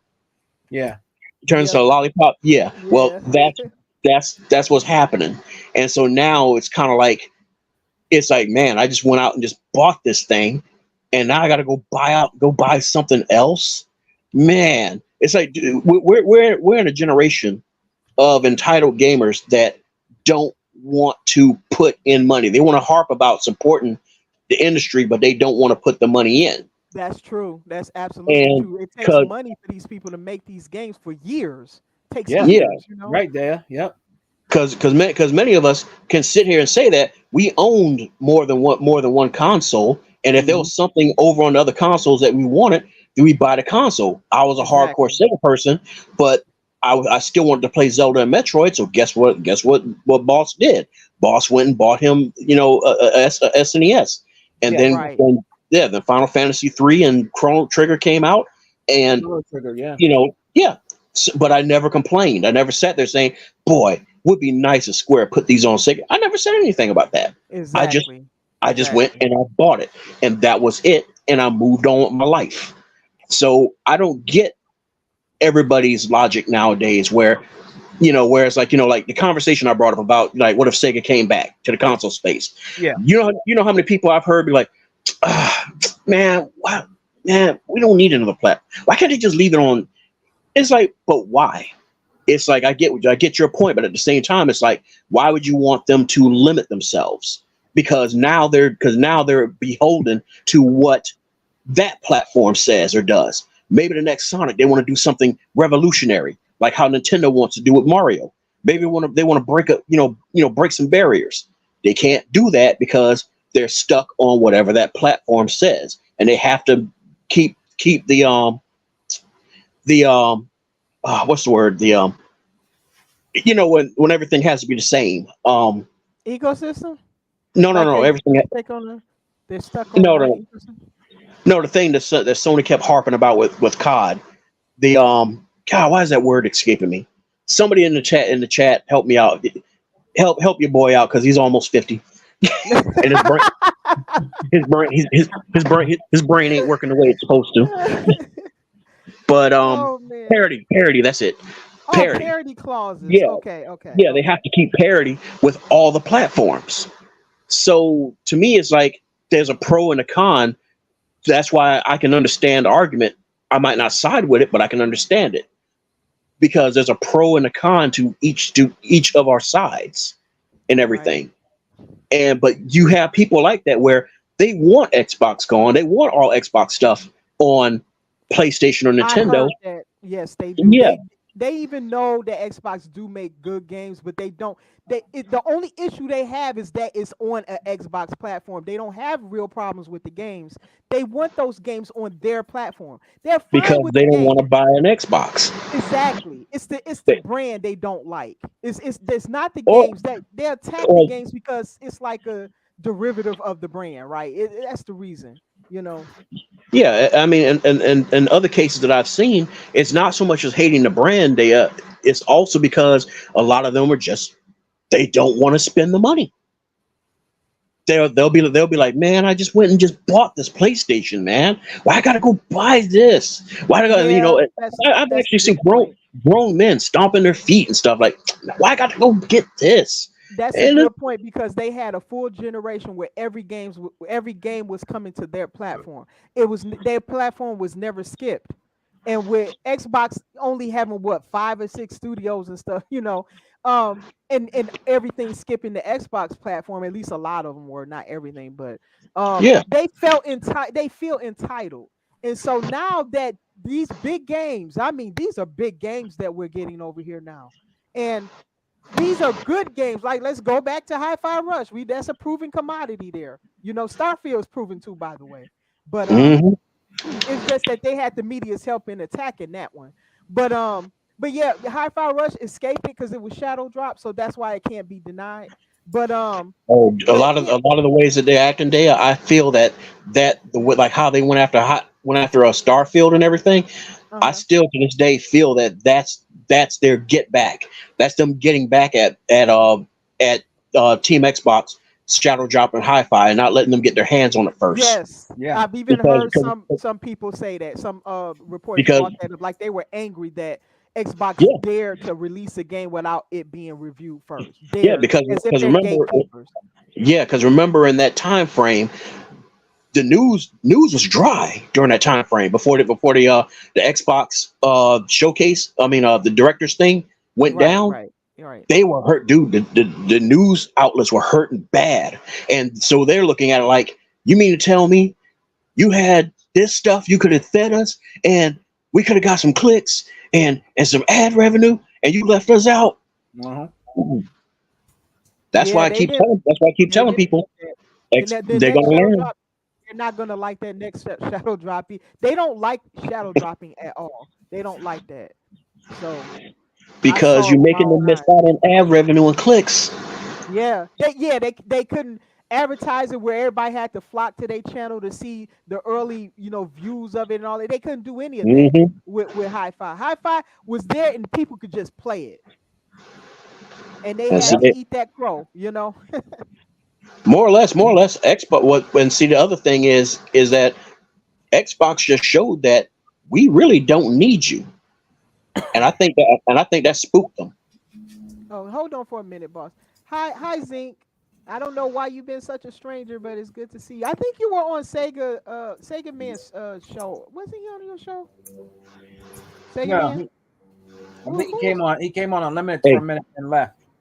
Unlimited? Okay. Or Tux, he was on somebody's show. I saw it. It was Tux. I think it was Tux.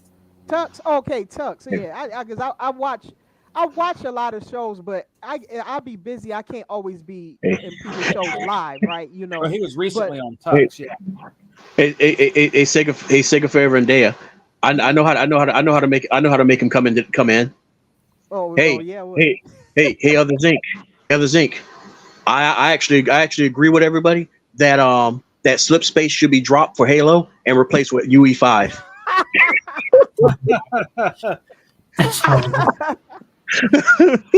Oh man, yeah, I remember those arguments that he had with people, man. Oh my God. Don't say that Unreal Engine 5 is being used for Halo. No, don't you do that. Look at he's probably messaging Sega Forever right now. Yeah, give me that. Let me go on Twitter real quick. Look, give me that goddamn invite link. You better be careful. It's gonna be a real drive-by. You're gonna just disappear. Like, what happened to boss? Yeah, right. Like, hey, down here. Why you hiding in the bushes? Oh man, yeah, Zeke is funny sometimes, man. He's funny. The funny part, I'd actually like that argument more than the arguments we have in this gaming community, which is yeah, me too. In fact, I remember you said that, and I'm gonna try and do that for this channel. I want us to. Well, are you going to actually address the developer direct? I think is that next week or something. I think. Yep. That'll probably be unlimited. Yeah, unlimited. Okay. Yeah, okay. He'll probably do or Sega Man one because you guys usually do the shows. So yeah, I won't. Yeah. Are you going to do you going to voice your opinions? Because I still like to hear what you think about what you saw and stuff like that. Oh yeah, my kids. I got my kids next week, and then I have a new job. So yeah, it's pretty. Yeah, it's pretty. It's more on the budgeting side. Okay. I'm not saying I'm gonna be like a. Now, if I could be like unlimited, then definitely would join. But yeah, next week I'm busy. So in fact, just to let you guys know, it's every other week. It's every other week. Okay. It's every other week. So not next week, the week after. Okay. Get ready, guys. Well, may I ask you a question then? Sure. May I ask you a couple of questions? What do you think about what's been announced for the games for the developer direct? We can get your opinion before the show. How's that? Yeah. I'm looking forward to it. Okay. I was glad to see how everybody was excited because it's beginning. This is the beginning of what 2024 is going to look like. So exactly. Yeah. But I'm going to tune in. I'll definitely tune in, guys. I can listen. All right. Is there a particular game you want to know more about? Like, what is the one game that you want to know the most about? Like that you're more intrigued about? Well, K.O. Kano, who I talked to, we're talking going back and forth on Twitter. Mm-hmm. So he was saying we're just talking outside the norm. But he was like, they might drop Indiana Jones. That game's been worked Oh on. wow, he predicted that. That's what he said, and I hope they do. And I told him this. I was like, look, if they drop Indiana Jones at the show, then I'll go buy RoboCop, and then I'll just games at the same time. You should buy RoboCop. I bought RoboCop. Yeah, I need to still buy it. Yeah, it's a good game. Oh, Hey, what's up, brother? he bots here, people. Hello, Man, He-Bot. this is the only podcast that I can come in super late and I'm still early. Yeah! Yeah! Man, Yeah! What's going on, Dale, my girl? everybody coming in with them elbow drops. I missed you. Just there. I'm out and about in this horrific rain. By Yeah, me. it's snowing here. It's actually pretty. It's pretty deep. Is it? It's getting pretty deep here. Yeah. It's We're snowing. supposed to get that snow, but we just been getting rain after rain after rain after rain. Oh, Like Jesus, that's how it started. I for us, thought though. it was winter instead of April. I guess not. Yeah, Or it's, so. it's coming. I think I say prepare for it. If, Mm. if you have a tendency to have snap trees and snap lines, just get ready for that. Mm. Because it's been. We got spring Mayflowers right now. Yeah. Mm. Oh, man. Well, us Northerners, we used to the snow, but hey, man, when the first snow hit, you got to get acclimated to it. Oh yeah. You gotta adapt. Yes. What's going on to the rest of the guys? Who's here? I'm trying to see. Oh, my brother Sega Man. Fireballs. Hello, Fireballs. What's up, Sega Man? I see Sega Man. What's up, my brother? What's up? I see, I think it's T Reaper, right? T Reaper. What's up? Yep. What's up, T? And I don't know who's the one in the. Oh, no, that's Daya. That's Daya. No, you know what? You changed your thing again, right? Yes, I did. I changed. That's why. I couldn't wait for Jim Ryan to finally leave. I could. He's wearing white T-shirts and signing stuff. I just said, like, Oh. this guy may not even go nowhere. You're so bad. You're so bad. Daya, you're so bad. No, How could really, you? I want to sell Jim Ryan T-shirt. I mean, it's simple. Just get a white T-shirt. Sell it. Hey, Jim Ryan's T-shirt. Anybody want to buy one? I might get some friends to buy it. Never know. Wow. All you gotta do is come So- with a pen. It comes with its own like pen. You can He sign. took Closing Tuesday to a whole new level. Yes. So my brother Sega Forever, thank you for having me on because I'm without you I wouldn't be able to make it. Without these podcasts, you know what I mean? Uh-oh. Hello? Hello? Sega Forever, hello. Oh, Sega Forever abandoned us? No. Yeah, he abandoned. No. He'll be I back. said, He might- It's just Oh, there you go. Do you hear that dog? You hear the dog? A dog? No, Yeah, I there's a don't. dog barking outside. Our neighbor. yeah. Everybody goes numb after the first 3 hours. You go numb. You don't hear anything. Hey, the marathon is bigger and better than ever. I mean, this. Oh year, my I did God. some things, How long have we been For on? real. Oh, 3 hours. Oh, that's nothing. 3 hours. I could think of better. I could think of worse things you could be doing on a Friday night with some great people, great company. Talking games. You know what I mean? Yeah, dude. There's worse things you could be doing, so that's not too bad. Yeah. So what's up? So, just here, my back is killing me. It's telling me what the hell you doing, still driving at this time, and but my mind's telling me, listen, bro, you got to do what you got to do because it's your job. Ain't nobody gonna do it for you. It is what it is. I think Paul Tassi was listening to you, man. He actually had some positive articles. Did he? That's probably because I made love to him in a good way. I saw that. I gave it to him good. I told you I was gonna break his back. Oh my God. If you have kids listening, Why you gave him a Brock Lesnar F5? Exactly. It's not the breaking back that you guys think. Get your head out of the gutter, you nasty people. So what's good? Yeah, man. So I'm assuming you guys been talking about a little bit of everything because this is like the everything podcast. Yeah. Yeah. man. Yeah, we were kind of talking specifically about the rumors, and that I made the mistake. I was working out this morning, dude, and then the kind of funny podcast started rolling on my phone. But like I told you, man, I can't change the thing. So Paris. Well, it's kind of funny trying to talk about now. What they were trying to pull. Paris was on there, dude, being a.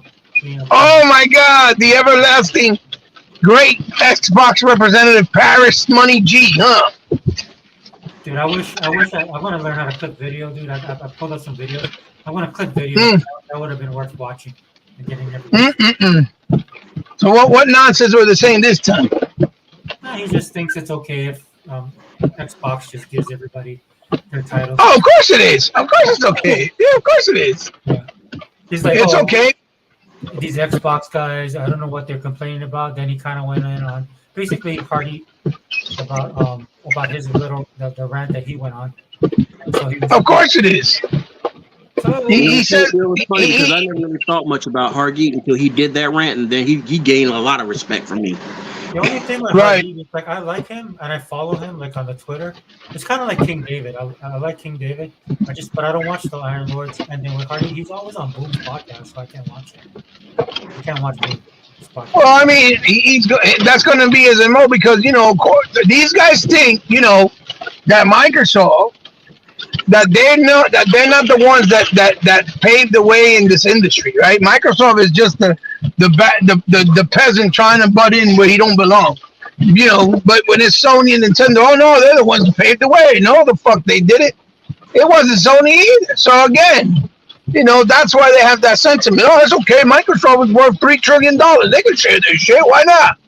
Listen, the whole argument in 2013 was that there's no reason to buy an Xbox because they had no exclusives. There's no reason to invest in the ecosystem. Now that they have more than enough things in the works, now it's, oh, come on, Xbox, stop stealing everything. Can you please share? You know what I'm saying? Like, no, you didn't pay for it. No sharing. Fuck you. Screw that. You know what I mean? Like, these dudes is just, it's the same MO every time. Then when you call him out on that shit, I never said that, but yet he's the same one that be on Kind of Funny podcast talking about, my God, the reason why Sony's so fantastic and so great is because of the level of exclusive. Let me see if I can do his voice. The level of exclusives that Sony produces gives the value of the console, and that's why people don't have no problem investing in their system, in their ecosystem. Because they give us all these amazing first-party AAA games that give value to their consoles. But Microsoft needs to step it up. Huh? Yeah, but I said, what was that? But reduction cost almost tanks the company every time. Oh yeah. These dudes, I told you, it's gonna be a new MO every time.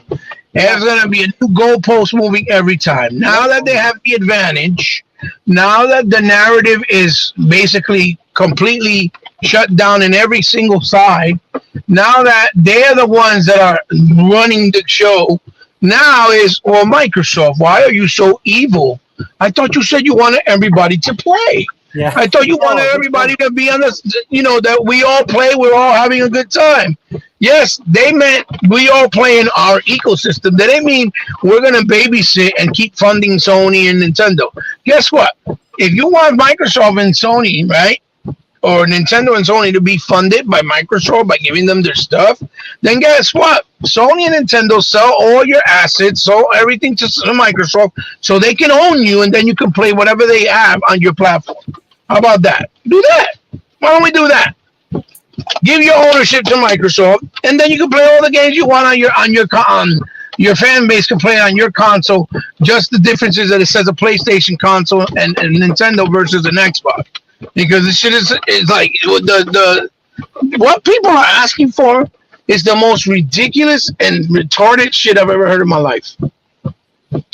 Like, how can you be saying for what is it now? It's been 15 years since 2013. How long has it been? Like 10 years, right? Something like that. No, it's going on 11 years, right? For 11 years, the whole narrative is, why should we invest in an Xbox? they do not have exclusives. Their exclusives are always Forza, Gears, and Halo, right? Meanwhile, they've been swayed away, and they don't only giving us Forza, Gears, and Halo, right? They've been giving us all types of stuff from Grounded to Sea of Thieves to Crackdown 3 again, State of Decay, Sunset Overdrive, Quantum Break, Recore, Titanfall, Killer Instinct, Local Psycho, Crimson Dragon, Dead Rising 3, other great little titles like, Mask Curse of the Brotherhood and Comic Jumper and fucking Marlo Briggs, and because, people are saying that that's all they have as far as exclusive, right? And whatever else came up since then, right? The Gunk, Crossfire X, what else? Pentiment, Hi-Fi Rush, all types of shit, right? The whole narrative, they don't have exclusive, but now because they have the exclusive, now we got to share them. Why? I would love to know for what reason. How does that benefit them? They don't need money. They just surpass Apple as being the most company with the most value as a whole, as far as Microsoft. So tell me, why do they need Nintendo and why do they need Sony? If anybody can tell me that, then I'll be like, okay, you're right. Why do they need them? Because don't say competition is good because it keeps things competitive. Microsoft is beyond that. Yes, Microsoft they're beyond competition. They're in a whole nother league at a whole nother level. They're not even on. They don't need Sony. They don't need Nintendo. They're like a drop of salt on your counter when you spill it over. That's what they are. They're nobodies anymore. They're not competition. If you think they're competition, you're just fooling yourself. They're not. Microsoft is on a league of their own. And it don't matter if they don't sell consoles the way they do. That's not the point. They don't need to. Because the point is, more people that are invested in Xbox and their ecosystem, right? That's including now the PC market that used to love hating on Xbox, but now that we made the PC with much more valuable, right? And much more appealing, now Microsoft is their friend. So that's including them as well. They make more money with that audience, whether it's PC or console, and from what they sell and what they serve and what they own and their services and all their technologies that they lease out to NASA, to the hospitals, to the medical field, all that other good shit that they use. They don't need Sony or Nintendo. So please tell me. I would love to know, why do they need them? And now Why? they are into AI. So and now they're trying to. Right. Well, no, because the narrative with that too, is, they're trying to invest in AI because they want to take people's jobs. No, they're trying to create AI so they can find solutions for other things when they don't have people that can actually do it, like voiceovers, or if they want to add certain, things on. Let's say if they don't have enough artists to do certain things, then they can maybe use AI to fill in the gap for certain things. You know what I'm trying to say? They said that we're not investing in AI to take away the art form from people or take away jobs from people. We're using it to advance and help people alongside when they need it. Right? Like when they're short-handed, I guess, or when they don't have it, when there's not enough in a certain field, I guess, right? Right. That's not to take away people's jobs. Because, that's the other thing. They're trying to take their jobs. Look at that. The monster, the big bad wolves. The same way they wanted to spy on us, we connect, because everybody's interested in seeing when he sits down with his dusty old ball sack on the TV watching videos or playing video games. Yeah, Microsoft's really interested in that for whatever reason, or the government, I guess. Right? I'm telling you, I've never seen a group of people move a goalpost so much in such short time. It's ridiculous. I've never seen that before. Never seen it. It's crazy. Oh yeah, by the way, Microsoft putting all their games on all platforms, right? That's what they said. Yeah. That's what I heard. I heard everything's going over there. Halo, Gears. I've been seeing people ask for Halo. They done. I didn't hear about somebody ask for Gears yet, but they're asking. Mm-hmm. They're going through the whole catalog now, guys. Yeah, the whole catalog. Sea of Thieves was where the Kraken was lacking. Now they're asking for the Kraken that's lacking. You know what I mean? Like, wow. Grounded. They asked for, of course, Hellblade, the new stuff. You know, Hellblade, yeah. I heard somebody ask for Indiana Jones. You know, Indiana Jones. Yeah, they don't own Indiana. Yeah, and then the fucking funny thing is when they go, they don't own Indiana Jones. How dare they keep it exclusive? Well, that's I heard.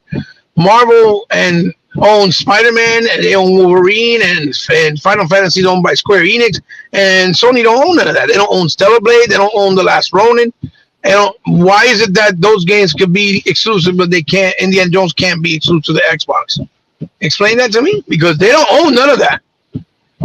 Microsoft is funding at least and publishing all these games, even though they don't own them, but they're at least putting all the money up. They're putting all the money up for the games to be created. So and when you why they can't keep it? Percentage of what Xbox actually pays for, they put more money into their own IP. They got they got some outside stuff, but it's not the majority of what they produce. You know. Absolutely. And it's nice because now they confirmed that show on the 18th, right? So is it the 18th? I don't know the date. It's the 18th. It's on the 18th. On the 18th. Okay, I don't know what day it is. That's next Thursday. Is it next Thursday? I forgot what time, but I know it's the 18th. Yeah, and they confirmed that they're going to show Hellblade and they're going to show Indiana Jones. So I would not be surprised one of those two games could be dropped, because for what I've heard and what they said was that the Indiana Jones game has been in development and was ready to be launched since before COVID in 2019. I heard that game has been in development probably longer than it needed to be. That it was finished. It was ready to be launched, and then they said no, hold back because of what happened with COVID. I think that's what Matt Booty meant, that he got games he don't even know where to place them. I think they're running into that issue. They're starting to run into that issue where some games are just done. Like I think Hellblade's done. Well, you said that. Yeah, you said that a little while ago. You had said, it's going to be interesting to see where once they start having too many games in production, how they're going to be able to place them where it's fair, where each game gets a fair, amount of time, and they don't feel over flooded. You were one of the first people to say that when we were talking about it. I was like, yeah, you know what? That's a good point. That's a very good point. And Hellblade, more than likely, they're going to give the final date when it's coming out, which I'm pretty sure is going to be in the holiday season, more than likely. Oh, okay. I'm pretty sure it's going to be their holiday. They don't even have Towerborn or Microsoft. Yeah, Towerborn. Remember Striker 2? Striker 2 is supposed to come out. Replaced. Like we still don't know when they're. That was all confirmed for 2024. Yeah. 24. Yeah. So I don't even know when those are coming out exactly. They need to have something telling us more about Stalker 2 and the others, because I don't know when they're coming out exactly. Yeah, can you turn your mic up a little bit? Oh, sorry about that. I gotta get another mic. I'm so sorry, guys. No. I just really want to hear what you're saying. Right. Yeah. I just hi Unlimited. I didn't notice you was there. Yeah. Yes. He just kind of hopped in here, in the chat. But you want to read his comment? Yeah. I'll read it. Because it was if you want to read it, it says Microsoft overtook Apple as the most valuable company in the world. Meanwhile, even if the PS5 sells over 1 million units this generation, it won't be enough to be profitable for Sony. Yeah, they said they won't be enough to. That was something they released last week, or a couple of days ago, maybe, where they said even if they sell 1 million units this generation, it won't be enough to take up the cost for them to produce the next console for them, like the PS5 or the PS6 or whatever, right? It won't be enough money for them, even if they sell 1 million units. It won't be profitable enough. So that tells you a whole lot. That's a very telling story right there. Meanwhile, I guarantee you, Microsoft might even release their console sooner for the next generation. I actually think they should do that, though. I honestly think they should. Well, I think if they have the place to do it and they have the means to do it, why not? Fuck it. Why not? Just do it. Just drop it. It doesn't matter. They don't need to wait for Sony to be competitive. Exactly. Get an advantage. Take the lead. Get an advantage. It don't matter what it is, because unfortunately, like I said, even if Sony made another console, I doubt that it's going to be a leap, a big leap from PS5 because of the money. Remember, the technology is going to be way more expensive. It just keeps Right. getting more and more expensive, Right. and they got to do it based on their situation. And their situation is pretty bad. They got so bad, much yeah. shit going on. Yeah, It's bad. like, woof. Day after day after day, you just hearing more and more stuff. You're like, damn, what the fuck? Like, if you as a PlayStation fan think there's nothing wrong, you're just in denial. You really are. Exactly. Because I think that's one of the reasons why they haven't announced more titles first party. And that's why they dropped a lot of announcements and dropped a lot of projects. They shut down Yeah. studios, so- And announced that they dropped projects. Like they stopped doing the whole Cold Tour situation. They cut Right. that out. They cut down supposedly 6 of the 12 free to play games that they had in the works. They cut out a bunch of PlayStation VR 2 games. You know what I mean? So they even closed down the studio that was hired to make PlayStation VR 2 games for them. And they already shut them down before they even finished their first game. You see what I'm saying? Which I forgot the name of them, but it's out there. You could look it up. So again, when you're that tight in the situation, and even with their movie division that's not doing well, because their movies that have been coming out have not done as well as they expected, like the second part to the Spider-Man multiverse animation. That one didn't do as well as the first one, and Morbius didn't do well. Craven's not going to do well. All those movies, they're losing money in all avenues. The only thing that's going to do well for them is the Ghostbusters 3, which would be the what is it called? Ice Kingdom or whatever it's called. Yeah, Fireball. You know Fireballs. I'm pretty sure. What's the title of it again? Frozen Kingdom. I believe that's it. Yeah, Frozen Kingdom. That. Mm-hmm. Guys, I don't mean to cut in. I wanted to hear as much as I could from Hebot before I had to leave, but I have to go now. I have to go in the morning. So I just thank you for having me here, guys. It's been fun. I look forward to those of you who are going to be, I guess, at a limited show next week. Oh yeah. Yeah, because that's when the developer. I think he's doing it that same day. Yeah, that's what he said. I think so. Yeah, I think that's what he said. I gotta remember. It's been a while since he told me, but I think so. So I look forward to that. And again, it's always a pleasure to be here on your show, Sega Forever. Thank you for having me. Yeah. Thank you for coming. I always love your perspective. And then we'll still do that one-on-one, okay? I'll set it up. I'll set up a time and stuff. Okay. Well, we'll bye, honey. Time. All right. Okay, you guys take care. Have a good night. Bye. Oh, hey, Hebot, correction. Hello. No, it's not Frozen Kingdom, Frozen Empire. Hello. Hello. Testing. Can you hear me? Yep. Yeah, I can hear you. Okay. Hebot. No, he'll come back. Oh yeah, he dropped off. But no, I was saying a correction to the Ghostbusters 3. It's Frozen Empire. My bad. Not Frozen Kingdom, Frozen Empire. Yeah. Okay. Hey T, you were right on that. T said Sony's going under and Microsoft passed Apple with that 3 trillion. Yeah, no, Remake Station wanted to tell me I was wrong, and I'm like, no, I'm not wrong. Sony is going under, and Microsoft is not. That's the way it is. I think he was being sarcastic. No, but you're the first person I thought of, dude, when I saw that chart. When I saw the chart, I thought of you. I was like, damn, dude. Can I talk now? Yeah, go ahead, dude. Yeah, man. Okay, cool.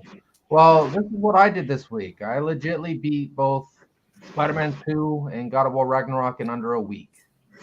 I knew you would. Yeah. I beat it and I got Doc's Soul and I'm so happy. So I'm kind of happy. Now I just have to beat Spider-Man 2018, Miles Morales, and Forbidden West. Evil West or Forbidden West? You have both, right? I played for Horizon Zero Dawn. I did not play Forbidden West. Oh, I switched. I'm sorry. I'm thinking of another game.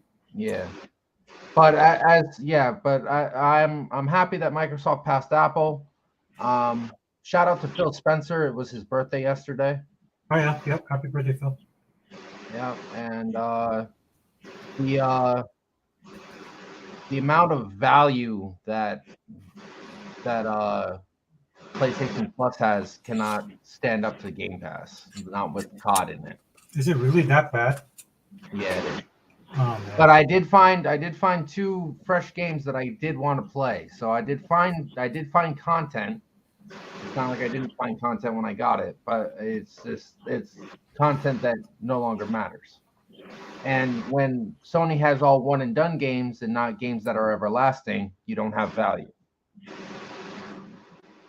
And it's better to have multiplayer that has long-term value than it is to actually have content that has short-term value. It's like a Capri Sun. Once you suck out all the juice, it's done. Yeah, basically.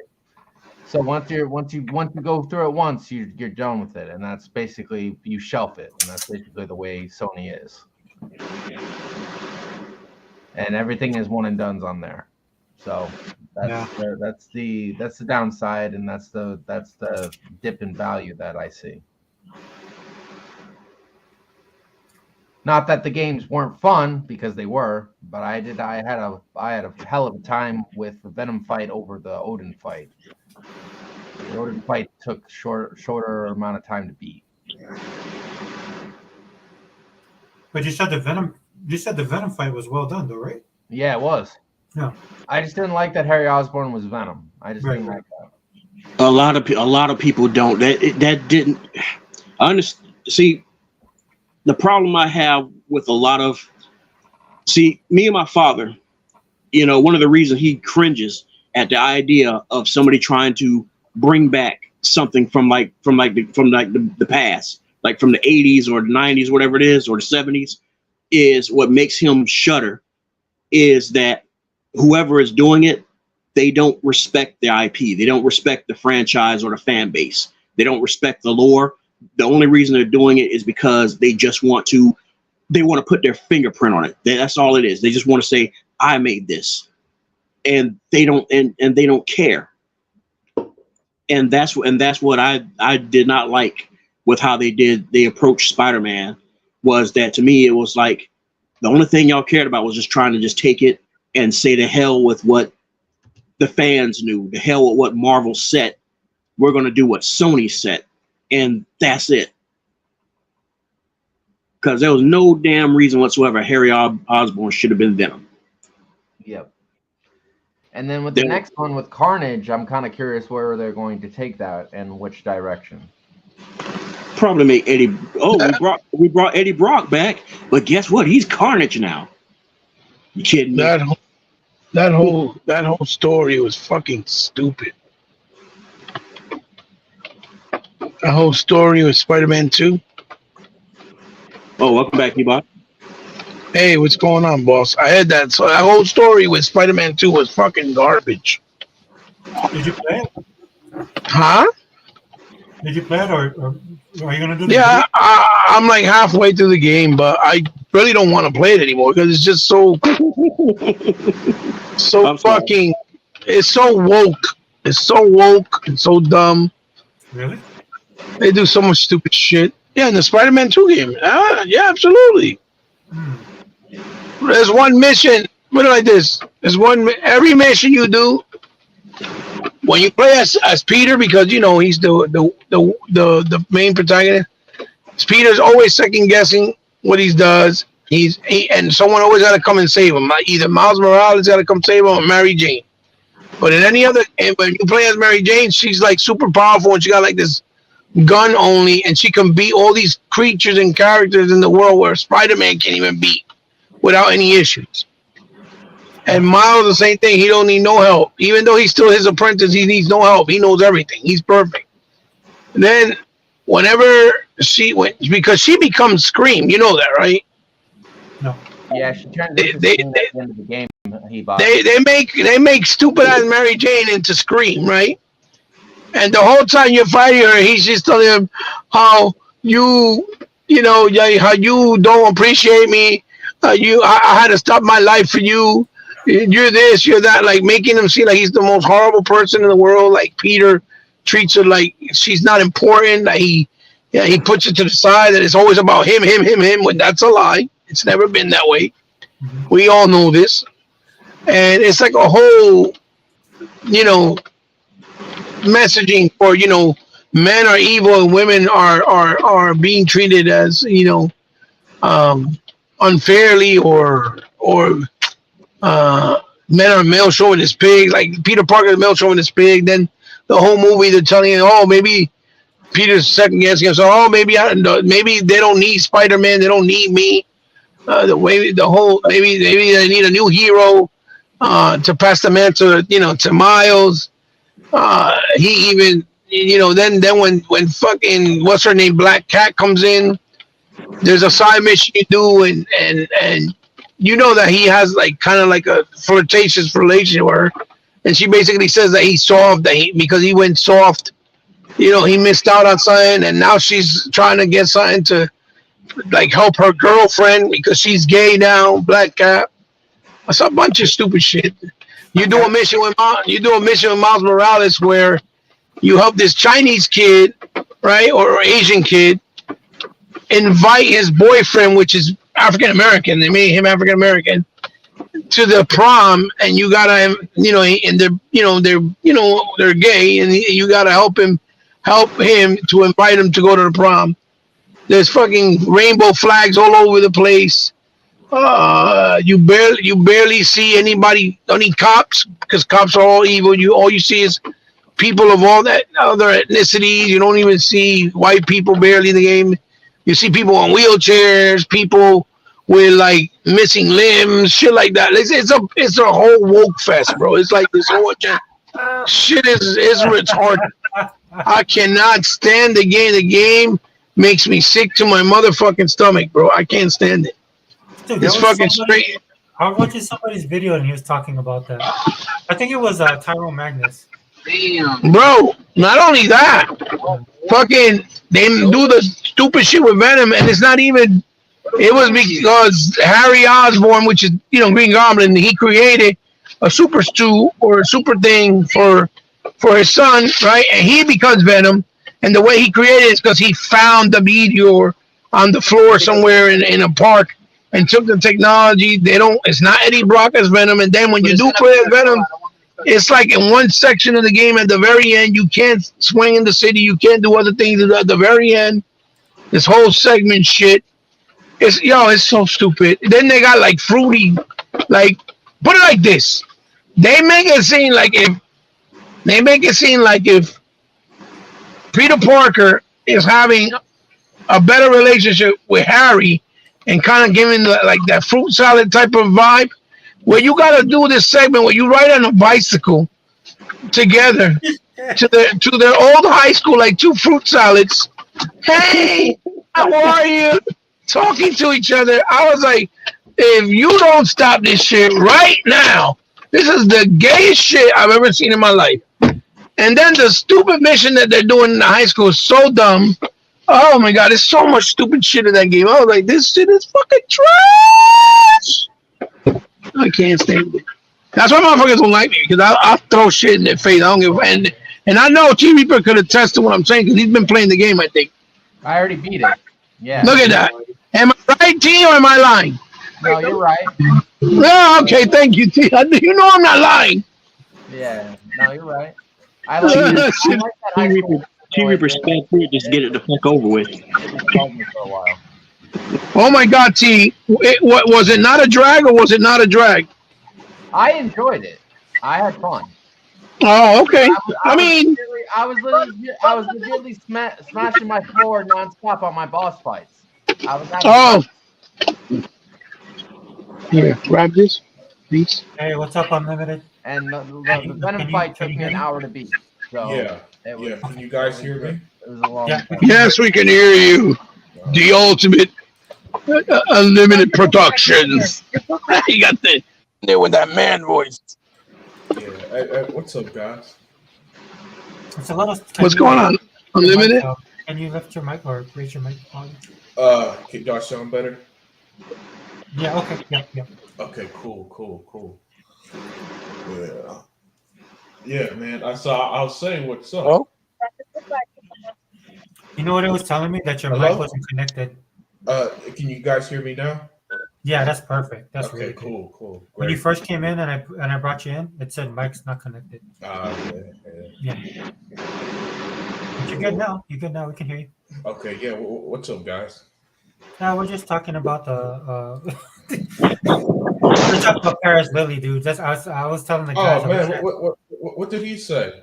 Well, I wish I was telling the that's guys. Zig's man. What did other Zig's favorite dude? Paris Lily Well, that's what I was telling the dudes. I wish I had your skills. I would have clipped the video, man, because he was on Kind of Funny. And dude, he's just being himself, dude. He said exactly what I thought he was going to say about the whole situation with the made up situation. Everybody for some reason keeps believing like it's absolute fact. Yeah. Man. Look. I'm not gonna lie. I put out a video saying I'm done with the Xbox community because they just. I can't stand it, man. I can't. I could put up with a lot. I can't put up with this little stupidity from these Xbox guys that for some reason believe these rumors.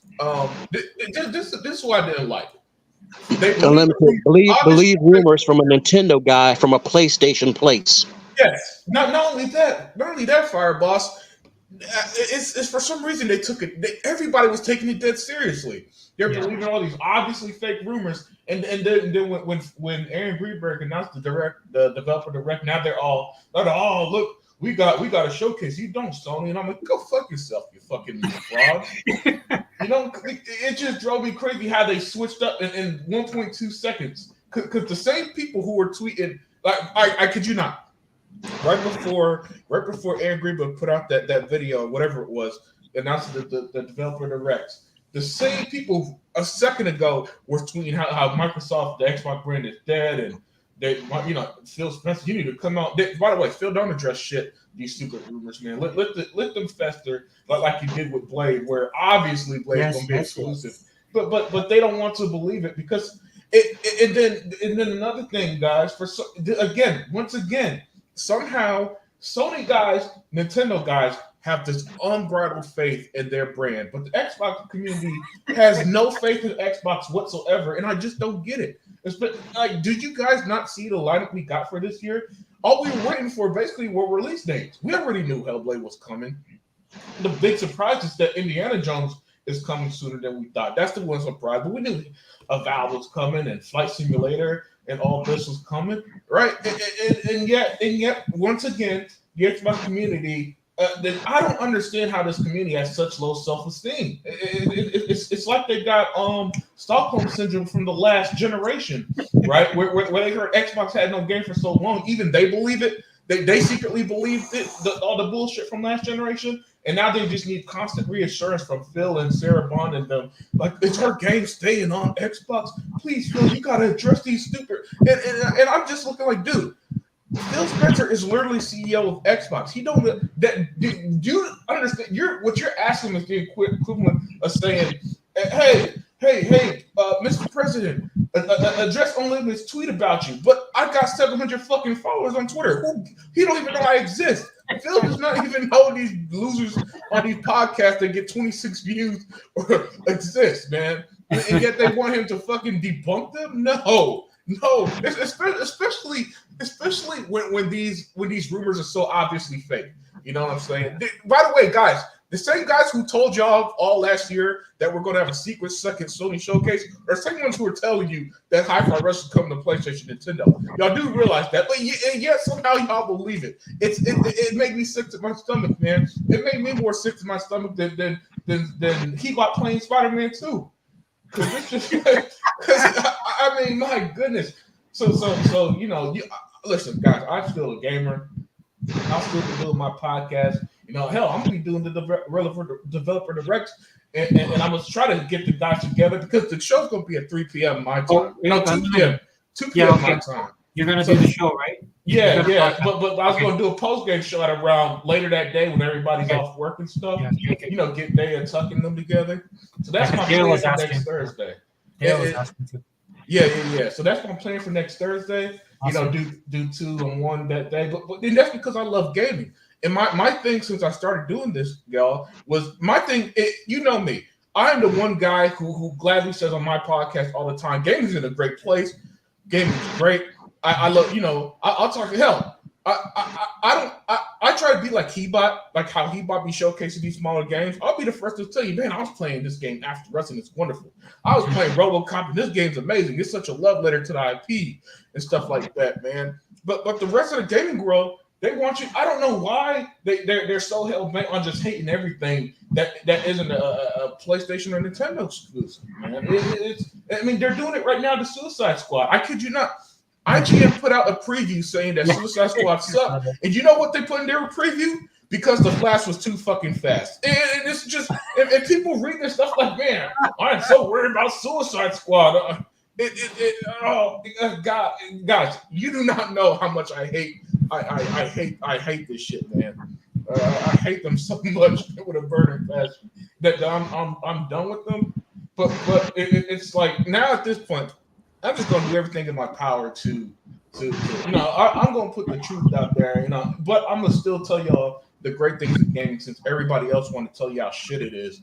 Because it's just it's aggravating. It's aggravating, man. You can't listen.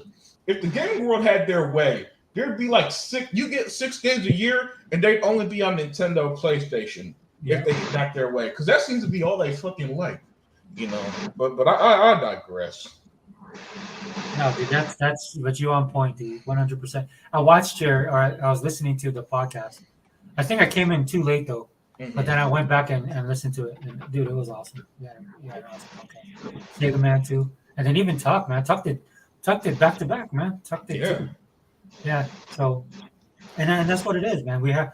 It's sad that we have to be this way. It's equally as sad that the people that are put up as like you said, our representatives for the Xbox community, right? It's just blows my mind, right? And so that's what we're gonna have to do. Like I like what Dea said.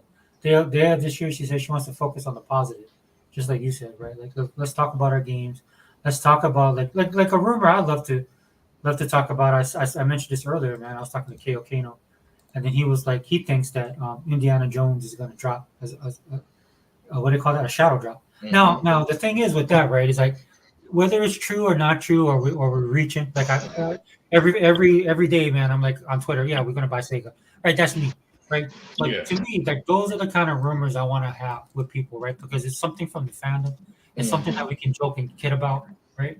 Because all this other crap that's going on in the gaming community, man, it's all shifted to just totally take Xbox out. Let's just be honest about it. Yeah, right? These guys just don't want Xbox to exist. Right? And the double speak that these dudes are doing, man, it blows my mind. I can't I'm pretty sure like there's a part of me was like, dude, I know you guys can go back and look at your own stuff and see how you're contradicting yourselves right now. Right? Ryan McCaffrey, man. Does anybody contradict themselves more than him? And everybody. When it comes to exclusives for PlayStation, he defends the hell out of it. When it comes to exclusives for Xbox, the so-called Xbox guys, why are you Xbox guys mad that Hi-Fi Rush should go to Nintendo Switch? One, it's not, and two, let Xbox just build their identity, man. It's weird. Everybody treat Xbox like they're a kid and who can't, who don't have any, how you gotta treat kids. Hey man, go stay away from that little man so he don't burn himself type thing. And that's how they treat Xbox. Like Xbox, I know you got good games, but wouldn't it be so much better for gaming if PlayStation fans and Nintendo got to enjoy them? And yet you never hear that rhetoric from the other way around. Yeah, they be sitting out there. That's the thing. That's the thing that pisses me off right there is when they try to attack it from an angle, making it sound like this is good for everybody. This would be great. This would be great for the industry. And it's like, okay, well, in that same fucking argument, then why don't Nintendo fucking give us fucking, like Heba says, why don't they give us Bayonetta 2 and 3? Right. Why don't they give us Astral Chain? Exactly, why don't PlayStation, let us, get get the little slice of that God of War. Right. Yo, man. Look, man. These guys, Fire Boss, the gaming world be treating the gaming world is like Oliver Twist, man. Please, sir, may I have some more? You know, when it comes to Xbox and their games, man, they just be begging hard. But what's crazy, like you said, Fire Boss, they think they slick trying to spin it as it's going to do benefit for gaming, right? Come on, and people fall for it. That's what gets me. You see, I expect the ponies, the ponybots, Nintendo fanboys. I expect the gaming media. I already know what they're going to do. What gets me and what drove me up the wall this week was when the Xbox community were believing it. And it seemed like no matter how many times I'm telling them, guys, this is fake, they did not a single one of them was using their brain. And so that's why I came to conclude, yeah, I'm done. Don't consider me part of that Xbox community no fucking more. You know, I can't hang with stupid people like that, man. Dude, that was so funny. It's been a crazy couple of weeks, man. I'm not gonna lie. No. It's taking forever, dude. Today, it's what, January 12th. It's not even been 2 weeks into the year. Oh, That's how stupid everything's been so far. You know, it's weird because I was saying, like, you know, we had such a great 2023. Like, just for a second, man, I dropped my shields, right? Just to enjoy, just to kind of sit back, look ahead at 2024. And then that rumor hit, dude, and I was like, I can't believe this. This is. And again, it's not so much that the rumor happened. I can expect that from ponies, but just the Xbox guys, dude. I couldn't. I was like, dude. It's like I said at the start, man. Misery loves company. They are miserable over there. They're miserable. So the thing is that the only enjoyment that they can have is to drag us down with them. But I also stated, and I still stand on this very block, is that be wary that a good bit of those are not for either box or station or to Nintendo. They're just trolls. They don't even play games. They're just pot stirrers. And the only game they love to play is watching everybody get all agitated, all stirred up, so they can go back to their little circles and point out, saying, "Look what I did. You see what I did there? Hey, celebrate me, guys. Congratulate me. Look what I did." There's people like that. That, as Alfred said, there's people that love to see the world burn. That's real. That's fact. Because when I was core PC myself, I came across people like that. I've seen people like that. That's one of the things that drove me off of it. That and slicing my damn thumb open when I was trying to remove a stuck power supply, and basically sitting here almost bleeding out. So yeah. T, you and the rest of the PC guys are gonna have that shit. I'm done. I'm out. I'm gonna just sit my ass down, press the X button, system turn on. We good. Well, I've been paying attention to what the PC guys are talking about, and they are actually doing a good job at keeping it in themselves, and I appreciate that. So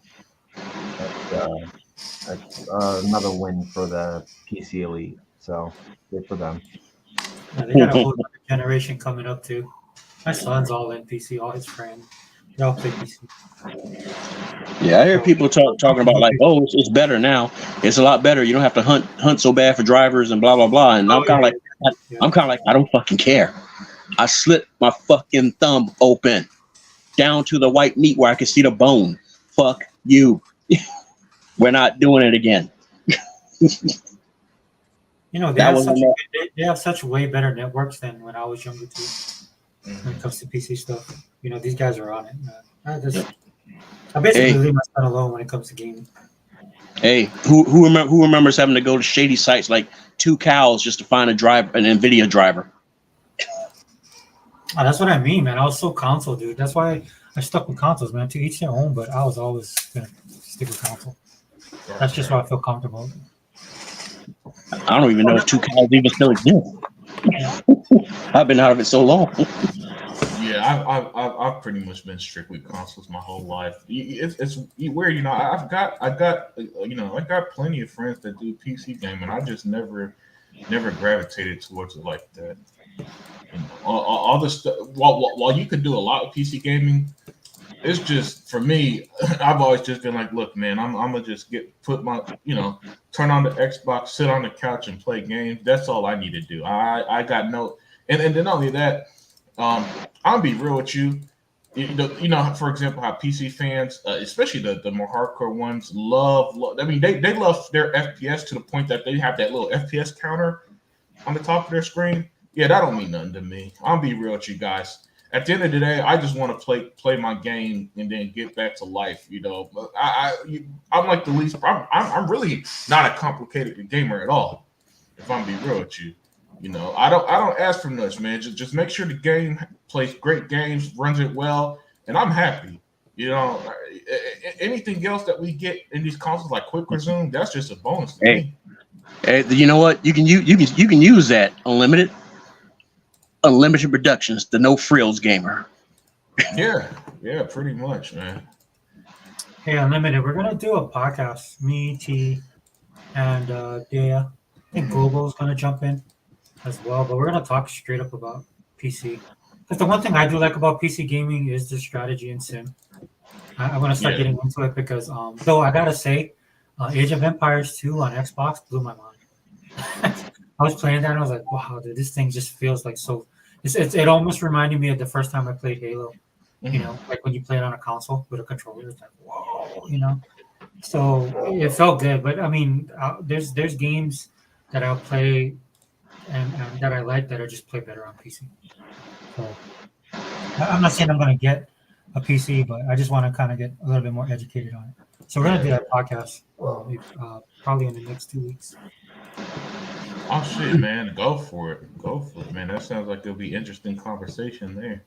Well, it's interesting because I look at my son and how he and I could be wrong. I mean, if Dave was here, I wish she could answer this, but it's almost like they have their own little apartment, man. Like my son, he has his PC and all his stuff. He has like some keyboard. He does music. It's like he has we bought him a new desk, but it's like it's spread like half a corner of his room, right? And then he just sits there with his friend, man, and it's just like. It's almost like it's a Star Trek thing, dude. He has all these lights, man. Everything's lit up, and he has all this stuff connected, and he's just online with his friends. I was like, okay, well, I guess that's well. Wait till they get the augmented reality glasses thing going. Then he's going to start really looking like Geordie LaForge. Yeah. That's what's gonna get us warp drive, man. Is these dudes playing on PC? Yeah. So Unlimited, man. Can you give us a little for the developer direct? Are you just gonna do a live? Like you're gonna get since if it was like on a Sunday, I could get the whole crew together, but since it's gonna be Thursday at like 2 p.m. Central, I'm gonna do a live, initial show that way, and then around 6 or 7, I'm gonna get E-Rock, Keybot, Sega Man, and Day and them to talk about it. Yeah. Okay. Actually, and then now. Hopefully somebody will be able to join me on the first show. Maybe E-Rock, because but E-Rock he could be a little tricky to talk to sometimes. I mean, to get on your show these days, he got a lot going on. So yeah. So usually when I give him a heads up, he'll try to make it, but even then he don't always make it. Which again, I do not hold him. I don't get. I have no problem with him that we don't show up. It's just that so you got a lot going on right now. You kind of gotta give him a heads up and hope he makes it. Yeah, I just shoot him links, and if he shows up, good. If not, like the other time he came into the podcast, it was cool. Yeah, he showed up. So yeah, that's why I tell people just send me the bat signal. If I can make it, I'll make it. So we lost Unlimited again. Unlimited, if you're there, it says your device is not connected. Oh, there he is. I got you, bro. There you are. And he's back. Dude, I saw you. I saw some people throwing you some hate, man. Throwing me some hate? Yeah, on Twitter. Not like hate, but they were responding back to you. I guess one guy. Yeah. It was probably. That's because I've been getting on the Xbox community ass, man. Maybe they getting mad at me too for calling them out for their stupidity. I don't know. you know, I don't argue with people on Twitter no more. So Yeah. I do know some of my tweets be having a lot of fucking comments, and I'm not gonna lie. You see I do that? not sit there and read He gets the it. 200 replies I get, man, to some of these tweets. Really? Wow. No, I don't. That's too damn. Look, second forever, man. When I'm working and I see the Twitter notification from their response, I'm like, nah, I got shit to do. You guys realize y'all aren't that important to me, man. I speak my mind and I keep it going. But if you think I'm going to sit there and argue with them all day, nah, you guys. And then some of them. So I see some of the replies. They still arguing under my damn comment, and that's the one I left days ago about. I was saying, hey, why do y'all? Let's stop pretending that every smaller game like Grounded and Hi-Fi Rush is perfect for the Switch.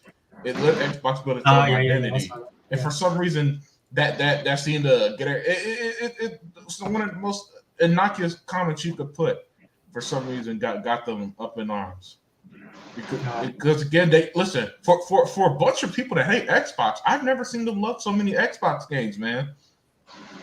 Oh yeah, dude. That's funny, dude. It's just like changed down. You're my hero, though.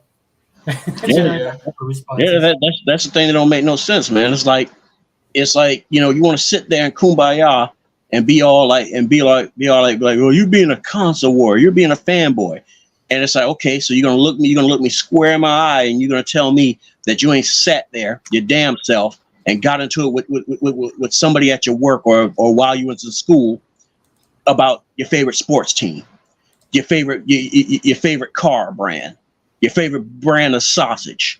Nah, man, them Jimmy Deans, man. Nah, man. Like the Hillshires. Farmer John's, man. Farmer John's. Man, you fucking insane. Yeah. Take your left into your hands. You got that one.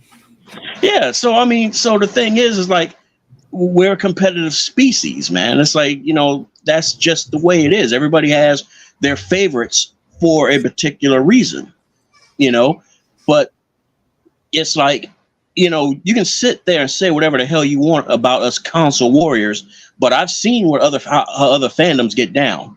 And I mean, especially, what is it? I think it's you, Sega Forever. That's like a ardent Star Trek fan. Yeah. Tell us about I'm a Star Wars guy, but I've learned to respect Star Trek. Yeah. Tell us about them Trekkies versus the Warsies. Yeah. You know. Yeah. You know, I like Star Trek more than Star Wars personally, but I like both. That was always one sci-fi war I could never really get into talking shit about, man. I don't know. It just like they just didn't see it. It's just Star Wars was just never trash to me to where I didn't feel that passionately about it the way like Star Trek and Star Wars fans when they used to go at it when I was younger. You know, I thought, shit, I thought both were pretty cool. I just happen to like Star Trek more because it's a bit more sci-fi than science fantasy. I can tell you this, Unlimited. The reason why too is because there was a distinction between a nerd and a geek.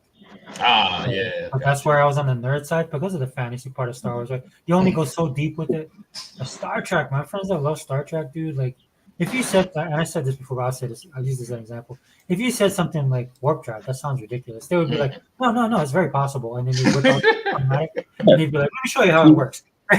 Yeah. The thing is, Star Trek it felt more grounded than Star Wars. When Star Wars was just everything was based around some microscopic, you know, like bunch of creatures that float around us. Yeah. Star Trek took the time out to explain the technology of its world. Star Trek explained it. Star Wars, it just existed for the most part.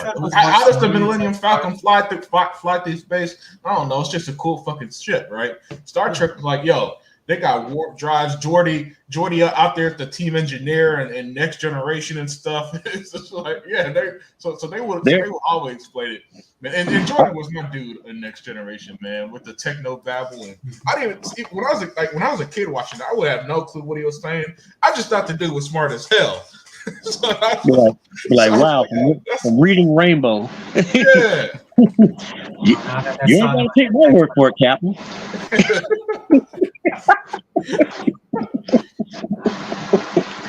You know, but I remember there was one book.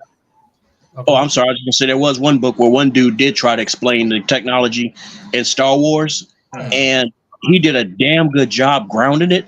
But but none of that shit was ever used and applied in any of the stories or the movies whatsoever. Yeah. Yeah, but that's kind of how they are. You know, that's I mean, stuff means I think even Halo does a better job of it. like I'm watching this anime right now that a lot of people are like, some people that jump into it, they expect it to be this like power fantasy type thing, but it's actually an individual story about an elf, and she's in a party, and they go on this quest, and the quest is over. So she continues on with her life because she's an elf. She's gonna live for pretty much like 1,000 years, but then everybody in her party like kind of gets older, and so it shows her dealing with that kind of stuff, right? So that's kind of like within the realm of fantasy, but it's a very personal story, right? And I think that's the kind Which of one? stuff missing. Which one is that? It's free. It's on Crunchyroll. Free. That's all it's called. It's free. Free. And I can't remember the rest of it, but it's Okay.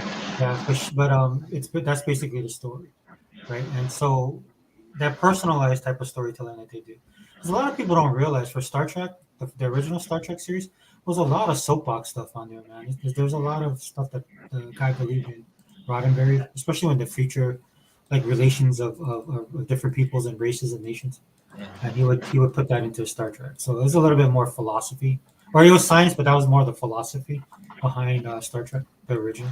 So I know you're talking about Next Generation, Unlimited, and that's kind of where I got into it as well. Was Next Generation. So, Yeah, man. Next Generation was a fantastic show. hey, Anthony, welcome, dude. Yeah, it's the marathon, but I don't think we're gonna go long today. Yeah, I was expecting more of the guys to jump in. That's why I was saying it's gonna go long, but we'll probably wrap it up soon. Now, mind you, the outro will probably be an hour. So by soon, Yeah. Thanks for being here, bro. Cheers to you. Other than Day and Hebot, who else was on the first shift? No, this is it. This is everybody. Oh, okay. It started off with me and Fireboss, Mhm. and Sega Man was also in here, and I know he he just finished work and he wanted to be on the podcast, so I waited. So what I'll do, the podcast, I'll just do it at 5, so that I'll send him a link so he can jump on. Yeah. Because I know he works later. Yeah, I mean, even I was trying to keep up with everybody this week, and I actually think I did a good job. I can't get you guys when you guys are live because I'm usually at work. Right. There's hour differences and stuff like that. Yeah. But dude, you guys, it makes me happy, man. But there's nothing for me to listen to, dude, because I can't listen to any of these clowns at all. There's like nobody. I tried giving some other YouTube channels a chance, dude, and it's just the same thing. I was like, nope, nope. You said it's remember my last tweet. I said I practically went on an unsubscription fee. Spree. I was done.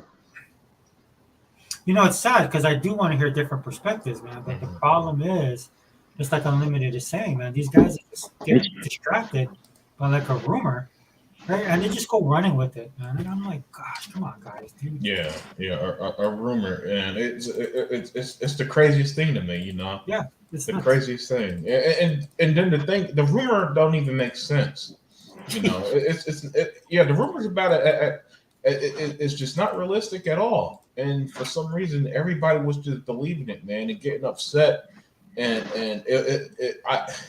the thing is, the Xbox community does have a history of doing that.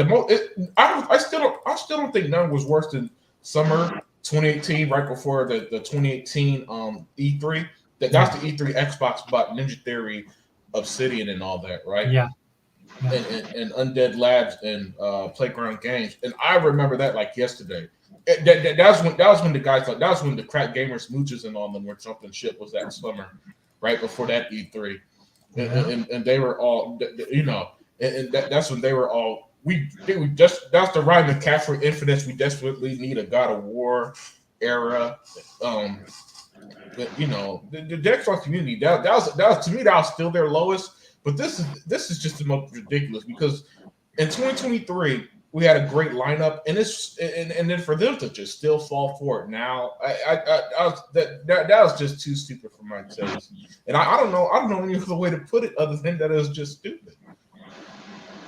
It was unbelievable, man. Like I tweeted you back. I was like, dude, or I tweeted on Twitter, and then I think you responded. I just said it. The lack of faith was just astounding to me. Like, Yeah. dude, they just paid $80 billion for AKB. 80 billion with a B. Yeah, and then all the business experts are trying to tell Xbox fans why it's smart for their games to go to. And again, guys, it's obvious. Listen, and then here was so funny. You could easily just find tweets and clips of those same people hating Hi-Fi Rush. Yeah. Oh, the Japanese hate Xbox it because Hi-Fi Rush, they don't, that's a fake Japanese game and all this.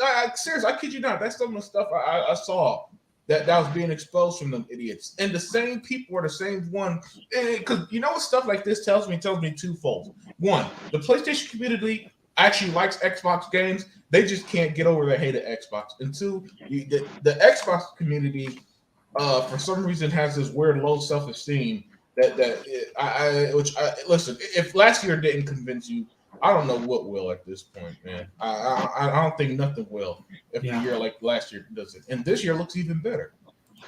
These guys totally got exposed, and they deserve to be exposed. We've known this about these guys for the longest time. I think it's great that the community is actually seeing it in real time. Because the narrative, they keep doing this, the narrative will change. And like I said, and I'm not Fireboss, man. I'm not against the micro console thing. Whatever Sega can do that I will enjoy, I'm all for it. Don't get me twisted, right? But I'm just moving forward, man. I just want Microsoft to just lay waste to all of these people because they're holding us back, dude. They're holding gaming back. They're holding us back. Yeah, and see what you just said right there. That go once again, dipping back into what I said when I was talking with Dea and everything. Yeah. That's the reason why it's good to have different platforms, because if you sit there beholden to other platforms, that it holds you back as to where you want to push to, where you want to go next. It holds you back. So you can't treat games the same way as you could VHS and DVD. You can't look at it that way. Yeah, that's crazy. Yeah, it's just time for the industry to evolve again, to go through the newest metamorphosis, right? Because it's going to happen whether they want to or not. So it's best to get ahead of them, to get ahead of the curve. And then the only company I see that can do that is Microsoft. Look, if Sony and Nintendo stick around for and do their own thing, whatever, I don't care, right? But to me, Microsoft has to put their foot down and put it down hard and say, look, and start to exert their dominance. Because I would trust Microsoft more than I do the other two. Plus, I'm not in the other two's ecosystems, and in fact, they don't even have ecosystems. Right? Like everything I get right now that I enjoy comes from Microsoft. Indie games, new experiences. Like I played Coral Island because I like humble games. Ended up playing it today. This is basically a simulator. You're on an island, you got a farm, just like Animal Crossing, right? And there's relationships you got to build. But when I'm playing it, I was like, wow, this is actually a pretty awesome game. And that's the wonder of Game Pass. Like you can find a game that you didn't think anything of, or might want to try, and then it becomes your favorite game. And that's what I mean. It's just like that's the problem I think gaming is going to have, because we're losing that as the generations move on. People that are gaming or are going to be gamers. I mean, we need to get back to that if this industry is going to survive, in my opinion. But I guess we lost Unlimited. I know the connection and stuff, and it might not be his stuff. It's just bro. I'm in Hawaii, so there's stuff going on. But yeah, we can shout ourselves out, dude, and just call it a night, man. I think we covered pretty much everything. All right. Well, I'll start off with, as you all guys know, I'm Fireboss. You can find me under that very same name, PHYERBOSS, on the X or Twitter, whatever you want to call it as. And just hey, I mean, feel free to toss me a message. I don't bite. I mean, you want to throw me an invite, that's fine too. I mean, that's cool. So yeah. That's probably the only place you'll be able to find me the most. No, and I appreciate you being here, man. And look, dude, steel sharpens steel, bro. I'm always gonna I have your Twitter. I think I lost it in the messages, but I found it again. Because my Twitter is just inundated with, I don't know what's going on, man. I got people telling me come to the show, and I'm like, what is this? What is this crap, man? I thought my boy Elon fixed all this stuff, but obviously it's not. He ain't, dude. He took over a shit factory that's still churning out, ass butter, man. I think what the problem is, what the last owners of Twitter did was that it's the system, the algorithm is so fucking far gone that I don't think there's anything they can do to reverse that train except wreck it. Just wreck it and just build a new one. Because I mean it's done for, and I think the only thing he's doing is just coasting along and just squeezing what he can out of everybody that gets a blue or gold check mark. Well, but I know for like, as far as this podcast, because it's back on, dude. I'm gonna do it regularly every other week, and I'll do the same thing I was doing last year. I'll just shoot everybody the invitation, and who shows up shows up. But definitely you'll definitely get one. Oh, because I appreciate the perspective. Like I think when we talk about specific things, man, I always learn something. Like with the patriarchal thing that you're talking about in the podcast. Yeah, that's good. That to me, that's what the hell it should always be about, man. You know, it should always be that healthy back and forth, and you know, just kind of getting it because the thing is like, you know, it's like from those old heads like myself, especially Gogo. If you remember, like Bill Cosby saying when Fat Albert and the Cosby Kids come on, is stick around, you might learn a thing or two. You know, right. Then other than just other than just storming off and getting pissy and because I think we're just in this age where everybody is determined to have the last word. Yeah, that's yeah. So if people have been thinking to themselves like, oh, boss done went soft, he don't go hard like he used to and all that stuff. Yeah, because I'm closing in on my 50s, and the thing is like I'm not trying to sit here and have a damn stroke because of some jackass who's just basically being a jackass on purpose. Because you got to think about it when you look at these jokers. Look at what they're saying. Think about it. Is somebody really that stupid to believe that? Mm-hmm. And why are you engaging with them? I keep telling y'all, misery loves company. They want to drag you into the soup with them. Don't let them say your thing, stand on your fucking square, and just move on or block their ass. So, yeah, man, it's just, yeah, it's good to have a healthy back and forth. But if you can't have a healthy back and forth with, you can't have that with a dumbass. You can't. Yeah, that's why I definitely like the guys we hang out with, man, because we have the same perspective on some things, right? But our group is really varied. I mean, across the board. They're. Well, I mean, that's good. There's nothing wrong with that. You learn something. Oh yeah, definitely. I always learn something. So when Ebot came in, he was on absolute fire, dude, today. Right? But T, are you there? T? Yeah, I am. Okay. Yeah. Do you want to? Close out. What do you want to talk about? Just close out and then. No, nothing. Just I'm very happy to be done with my projects for the first week. I enjoyed both of them. I enjoyed the fact that I had challenge on both sides and not just one or the other. Right. And I definitely enjoyed Ragnarok more than I enjoyed 2018's.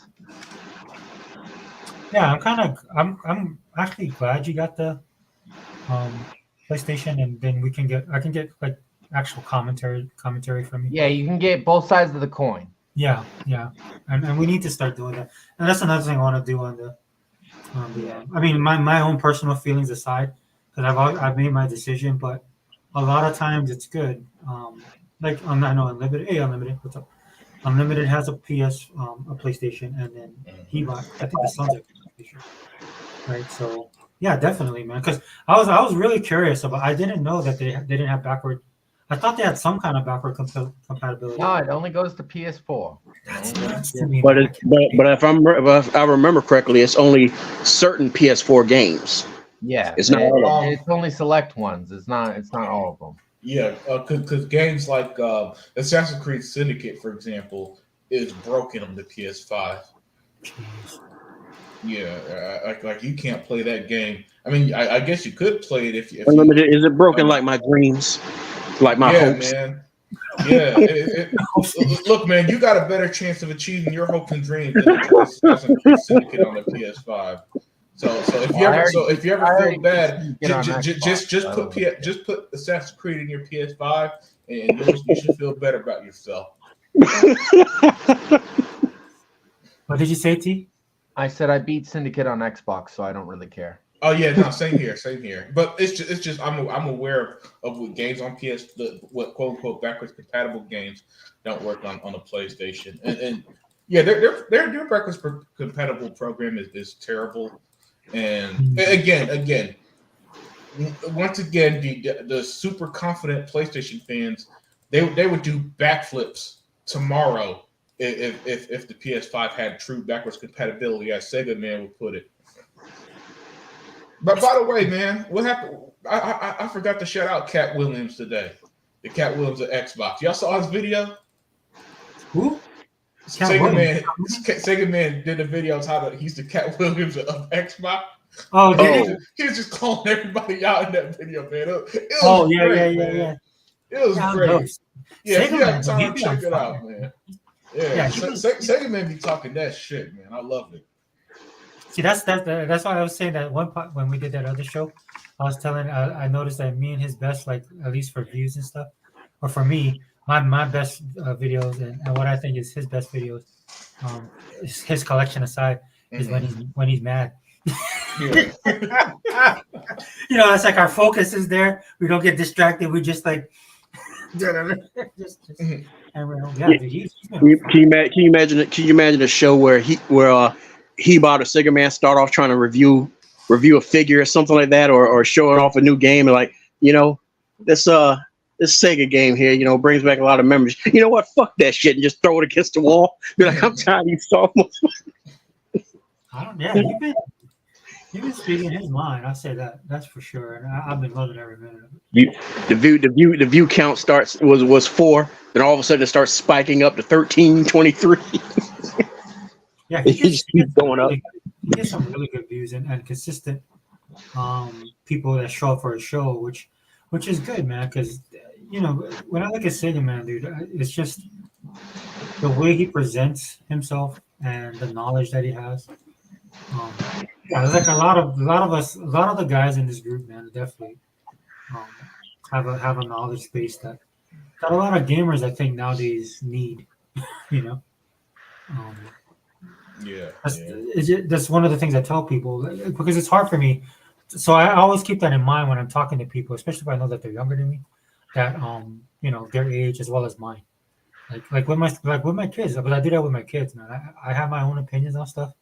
Right, but I got to remember that my kids are my kids, right? So I'm not going to sit over there and jam my stuff down their throat, right? Because number one, if you're a parent, that's not the best. That's not going to work. Sometimes you got to let them go and they got to experience stuff for themselves, and that's how I look at the gaming industry, man. I'm like, look, dude, you guys believe what you guys want to believe. You guys think that a $3 trillion company is going to just all of a sudden is hurting for money and got to put their stuff on other things. I mean, if you guys want to roll with that, go ahead. I'm just going to be sitting here, trying not to buy RoboCop. Did you see? Unlimited. You haven't bought RoboCop yet? Nah, dude. I've tried not to, man. Because I haven't finished like half the stuff I have. I'm not even finished. Man. Okay. Hey, listen. At the rate you're going, it's going to be on Game Pass anyway by the time you really get to it. Yeah, I hope because I know Microsoft has a relationship with them. Yeah, that's another one of those games. Because I think they're out of France, man. You can tell too, man, because they like when you watch. I don't know if you've looked at the Sherwood video, but they put a lot of effort into their character design, art, story, stuff like that. Yeah. So I'm definitely looking for that. Like if it ever does come, who am I kidding? I'll probably buy it when I get paid next week. Because everybody's talking about it. It looks amazing. Yeah. Hey, Zobi, man, what's Zobi shouting out the T Reaper, man? Hey, what's up, Zobi? Yeah, I'm playing Spider-Man 2018 now is what I'm playing. Oh, are you? Ah, dude. Yeah.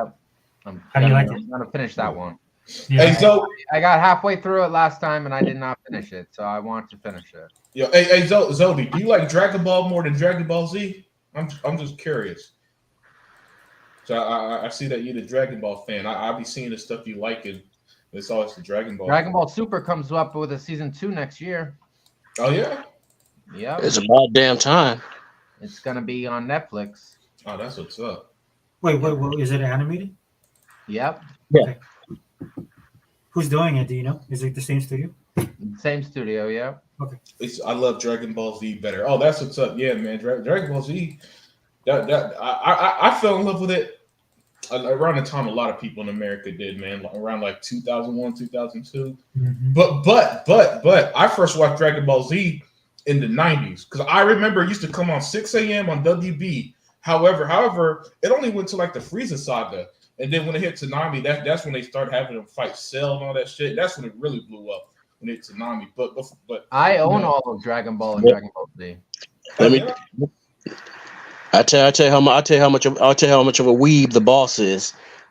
Where Saban stopped at with the Frieza saga, Mhm. I was already past that because for me, like in 90, 98 and 99, I was like over in Hawaii and stuff, and they had like a lot. Sega Forever know what I'm talking about. They have all those like those little stores that have like you go into the back room and they got all those bootleg bootleg copies of different anime and stuff that comes over that's over in Japan and hasn't been translated yet, but you have like these people they'll go and buy them or and translate them, put the subtitles on them and stuff. So I was watching like all that stuff. I mean, I was watching Wing Gundam before it even became a thing. Yeah. That's amazing how much better the distribution is because it's so popular now. Yeah. So all those Dragon Ball Z, I saw it. Y'all were doing the tape trading stuff back then, huh? Which one? Yes, Y'all sir. doing, like the tape trading, huh? Oh, dude, all I know is when I was in the Navy, there was guys that were stationed in Japan, and they had all the series on VHS, and they would watch it. So everybody would go to their room and watch it. I wasn't big on Dragon Ball, at that time, but like I missed that generation, man. I don't know. I was like into, I don't know, man. If I look at myself in the 90s, dude, if I go back in time, I kick my own ass. I was just like so freaking. I look at myself now. I'm like looking back. I'm like, dude, I'm glad I didn't have Facebook back then. My kids would be like, God. Hey, who else besides me misses the Toonami midnight runs? Yeah, those are good too. Those are good. Yeah. I missed the Adult Swim era when like Bleach and Cowboy Bebop and all that stuff debuted and stuff. I missed those times. Yeah. I remember when that's how I got like my favorite is Yu Yu Hakusho, and it was the Adult Swim run that really made me love it because it came on at first. It came on like Toonami for a little while, then it went to Adult Swim, and that's where they let the swearing go. Because Yusuke, man, you can't have Yusuke Urameshi censoring himself. That shit just don't sound right. Yusuke don't say I'm gonna kick your butt. He say I'm gonna kick your ass. Did you check out the remake Unlimited? What was that? Did you check out the remake that they made on Netflix? Oh, the on Netflix. The one on Netflix, right? Yeah. Yeah, man, that looks so good.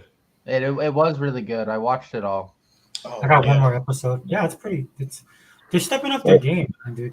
They're doing a better job with their live action stuff, right? Which is funny to hear people complain because the same people that complained about the racism stuff right on the anime, like now Japan's producing their own stuff, and they're like, oh, how come they don't look like that? And I'm like, yeah, dude, because some of those characters aren't Japanese. But it's anime. I'm like, yeah, dude, anime is not. That's the art. That's how they draw them, dude. It's like so funny to me. It drives me nuts, dude. I'm like, whatever. Yeah. But the thing is, besides those shows, I have to say that Adult Swim also reintroduced me to like into hip hop because I was losing faith with it until I started hearing stuff like a lot of those beats and everything that they be doing, and I was like, man, who's making these? What's going on? And and a lot of my main, I guess you say my mainstream comic bros, well, former bros, and stuff like that, guys who actually were working in the industry, they knew the people who were making those beats, and a lot of the cats that worked for Adult Swim, up at Cartoon Network and everything, and they were like, oh yeah, man, this is like 5Ds, this is like MF Doom and all that shit, and I've knew of Doom, but I just never listened. Until then, I was like, God damn, what the hell? That's right, Zobi. It was like shit. I was like, that style of hip hop was always my favorite. It still is my favorite, man. And it's still mine. I can't get into this shit now. Yeah. I I can't get into the modern tone deaf bullshit. I have no clue. I turn into that old man who don't like the modern stuff because all that shit is listen. You're never gonna convince me that shit sound good, man. I know some people try to sit there and try to like justify it, talking about you got to kind of let yourself loose. You got to get. I'm like, man, I'm as loose as I can get, and I'm not in it. We're like shoot, like, enjoy. All I can tell them, just enjoy yourself, have fun. Yep. But you're on your own with this journey. No, you should join us, man, on a podcast. Now that T Reaper has a PlayStation and actually uses it. Yes, I do, and I buy stuff for it. So Yep. can't say ponies don't buy games because we do. Oh, dude, I love it. Because you know why I'm laughing, T? Because you could listen to any hardcore PlayStation thing, and nobody would have an Xbox, dude. I'm telling you. Yeah. What was that, Sega? I'm not like like- that though. Yeah. Because some of these dudes that say they have Xboxes, dude, I don't believe it. I'm like, dude, if you had an Xbox, then you would at least acknowledge something. Oh no, Zobi. Sorry to cut you off, but Zobi, no, we no. just send you a link on say Twitter, and then all you got to do is click the link. And if you have a phone, even if you just do it on your phone, you could just join us that way. So it's super simple to join if you ever want to. That's how I'm doing it. I'm on the phone. Yeah, it's not hard. Yeah. So I mean, we probably gonna wrap it up. So we got about 2 hours to go. And So if you ever want to, oh, that one hurt. No. That cut me deep. Hey, I can get you back. Hey, you got me back so hard. I did my own show. That was funny. Dude. I didn't even mean that. I was just joking, dude. I was like, oh snap. Oh, come on. I'm now seeing this tweet from Paris, man. The state of Xbox exclusives. God damn it. These people, Paris Lily. You know what I don't like about Paris Lily is that he's like the fake sort of fake neutral, and he just keeps it. It's like I want my listen. As much as I don't like the other guys, at least they're kind of honest. At least we know Greg Miller is he loves PlayStation so much. He clowns instead of being mad at Sony for releasing a bad PC port. He gets mad at the PC players for having standards for Sony. But Paris, man, he's just like if he was a politician, you'd be like, hey, what's your view on the war on Iraq? Well, war kills people. And then it just like if he's in a room of people who are pro-war, then he's like, we do got to stop the terrorists. If he's in a room of people anti-war, well, war is bad. That's the type he is, man. And it just drives me crazy. I think that's like the worst you could be is a fence sitter. Yeah, dude. He So did you see the clip? Well, there's no clip, but so like I was telling all the guys, dude, I saw it because I was in the gym and the show started. Mm-hmm. And so he was the first person and he was talking, right? And then I was like, I was gonna change. I was like, okay, let me try and listen to what this dude said, and it was exactly what I thought it was. Yeah. Right? And he basically backhand, he does his little backhand comments and stuff like that for the Xbox, basically backhanding all the guys, basically you Unlimited, for having standards for your company, right? Right. And so that's why I was saying to the guys earlier, like I'm gonna learn. I actually found some videos, right? So I'm gonna learn how to clip this stuff, and so then if I could play it, man, this show would go on for 10 hours. Yeah. If I could have clipped that and put it on here, because everybody would have a comment, dude. It's crazy. So it was, yeah, it's kind of funny. It's not worth watching because he's just gonna push you off. Yeah. Dude, that dude added 15 reps to my set. That prick. I was getting so mad. I was like, what is it? And I was doing like 30. I'm like on 30. I'm like, oh man. Zobi said Alpha, Omega Sin, and Angry Joe are masters of fence sitting.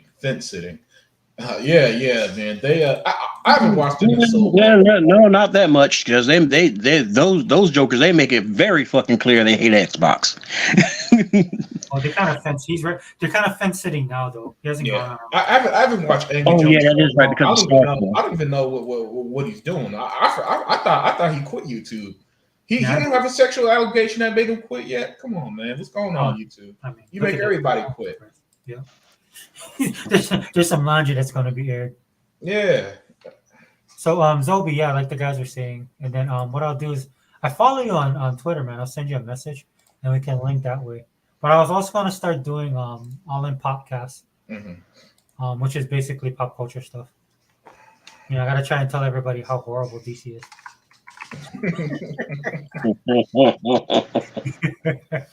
Dude, people accuse me of being a DC fanboy because Marvel just pisses me off, dude. And I get mad because I'm like, dude, are you guys gonna settle for this trash? Because so some of these guys are like, well, they're comic book fans. I'm like, obviously you're not comic book fans if you're settling for this trash that we're getting. Yeah. You know what? I've ran into some modern comic fans, and some of them genuinely believe that the shit that they're putting out is somehow decent, man. And I'm like, all right, if that's how you feel, I ain't gonna change your mind. Yeah, good luck with that. Yeah, good luck with that. I'm like, dude, Wake me up when we get another Infinite Crisis type story, man. You know that's what I'm looking forward to in my comments, man. Yeah, that's what irritates me, man. That's why Kevin Feige's doing what he's doing. He has this thing. I can tell he is old school because there's this thing that he's like an old school Marvel guy. Like he has this thing with DC. Like he looks at them like they're like the enemy. So all this multiverse stuff that he's doing, I'm like, bro, you can't. That's not our thing, dude. We don't dabble with the multiverse, dude. That's a DC thing, and they've culminated over decades. They have generations of working within a multiverse, and that's why it works for them. Yeah. Like, your stuff is like we're the lower gods. They're the higher gods. We're the lower gods. Let's work on our story. Work on our characters. You know, maybe take Spider-Man out of New York every once in a while. You guys took him to Italy. That was pretty cool. Right? So, but he does that, dude, because the only reason you got Captain Marvel is because of Wonder Woman, dude. I couldn't believe it when he was talking about it. I was like, dude, what is wrong with you? Yo, I listen. I remember, and I was so mad at the media. This was when I was a young, naive, and literate production, and I didn't peep game on the ridiculousness of the media. When I was so mad when they were saying Captain Marvel's the first female superhero movie, I'm like, Wonder Woman wasn't even the first comic book female superhero movie. For love of God, there is a Supergirl in the 80s. You had Tank Girl in the 90s. I mean, come on, what are we doing? Tank Girl was pretty cool. Yeah, that was pretty cool. I love the actress too. That's why I love her. But my point is, man, like we had female superhero movies for decades, and somehow Captain Marvel was getting all the praise 2 years after Wonder Woman. It was you know, the media went from objective to narrative pushing, and it was the worst thing that ever happened to the media, in my opinion. Dude, one of my favorite songs was "I'm Just a Girl" by No Doubt, and Captain Marvel made me hate that song.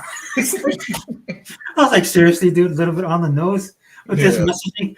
I was like, come on, man, you know, lie to me, dude. You know. Yeah. Zobi said, everyone from the classic Batman the animated series is passing away. Writers and voice talent. Yeah, man. That's the unfortunate thing about life, man. Everything comes to an end. And man, and Batman the animated series, yo, listen, if you wonder why your boy's unlimited to DC fan, thank that era of DC animation, even more so than the comics, man. Because when I was a kid, I was blown away by them cartoons. And then especially by the time they did the Batman Superman Power Hour, y'all remember that on Kids WB? And so it'll just be one episode of Batman and one episode of Superman. I was like, oh my goodness, how can people not love this? That's at least how little Unlimited was at the time as a kid. But yeah, man, unfortunately, they're all passing away, from Kevin Conroy to the voice of Harley Quinn. Arlene Sorkin. Thank you, Harleen Sorkin. The writers, hell, even my homegirl who casted them passed away. Man, what's her name? Is at the tip of my tongue there. The one who hired all the voice actresses for these DC projects. I can't remember. Oh man, her name is off the tip of my tongue. Yeah, because like I said, the DC had the animation locked down, and I don't know. Yeah. Other than Fox X-Men, I don't know what the hell Marvel was doing, man. It's like they just they just couldn't catch up. Yeah, well, to be fair, actually, I thought the Marvel shows were pretty. Now, X-Men and Spider-Man were their two mega hits, but the Iron Man cartoon was good with an awesome intro, and the Hulk cartoon was good. The Fantastic Four cartoon in the '90s, so that was kind of whack. But the worst one was that Avengers cartoon. That shit was legit trash. It was based off the West Coast Avengers. I don't know why they went with them, but yeah, I remember that one was like, what the fuck is this? Dude, that was any Marvel cartoon after Spider-Man and His Amazing Friends. I will admit though, I did like Spider-Man Unlimited though. I did love that. Yeah. That was the one he went to 20 that alternate the alternate dimension with the High Evolutionary. Yeah. Oh, by the way, guys, I watched Guardians of the Galaxy 3. Mm-hmm. Yeah, I actually liked it. I'm gonna do a video on it. Give my thoughts. Good. I'm glad there's something you liked out of it, because Marvel's been striking out hard lately. Yeah, but it was bittersweet, bro. You know, because I watched it, I'm enjoying it at the same time. So like halfway during the thing, I realized how much I liked it, and then I was like, damn, I wish this movie sucked. Because it's hard now. Like for me, I'm like, it just reminded me, like, and it's not like the best of the Marvel movies, but what it is it's like a remembrance of why Marvel did so well as movies in theaters for a lot of different people. Right. Like, you know me, dude. I'm a hardcore Marvel fan, dude. It's like I'm a hardcore Steelers fan. You know, I'm still stuck on defense and running the ball. People are just like, dude, you're too. I'm like, yeah, whatever. Jack Lambert. You're right, I'm that dude. But yeah, man, I watched it. He did a really good job with the music. The story was really well done. Dude, some of the best action scenes that Marvel's done in a long time. And I know we're scraping the bottom of the barrel with all the crap they've come out with, but yeah, dude, I was really impressed by it. Oh, shoot, that's what's up. Yeah, I'm waiting to see Aquaman 2. Aquaman 2 was really good. Yeah, you saw it, right? Yeah. Yep, I saw it. Oh, good. I'm glad, man, because that does look good. You know, and it made more money than the Marvels. You know, just putting that out there. Yeah, dude, everything made more money than the Marvel. Well, I don't know, man. I was debating some Marvel fan that was telling me that the Marvels was better than Aquaman 2. I'm like, all right, man, you're gonna eat your words, homie. And then when I showed him proof, he didn't reply. So I was so mad at that dude. I'm like, see, don't be trying to go to war with Unlimited, man, because I'll pull the facts on you in a heartbeat. Dude, man, the amount of girls that went to go watch it just from a mall. Like, what did the Marvels have for guys? Nothing. I think it's kind of like you know, even with when they try to redo the Ghostbusters with the all female cast, I think trying to push that, you know, the girl power propaganda thing was just, I think that's where they start killing things and stuff like that. It's kind of like, you know, you can have this, but you know, let's kind of like, you know, like just, you know, make it where it's a movie for everybody. And I know people are going to be looking at me like, oh, or you're being misogynist. It's like, no, I'm just telling you that's how our damn society, you know, is. You know, I hate to say it. It's just like, you know, how people want, you know, for example, Xbox to share all their games and stuff like that, and FTC talking like, oh, you're gonna lock down everything, and it's kind of like, why can't I? I fucking bought it. You know, before you came in Unlimited, it's like, you know what I was telling Sega, man. It's like somebody in the city who works for the city is telling you can't sell your own fucking car. Why? I bought it. Here's the papers. I own it. Why can't I sell it? As long as I'm observing the lemon laws, why can't I not sell it? Oh, because other people on your block might want to use it. your taillights are a different shade of red. Just throwing out all sorts of idiotic bullshit, and that's, to me, it's I don't know. What kind of world we living in now, man? Well, I mean, if their problem is it's not entertaining. That's the main thing. Yeah. Regardless of the message. I mean, if you're gonna have a message in something, just make sure that you give the people something that they want, that they're entertained by, and these people can't do it. That's their problem. Yeah. Yeah, it's like you can't. People It's don't like you can't realize change. that. Yeah, you can't change society instantly like that. From being a competitive society, society to all of a sudden, no, we all got to live hand in hand and share everything. It's like, no, that wasn't how the fuck you came out the caves. we fought with sticks and rocks, buddy. Like, you coming to steal my fish, like my fur? You're like, shit, I'm gonna beat your ass. Hey T, did you see Barbie? Did you say you saw Barbie movie? T, is he there? Oh, okay. Oh, T's. He's out. Yeah, I think he said, because I'm getting like mixed. Like, some people say it was awesome, some people say it's not. Don't go watch it. Yeah. I don't know. I don't care how popular a movie called a Barbie movie is. I'm never gonna watch it. Listen, I didn't play with Barbies as a kid, so it means nothing to me. So it don't have that nostalgia to it. Dude, it's funny because I like the actress though. So Yeah. Oh yeah. Margot Robbie, she's both beautiful and a great actress. Yeah, so I get it. But hey, fellas. Hey, I'm gonna dip out. Hey, once again, thanks for having me. Unlimited T Reaper. It was great hanging out with y'all, but I got to bail because I just realized it's after 3. And oh shit, yeah. I said before it gets any later, I said I was going to sit down and watch this new episode of Monarch. So, oh, right on. Give us a review. Yeah. All right, all right, y'all. Hey, what's up, brothers? Brothers, can you hear me? Yeah, we're coming in loud and clear. What's up, Zobi? Hey, what's up, Zobi? Hey, how you guys doing? Good. We good, man. How are you, my friend? Good. No, the one thing is that I want to follow up what you guys are saying about, pushing the agenda and the message. But the thing that annoys me is that haven't they always catered to women though? Who? Disney and Marvel and all that. Yeah, so the women are because of the princesses. That's their base. So the reason why Iger went ahead and picked up Marvel and Star Wars was because they wanted to draw the boys in. Because their base is actually girls. Yeah, exactly. You're right. I always felt like it was always catered to women, but it's for some reason it just seemed annoying for the past couple of years.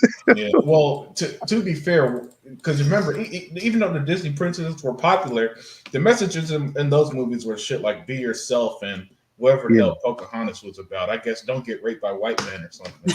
Right? I felt like those movies were about women breaking tradition. Like with Aladdin, one of my favorite movies, was that Princess Jasmine didn't want to follow the tradition of going through the ritual of being married off to another, who she didn't choose to marry. Mm-hmm. But the thing was that when she was allowed to choose who she wanted to be with, who did she choose? She chose a bum off of the streets. Respectful. We all love Aladdin. Yeah. We love him. But he is a bum off of the streets by allowing her to choose. That was like, for me, that was like the big meaning of Aladdin. Did you watch the live version? Oh, it was horrible. Well, I liked it. A couple of remixes to the songs, but I felt like the movie wasn't even about Aladdin anymore. It was about Jasmine. Power, yeah. and Genie for some reason. Well, I was surprised. Like, I liked Will Smith a lot. Yeah, I liked his remix to Prince Ali about Prince Ali. I like the remix to that. Because what I was hearing from people was he was going to try and imitate the genie, and I'm like, no, that's not gonna work. Dude. Nobody can imitate Robin Williams. Yeah, But then when you watch the movie, he actually is himself, and I was like, and I like Will Smith, dude. You know, I think he's a fabulous talent. And then I remember a time when he dominated box office, right? And so, I really liked his version of it.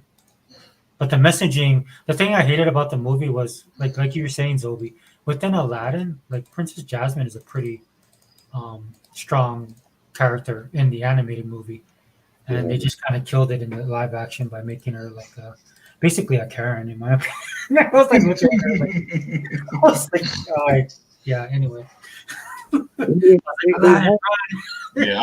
I'm gonna be real with you, Zobi. I have not watched any of the live action remakes. I did see the songs. I did like the songs, the Aladdin remake song, but that's as far as I go. I am not watching these live action versions of fucking The Lion King and Dumbo. Disney could kiss my ass with that. I saw Lion King. It was better than Aladdin, but it wasn't better than the original. Yeah. you know what the We're problem? making the Mufasa movie this year. Which one? Mufasa movie.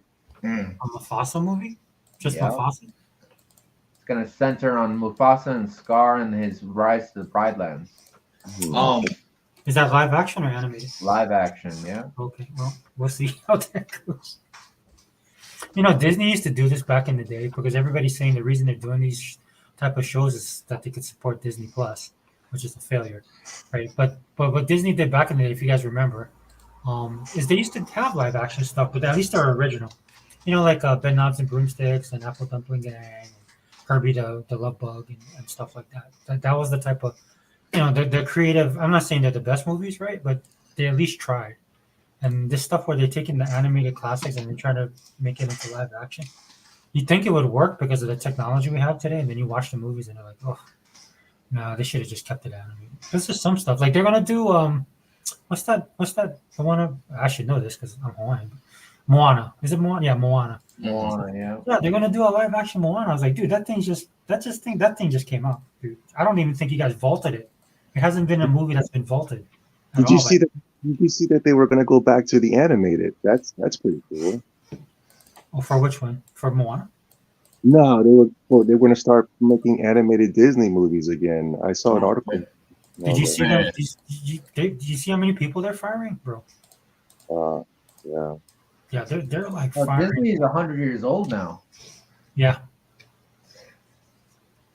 But I remember when they got away from the animated, which I loved the animated. But I heard they were with that, especially with that Miyazaki movie doing so successful, winning awards and stuff. I think it'll inspire Disney to go back. Well, and that's why people are trying to tell Disney, right? Because people are loving anime right now, and anime is kind of like a throwback to what Disney used to do. I'm not saying Miyazaki has definitely his own style and his own storytelling, and I know a lot of stuff where Disney. Just be honest, right? They copy a lot of stuff as well, but that's what people want Disney to do, man. People just want Disney to just kind of recapture that magic they had. Yeah. But I don't. It's done, bro. There's like so many people there that they should fire, and they're not. Yeah, and by the way, recapture the magic does not mean remaking your old stuff. Yeah. So we got to get that clear. When we say we want new animated projects, it's animated based off something different, not a new animated Little Mermaid. We just released a live action one that nobody watched. Yeah. I don't know, Mermaid versus the patriarchy and shit. Yeah, but I think that their best run was when they were, the Hercules, Aladdin, Mulan. Mulan was phenomenal as well. That was like their best run, in my opinion. When I was that run from like 86 to like 2000, 2001, and that was a legendary run they had. My favorite was The Grace Mouse Detective. And with Homie Vincent Price as Ratigan. Man, that was a good movie. Yeah. A lot of those guys, those creative minds are gone. So, what was I watching? I was watching a film threat. I don't know if you watched that, Toby. Film threat. That's Chris. What's his name? I can't think of his name. And Alan Ning, and they're kind of old school movie guys. and they were basically talking about how hard it is now because they have a production company that does stuff, and they're trying to get like interns to work, and they were saying how bad the interns are. Like they show up late, or if they show up on time, they want a cookie. You know, they don't like to really do anything. They do stuff last minute. They never follow through, and most of them don't last. You know, and I think that's a great picture of what the state of Hollywood in general is, dude. So, hey Zobi, I meant to ask you. I'm glad you're here. Do you watch any new anime stuff, or are you into it at all? No, I only thing new is Dragon Ball Super. I've been watching that. No, Did and, you- only, and whatever Miyazaki makes new, I can't wait for the boy in that Heron movie coming on 4K so I can watch that. Yeah, I'm usually lucky because here in Hawaii, dude, they'll actually play the movies here at the theater. Yeah, they So they might do it. yeah, they play the Miyazaki movies every summer. But I didn't get a chance to see the new one. Yeah, every summer they play them.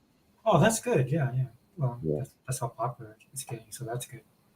But I haven't watched a brand new one in a long time. I just watched the old stuff that y'all was talking about earlier from Adult Swim and Yeah. you know. I ended up watching it because my daughter got into it. And my daughter does art now too, but she Yeah. started watching it, and her and my son. And then I was like, I heard so much stuff, I was like, I guess I gotta watch this stuff, make sure they're not watching anything bad. And dude, I got more hooked than they did. Yeah. Like to a point, they were like, "Dad, you watch too much anime." I was just like, "Leave me alone." Don't you got to go clean the bathroom? That's what I go clean the bathroom. What are you watching now? Yeah, just let me look it up, dude, because I never get this right. Because it's a longer title, but it's called Free. But I'll give you the complete title. I should have. Frieren Beyond Journey. Excuse me, Frieren Beyond Journey's End. That's what I'm watching right now. Gotta check it out. It's on Crunchyroll. That's where I watch most of my stuff on. I actually subscribe to them. Okay. You subscribe to a Sony owned app? Yeah, I'm all in, bro. That's one of the things, because that's why I try and tell people, man. When back in the '90s, dude, this is why I can't stand like a lot of this. This is why I like watching your content, dude.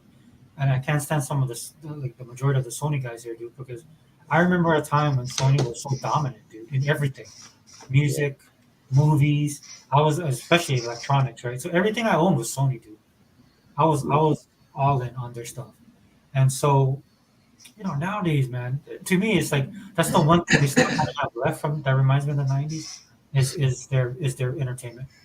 At least with some of their movies, but with their, they bought Crunchyroll. They don't. I mean, they just own Crunchyroll, and people are worried of what they're going to do. But so far, it's been good. So yeah, I'm not opposed to them. Yeah, they're releasing vinyls. I bought the Cowboy Bebop vinyl. Yes. Record. That was lit. Yeah. And they're about to release the Dragon Ball Z music on vinyl as well. Yeah, because there's that market out there, right? And I know people now, dude, that like my daughter bought an album, and she's like, "Oh, I just like the cover," and I was like, "Yeah, people did that when I was growing up as well." Yeah. Then she listened to the album, and because I was like telling her what it was, and she listened to it, she's like, "Oh, Dad, it's pretty good." Yeah. I was like, "Yeah, it's." But I mean, there's so Sony. I don't know, dude. I feel for you, bro, because what is Sony doing that you don't like, or is it because you just don't like the fan base? It's basically the fan base, yeah. Yeah. And then the Sony that when I played Sony heavily was in the PS1, PS2 era. Yeah. So all of the games that they had back then, and they're basically why I love Game Pass now, because Game Pass has games that PlayStation used to cater for their system back in the day. Like you would get like these amazing, I don't say that they're indie games, but just games that were kind of off the beaten path. Yeah. Like you would have your go ahead. No, I was just sorry to cut you off. No, I was just saying, I wish PlayStation was making more games like Gravity Rush 1 and 2. And because when I bought them games for the PS5, I'm like, oh my goodness, this is amazing. But I can't get down with the ones that they get praised for like Horizon Forbidden Entertainment. That game is just so fucking boring to me, and all that. if I throw a rock, I'll distract the guard type shit. And I'm like, oh no. So I can't do it, man. I know the homie T Reaper was enjoying Spider-Man and God of War Ragnarok, but even with those games, I enjoyed God of War 3 remastered infinitely more than a modern God of War shit. Yeah. Yes, sir. Hmm. Yeah, T Reaper, he loves those PlayStation games, right, T? Yeah, I do. One and dones and one and done projects are the best. One and done. Okay. Yeah. Yeah, man. Listen, if you ever see Gravity Rush on sale, and it should be on sale for a good $10. You Yeah. don't go wrong playing them, man. Those are creative, very creative and very fun. And if Sony was, and I get it. The graphic cores out there can be like, but the art style, so what? You know, if games didn't have different art styles, then everything would be boring, in my opinion. Yeah, man. So if there's ever a game that if you ever see me recommend a PlayStation game, it's gonna be those type of games more so than the traditional God of Wars and Spider-Mans. Those games are gone now. Sony had destroyed the studio who made those type of games. Yeah. Oh shit! Damn, you're right. I forgot about that. Yeah, but and that's why we're probably not gonna get any more of them, unfortunately. Ragnarok was definitely longer than 2018's though. Yeah, T likes the right one. But it only took me a week to finish both of them, so I don't want to hear Doc's bullshit no more. That dude. Hilarious. What is it about the Sony exclusive that you like, Mr. T? I like the fact that they're story driven and that they're one and dones. How long have you been gaming? It took me 26 hours to beat Ragnarok. It took me 24 to beat Spider-Man 2. I apologize. When did you start playing video games? When I was 6. What were some story-based games you played when you were 6? When I was 6, oh god, that's a tough question.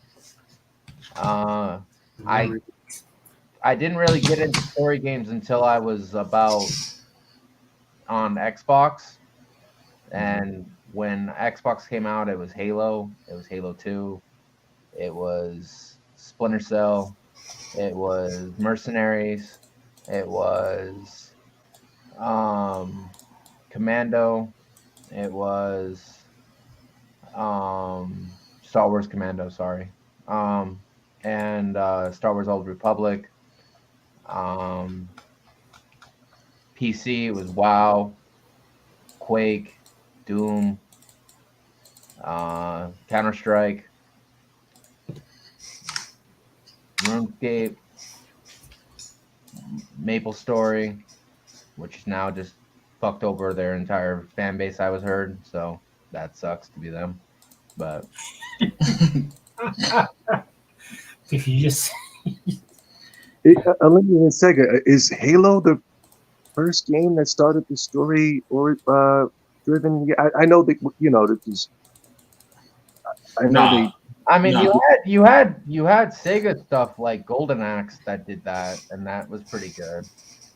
Yeah, so some of them old Japanese games used to those JRPGs used to be super long back in the day. I didn't have I was a Sega kid, so I was mostly playing games like Sonic and X-Men 2, Clone Wars, and all that Streets of Rage. Those were the games that I grew up on as a kid before jumping to Xbox after Dreamcast died. So, but to be fair, I've always been open. That story don't really mean much to me personally.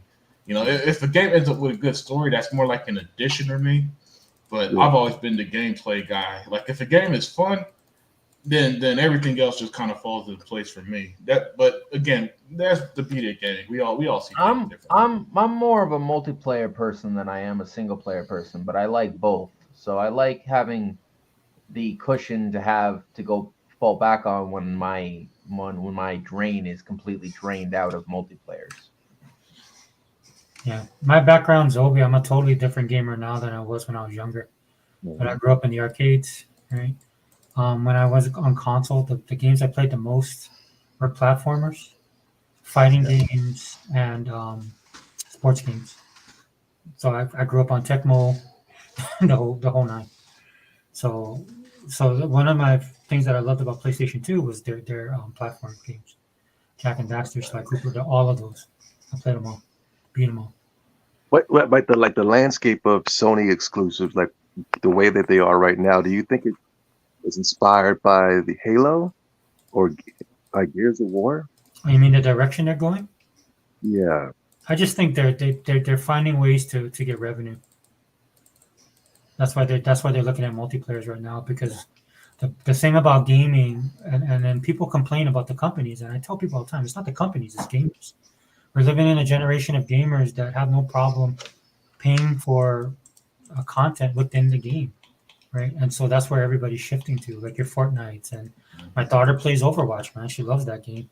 And then I know every season I'm going to be dropping like 30 something bucks, right? For her to get her stuff. And then sometimes she buys the gear that's in there, right?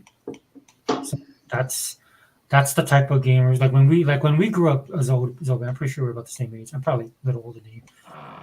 But what it is that I remember when fighting games dominated the arcades, right? yeah. It was like so bad. It's like I remember I was in San Francisco at this time. I was in the Navy, and I remember just walked into the arcade, and and this was a huge arcade in San Francisco. 75% of the games there were fighting games. Some of them were from overseas. Like I was so hardcore. I used to play games like Fighters History, World Heroes, stuff like that. And then of course you had your Samurai Showdowns, right? Art of Fighting. I was mostly a Capcom dude. I was a huge Street Fighter fan for years.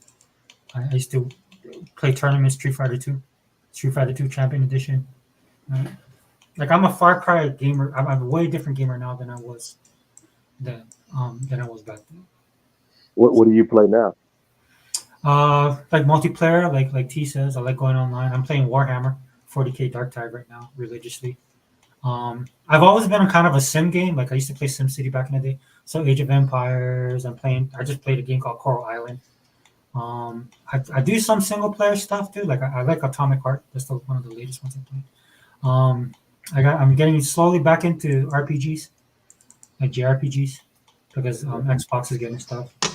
Yakuza, and then basically whatever is on Game Pass. Because the thing about Game Pass, I think a lot of people don't understand is like, I grew up in a time when you used to do a lot of dumpster diving, and then for like every 100 game that was trash, you'd find that one game that was an instant classic for you, like a gem that you always remember, right? And so, but with Game Pass, it's kind of like that, but it's just way better because I end up finding games in there because I'm old, dude. I'm jaded. You know what I'm saying? I gotta find something that really gets me in.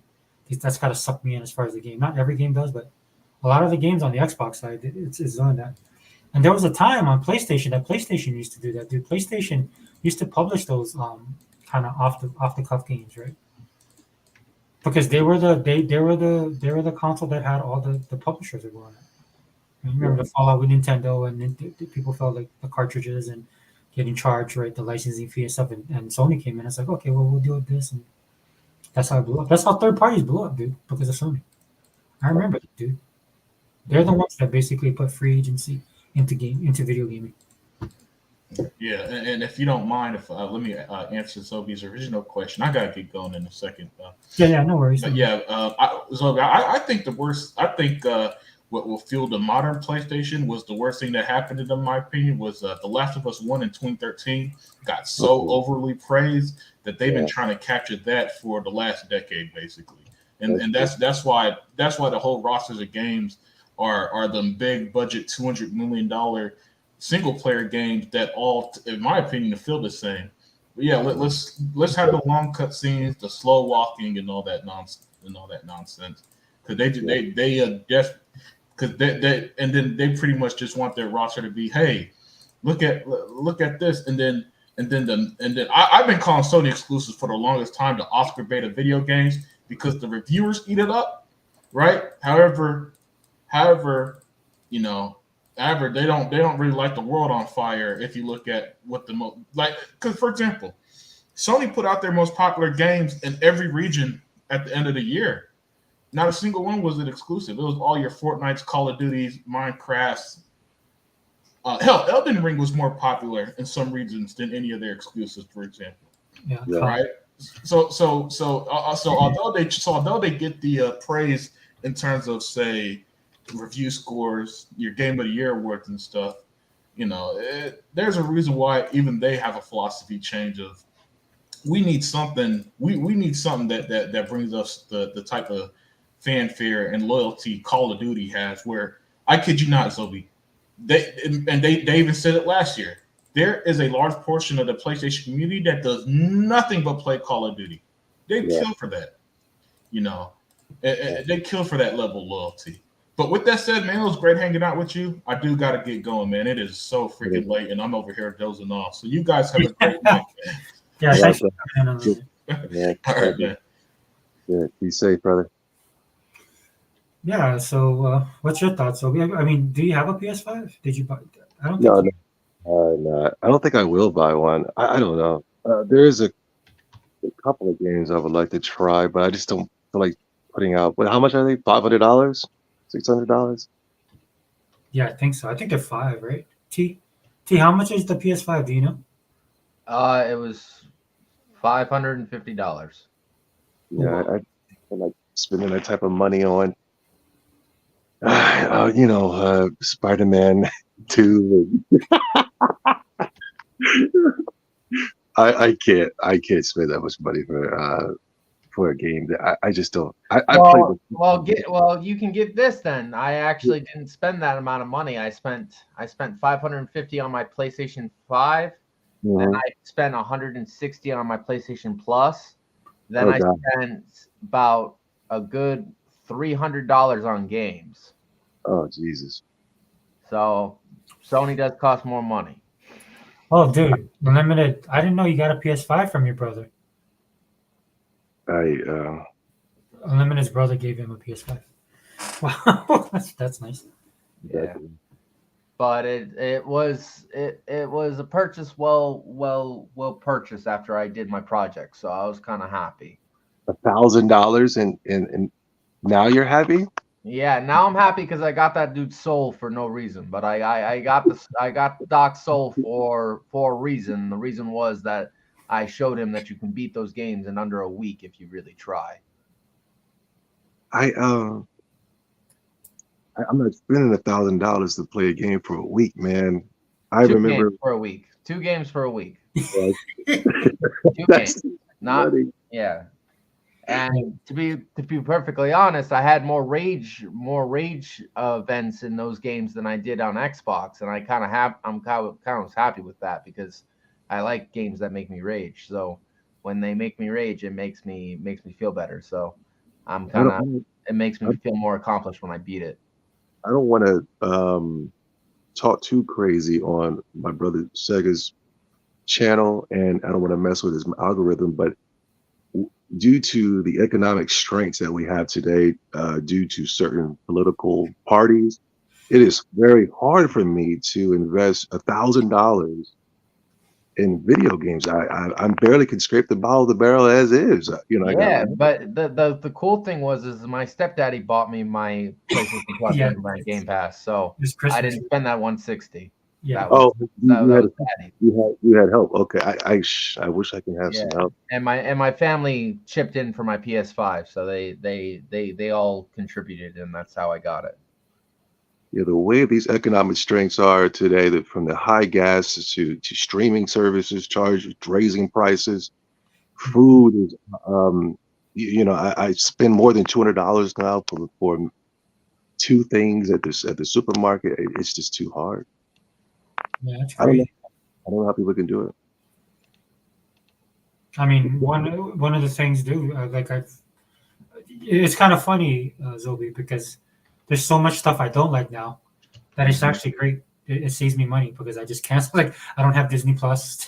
I canceled all the subscription because there's nothing that I find viable. So I had to cancel all of my streaming service because they all gave me an email talking about they're going to raise the prices. We're raising the Spotify prices. We're raising Disney Plus, and I just said I'm not even using that stuff. Yeah. Where is it? So you want me to be honest with you, dude? I think this is one of the reasons why it's so bad because the news. I talk about this on the channel all the time. The news never talks about the economy, right? Oh, we know. Oh my God! But remember, I'm not trying to cape for the guy. I'm not, because I don't like him either. But remember when Bush was in office and it was like gas prices are 288. Remember it was like, oh, it was the you remember that every single day they were just telling us how bad the economy was when the Republican was in the office. And I don't want to talk too crazy. You're on your channel. Go ahead. Remember? Yeah, I don't care. Go ahead. But you're from Hawaii, so you probably don't know. But I remember when Bush was in office. Not that I'm caping for him. Mhm. Every day they kept telling us how bad the economy was when he was in office. Now they didn't do it with Trump, or they didn't do it with our last president. Excuse me. All they did was talk about how terrible and racist and how mean his tweets were. But the economy was in great shape. You know. Yeah, dude. I mean, if you know, like I'm pretty sure I know you're tuned in, dude. Like if you just go on YouTube and just look at like just search up regret, right? And you have a lot of people right now that are just didn't realize how good they had it, right? And Yeah, so I was buying all type of reckless things. I was buying 2 Nintendo Switches. I was driving. I filled my tank up and just drove nowhere and came back. I was having a great time, man. Now I can't even leave the house after, you know. yeah, dude. You're in a time where you do a lot of soul searching. I like to say, right? You just spend a lot of time at home and stuff, dude. But I mean, even being at home, right? The cost of living is just ridiculous. Like I live in Hawaii, dude. Oh my God, yeah, It's ridiculous. Hawaii is crazy. Half of our population has moved, and by our population, I mean like a lot of like local Native Hawaiians have moved to the mainland. Wow. I think we have like a little Honolulu in Las Vegas now, because that's where because a lot of people in Hawaii like Vegas to vacation, but now people are just moving up there, dude. California, right? They're going because it's too. That's how bad it is here. There's like no really middle class here in Hawaii anymore. That's how bad. Yeah. I mean, I have my house. That's one of my saving graces is I paid my house. I did a 15-year mortgage, right? That's when the rates were good. Mhm. And so I paid my house off in 15 years. So Yeah. so I don't have to worry about like home or paying rent or mortgage. Because the mortgage here, I don't know about the mainland where you guys are, man, but like it's easy 3,000. Right. Oh yeah. Yeah, Yeah. it's and like you, I went shopping today, $60. Didn't hardly buy anything. I just Yeah. wanted to pick up some drinks and then like a little side salad for the food I made. And when she told me the price, I was like, oh yeah, okay, well, $60 down the drain. Bringing up those food, you didn't buy anything compared to what I bought, a couple years ago. It went up $100. It's ridiculous. It's crazy. Yeah, I understand, dude. Right, so I mean, when you talk about gaming, which a lot of people don't realize, dude, when times like this, man, stuff like this is a luxury. Is a luxury, right? You're not gonna die without a console and games, right? But people need electricity and they need a roof over their head. Or even if you don't have electricity, you need water and you need plumbing, right? Yeah. Because most, Yeah. we're so modernized. A lot of people can't live off the grid. Did you see that? Did you see the new movie that was produced by the Obamas? What's that movie called? I know which one you're talking about. It's on Netflix, right? Is that on Netflix? Yeah. Did you watch that one or no? No, I didn't watch that one. But you gotta watch. You have to watch it. I know. They put that produced by the Obamas thing to kind of make you feel a little icky about it. But I watched it, and it goes into the physical medium. That's what I loved about it was so much, man. You gotta watch. I know you're big on that, dude. That's why I like following you, man, because you talk about stuff that's off the off the grid. Yeah. I know you like your streaming service, and that's great. You know what I mean? I'm not. I just thought I didn't like that they were raising the prices, so I just said I'm out of here. No, but I agree with you. I'm 100% agree with you. You will own nothing. Yeah, I'm 100%. Yeah. But please, if you can, I don't know if you have Netflix. Check out that movie. Okay. And it really shows you the importance of owning physical. I love the actor. That's why too. So I was thinking about checking it out anyway. Marshy, he got selected for Blade. And they got a couple of guys in there. I won't spoil, but it's another guy in there that's that I like. Is Kevin Costner in there? No. Not Kevin. I think. What is his name? Is it Kevin Costner? No, I know it's one. No. It's that other dude that from Training Day, right? Yeah, Ethan. Is that it? Crap. I'll just go look it up. I think it is Kevin Costner. But they got another guy too, and he's prepared. You know what I mean? You got to check it out. Those. Yeah. So Let's see, dude. Because I kind of remember like not Julia Roberts. Yeah, it is Julia Roberts. yep. Ethan Mhm. Hawke. Yeah. Oh, what's his name? Yeah, they have a dude. This is a pretty crazy cast. I'm looking it up now. Check it out. Yeah, dude, I can look at it. Did you Are you interested in doing a podcast, dude? If you're interested, dude, you're more than welcome to come on board. Come on, yeah, man. I just only think it's my work schedule, but if I know when I catch you guys, I'd be at work, trolling in the comment section. Oh, yeah. Yeah, but Dude, if I you know what, bro? I mean, much respect to you, dude. I've followed you forever. yeah, but I love coming in, man. I love the work you guys are doing. Very entertaining. Yeah, I mean, I know we get a lot. It's just that for us right now, dude, it's just, dude, we're so far removed from what gaming is, right? It's not the same. That's why I like watching your rants, man. Because I love Parappa the Rapper, dude. I love those old school games, man. I mean, that's Katamari Damacy, Damacy, dude. I remember all those games, dude. Because it was just something that was different, dude. In the arcade, I play fighting games. But when I came home, dude, I would try and find games that were different, that were outside the box, man. And you remember, dude, PlayStation 2 just had this run of JRPGs that was just amazing. I remember me and my friend used to play, because that's how I played it too, right? Because you can't afford every game, right? So then we just switch off. Like I'd have one, and then he'd borrow mine, and then we'd go back and forth and stuff like that. So those days are gone, dude. Oh yeah, they're long gone. They're long gone. But those were my golden era. Was that PlayStation 1?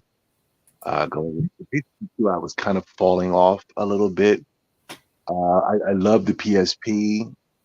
Yeah, my friend had that one.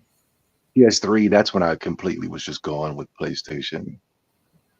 4 was kind of cool. In the beginning, it was getting back to its roots. There was a lot of Japanese games in the beginning, but then towards the end, that's what the God of Wars and the Spider-Man and the Last of Us 2s and all that, and I can't do it no more.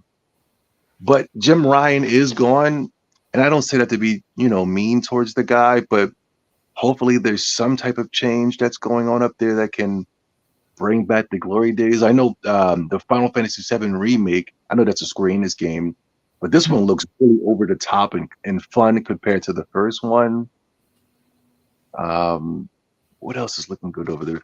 No disrespect to Game Pass. I think Game Pass is great, but Sony has some classic PS1 remasters on there from the not Legend of Dragoon. Legend of Dragoons, I remember that. Wild Arms and stuff. So I think there's a bright future at PlayStation if they continue to go in a good direction. But I'm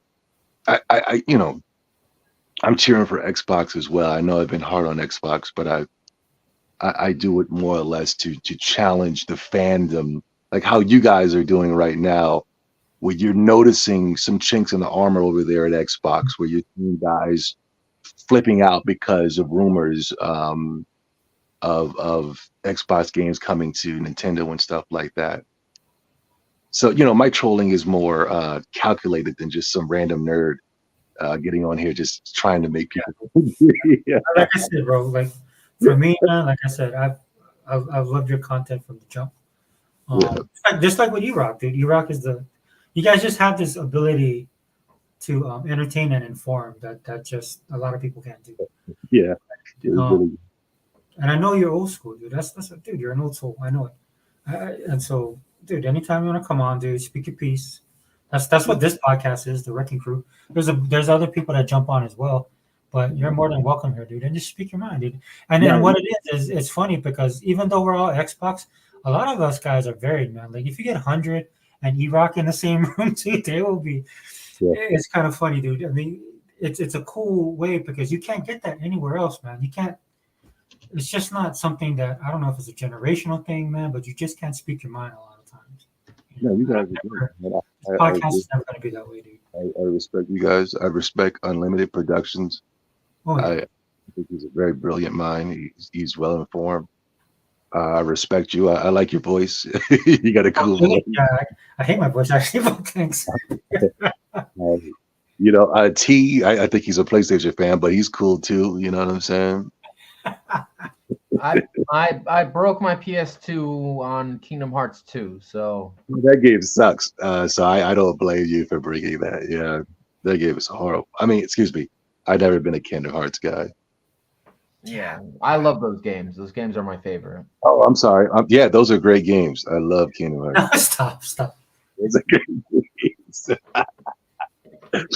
There I was played, such I played the boss battle so many times that I broke the laser on my system.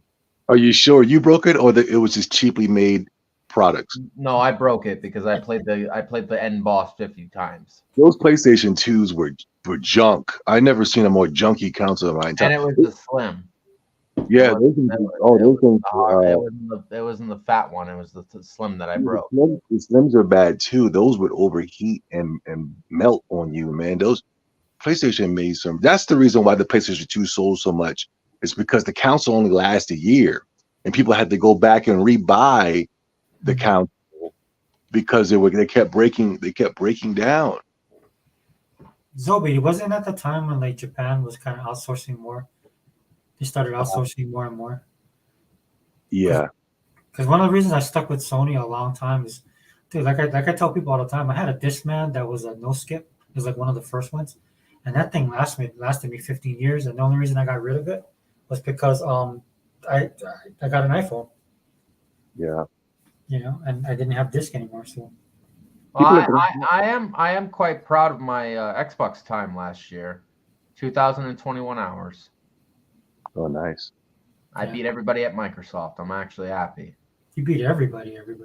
Yep, I beat everybody. I'm gonna give you. I didn't beat my 7,000 hour goal from 2014, but I did actually beat everybody at Microsoft. So I'm kind of happy about that. I even beat Phil's Starfield time, which is kind of nice. Nice. And I spent 807 hours on COD. Yeah, But that's the PlayStation 1 and PlayStation 2 were great, man. But my all-time favorite that I thought was better than both of those consoles, even though I love the PlayStation 1, was the Sega Dreamcast. Man, did you have a Dreamcast, Sega? Oh yeah, dude. Day one, I was in line. Bought that back. Bought all the games. Yeah, I'm a huge Sega fan. That's why. That Dreamcast was brilliant, man. Oh my God, it was all those arcade fighting games. It didn't even have a lot of JRPGs, and I still thought it was phenomenal. Shenmue, I thought was incredible. Yeah, that game is.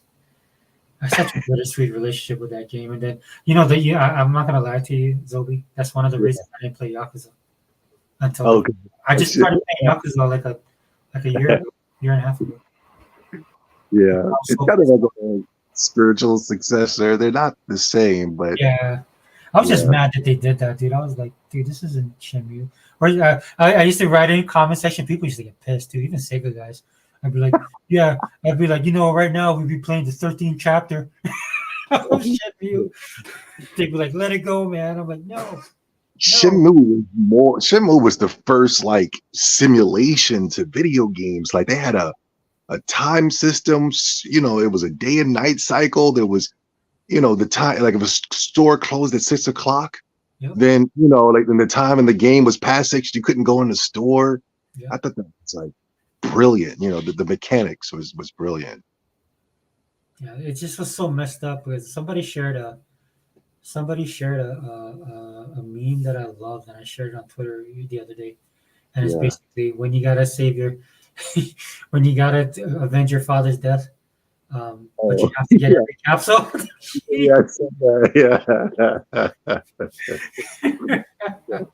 Dude, it took me forever to get that ticket, man. That's dope.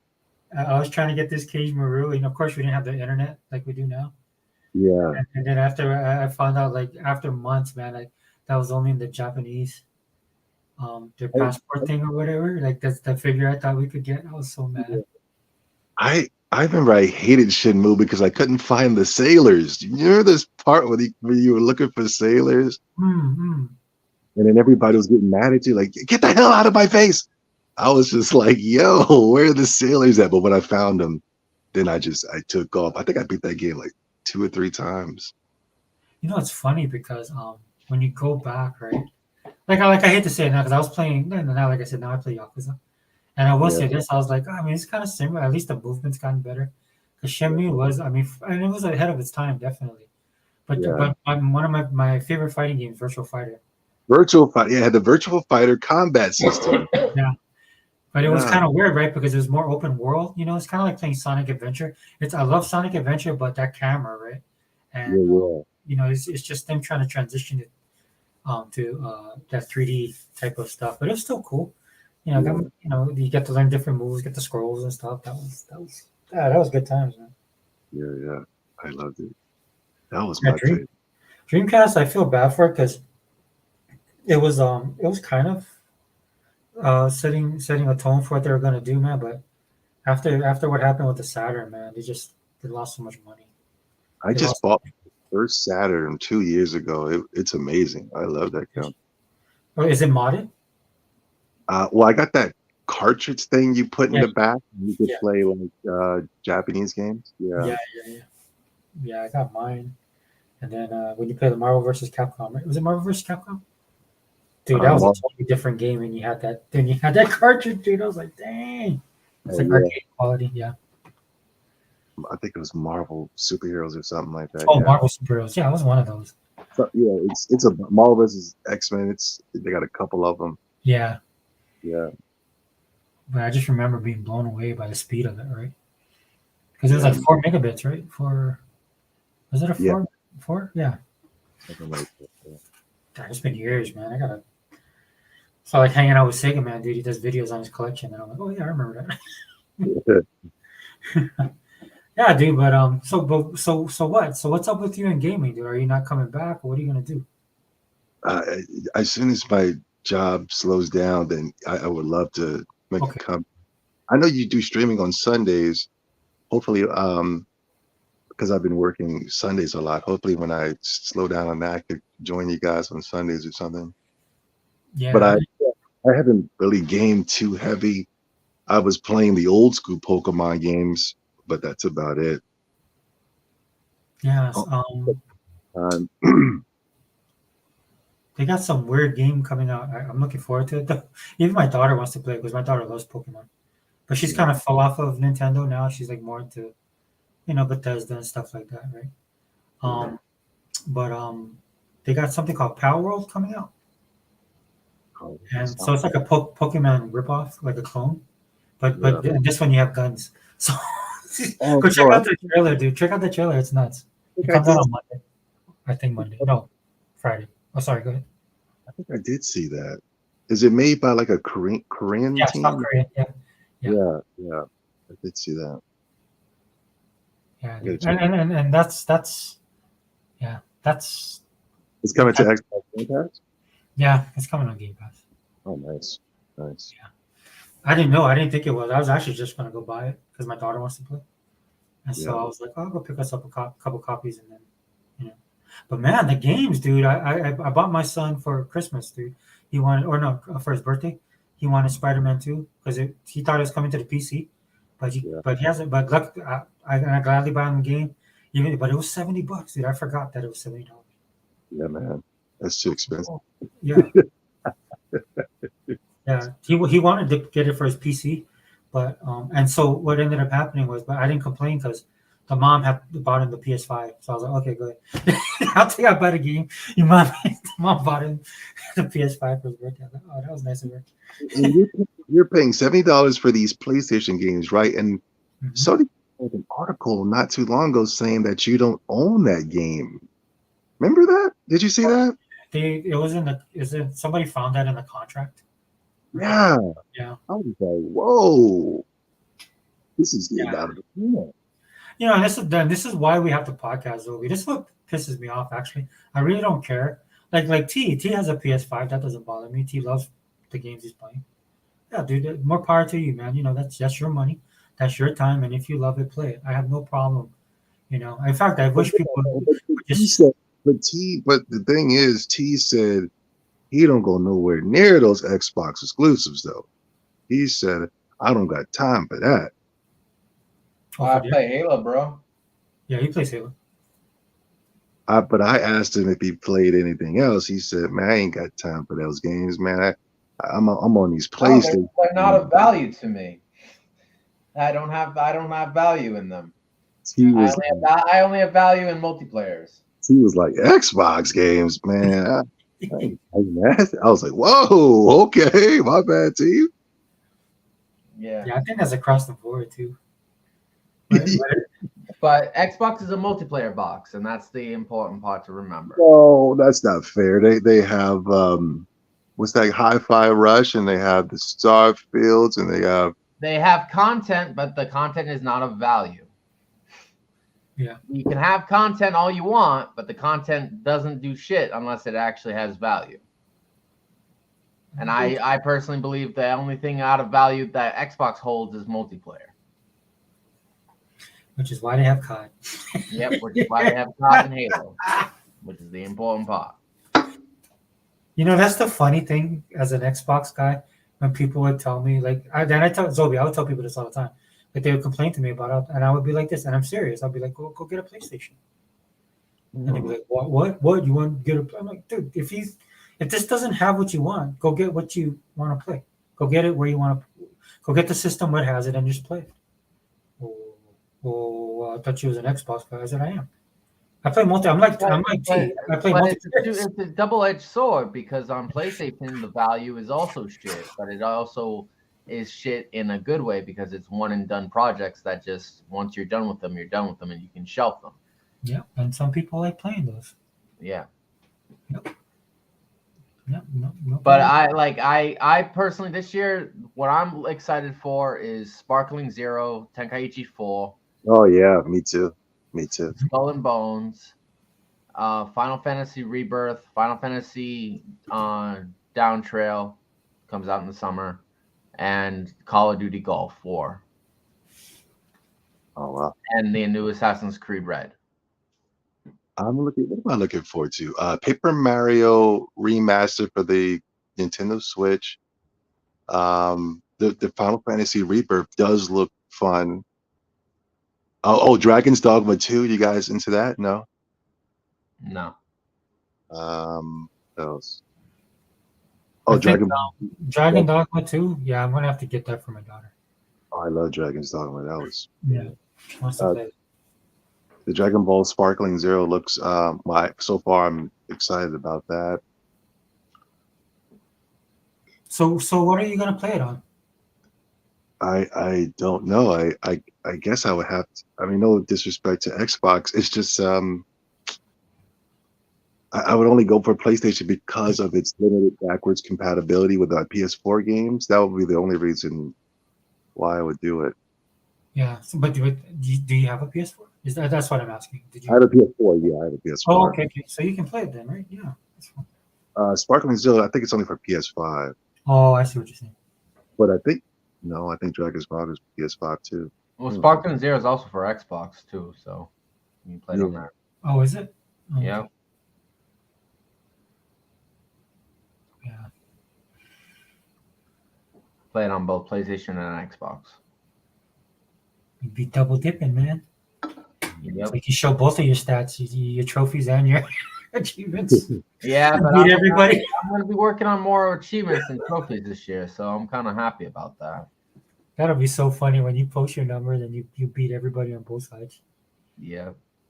That's hilarious. The important thing is that I beat Dustin and Phil, and that was the important part that I took away from this year. Now I know Phil had the game early, so they must not have counted those hours. Yeah. He had 170 hours on Starfield, so I was kind of impressed with my Call of Duty time that I actually beat him, but I did. So yeah, I think my Starfield I think is 181. Yeah, that game is so like I was playing it just and then it just turned into like so chill for me that I'm like, yeah, this is a game I'll just be constantly playing all the time. Why is the Nintendo Switch ignored by you guys? Well, for me, the only game, because every Nintendo game that I liked just ended up disappearing, right?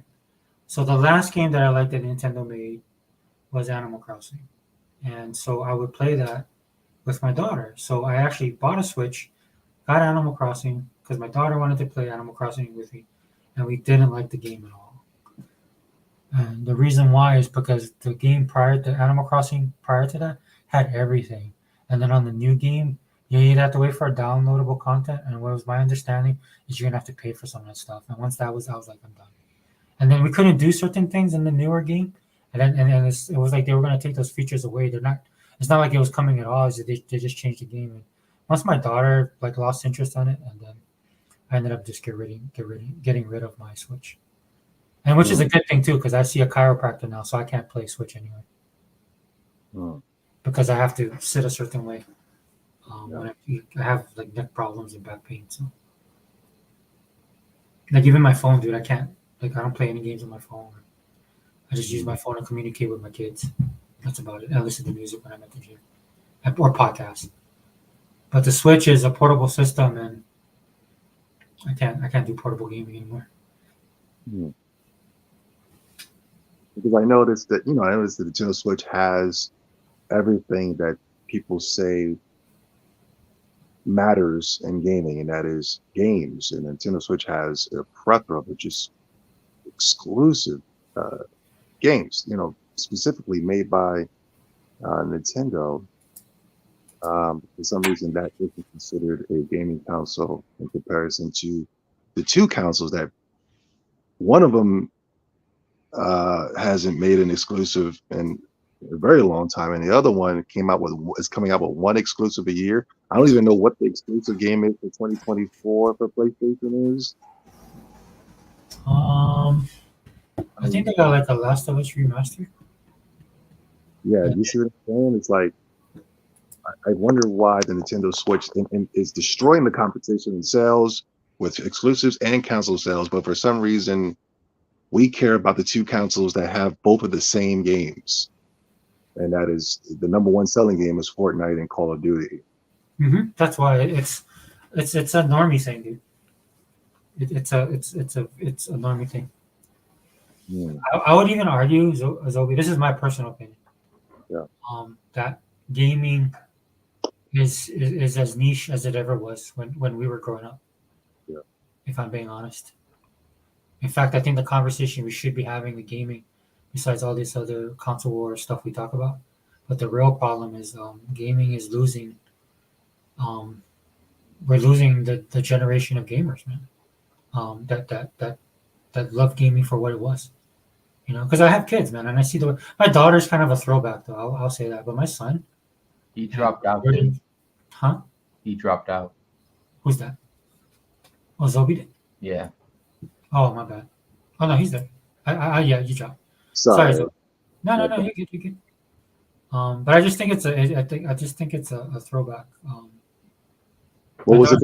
Well, my daughter's a throwback because she plays like on a console and she likes her, but then she's spending her time now playing Honoka Real, some cell phone game, Mm-hmm.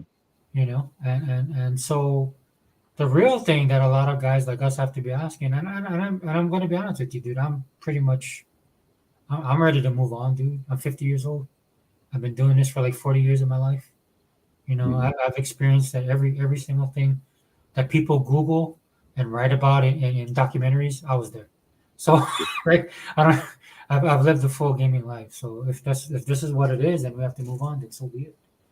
But it's definitely changing, man. I see it, dude. When my kids, when I watched episodes 4, 5, and 6 with my kids, well, especially episode 4. When we watched episode 4, and my kids were like, "Oh yeah, that is okay." I was like, "Dang!" I was like, "Whoa, I'm old." That's the winds of change, man, that people talk about. So No, I feel you, man. I feel you. There's, I don't know if it has anything to do with age. I think it's just, you've experienced it and you've seen the best of the best, and it's time to kind of move on. Like when you talk to a senior citizen, that is like I've lived such a full life. You know, like that kind of moment, but in the gaming sense. Yeah. Like, I mean, what else is there, right? So that's why I say I'm a jaded gamer, and when playing on Xbox now is where I'm getting most of my experiences from. Gaming now is an experience to me.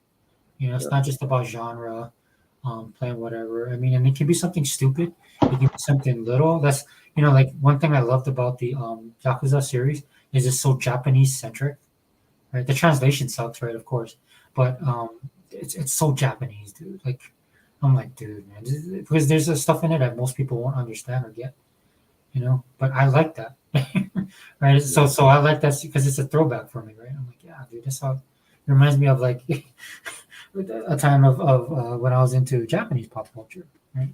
So Yeah. a little bit of quirkiness, right? It has all a little bit of stupidness, a story that shouldn't make sense but kind of does, and it's funny. And I know there's different versions. I haven't played every single game, but the ones that I have, but they have a certain cadence to their games now that I like. It's just like watching anime now. I can't watch cartoons. I can't really watch any Western stuff. Um, so I find myself That's the watching. only something Okay. I can't watch is cartoons. I don't know why. I just that's the only thing I can watch is but it's it's the same old cartoons though. The new stuff I have no idea what's going on from what's this Bluey or Adventure Time or whatever the kids are watching. I can't watch that. But the old stuff, I still watch it.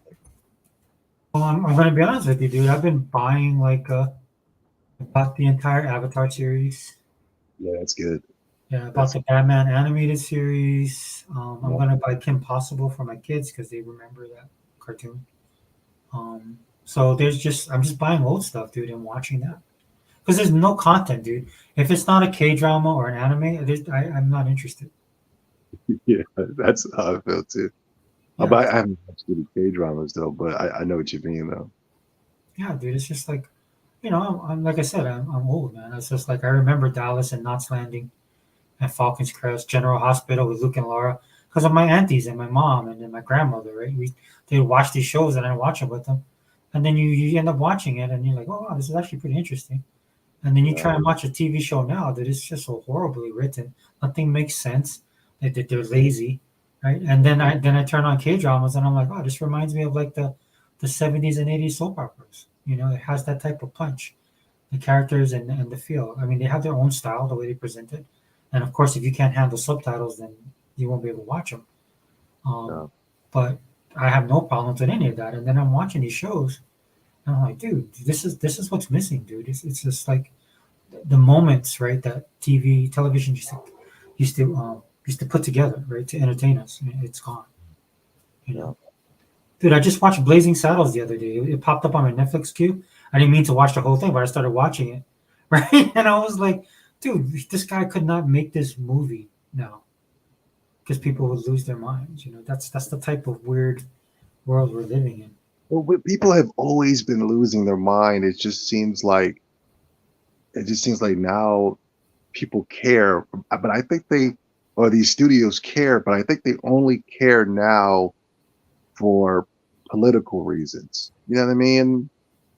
Or I don't think because I remember when I was a kid, the soccer mom was like the worst thing. She wanted to ban everything. The Ninja Turtles in the first Ninja Turtles movie, they had weapons, and then the second one they had to ban the weapons in Ninja Turtles because the soccer moms are complaining. You remember that?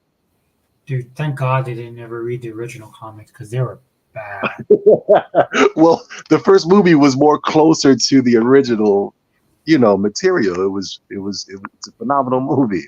Yeah, but the soccer moms, they banned X-Men, the cartoon, because the girls were too sexually drawn. Like they've always been flipping out, but it just seems like today with these companies are aligned with a lot of political people, and it's like it seems like it's more for catering to a voting bloc than trying to entertain. Am I wrong?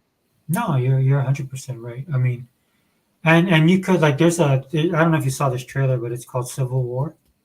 Yeah. There's a movie called from A24 coming out, and they do a lot of horror stuff, which I don't watch. But I guess the guy who did 28 Days Later Yeah. came up with this storyline, and they're going to produce it, and they released the trailer, and it's basically civil war in the United States, right? And so the premise is kind of I mean, if you look at it at face value, it might seem ridiculous, but there's some actually pretty good actors in there, and there's some pretty good lines that I saw off of the trailer, and that's something that I didn't think they would make something like that, honestly, right? Because if you're on one side of the aisle or the other side of the aisle, and then you make content, you're gonna piss off one faction or the other. You know what I'm saying? Yeah. So the best thing and I think people would be okay with this stuff if they just were entertaining. Right? And that's the main thing that's missing. So for me, just to get to your point, sorry, but for me, a lot of these guys use it also as a shield, use the politics as a shield. Because if you read a crappy movie, right? Just like right now, that show Echo, people are kind of like, this is a horrible show. And then people are calling people criticizing the show racist, right? That's their kind of go-to. How could you be racist, to a Native American character? I was like, dude, the fact that she's Native American doesn't bother me. The fact that she's boring is the problem, right? That's one of the people that they wrote. She goes, I'm all for this, but it's not entertaining, right? It's a superhero movie, and it's so boring. So, but I agree with you, dude. That's what these guys are doing, man. All of these guys are becoming woke. A lot of the stuff leaking from the airlines, they're trying to be diversity positive, right? They're trying to diversify their stuff, and people are like, yeah, but are they qualified? Because flying an airplane is pretty, regardless of your race or background or color, right? That the most important thing about a pilot is that he can fly and land a plane. People that's how ridiculous it's getting, right? When you're doing it in stuff that's like movies and stuff like that, whatever, right? I mean, like for me, I can just walk away. Like I told you, that's what I'm doing now. I'm finding my entertainment in other areas, other outlets. I don't need Hollywood. No, yeah. I mean, yeah, dude, but dude, if you can talk about anything. One day, me, Unlimited, and Dea, we just went all full in on politics and wokeness and stuff. It's just the podcast took this really weird turn. So yeah, dude, it doesn't bother me at all, dude. Speak your piece. Well, I think it's all related to gaming as well, because I see gaming has took that sharp turn into the woke, but I feel like it's only because to get people to vote for a certain political party to reprogram the minds to everybody. Let's go vote this party in so that we can destroy America. Yeah, I'm totally into the New World Order stuff. Yeah, it's funny. Like you see a lot more people waking up to it now, right? Yeah. Because they're so emboldened right now, right? And so it's basically what we were complaining about in the podcast about how all these rumors started, people lost their minds, and then when people start trying to defend themselves, but they can't, so they start just attacking you, right? Calling you all kind of names and stuff like that. That's what happens. That's what irritates me the most, because it's like you can't have a conversation with those kind of people, right? Because they're not reasonable, and they don't want to be reasonable, right? They want it their way. They want to be right, even if they're wrong, right? And then ultimately, I saw this great meme on Twitter where this guy said, "It's not left versus right. It's not red versus blue. It's not conservative versus liberal. What the war is going to be, that the next civil war is going to be, is people that want to be left alone against people that don't want to leave you alone." Yeah. That's what it's all going to boil down to at the end of the day, right? Yeah, that's what it feels like right now. It's like, just leave me alone. Yeah, because there's people that are like, no, dude, I just don't leave let me do what I want to do. Leave Star Wars alone. Leave Spider-Man alone. What's going on here? Even though I love what's that 3D Miles Morales movie, the Spider-Verse. Yeah, me and my kids. Yeah, Across the Spider-Verse, Into the Spider-Verse, and Across the Spider-Verse. Yeah, those. And that's the thing, right? Because there's this thing about Miles Morales as Spider-Man, and it pisses me off, dude. Because I remember when he came out, the purpose of his name being Miles Morales was to highlight, to set him apart from Peter Parker, right? Yeah. To show him as well. I think he was Puerto Rican, right, initially, but now he's mixed, right? But that was the Yeah. purpose of putting his name there, right? So that people that are Hispanic would be like, oh, okay, well, we have a character that's like us, right? It's not, but now like, and it's, I'll just be honest with you, dude. It's usually like just like white liberals, right? Let's just say it.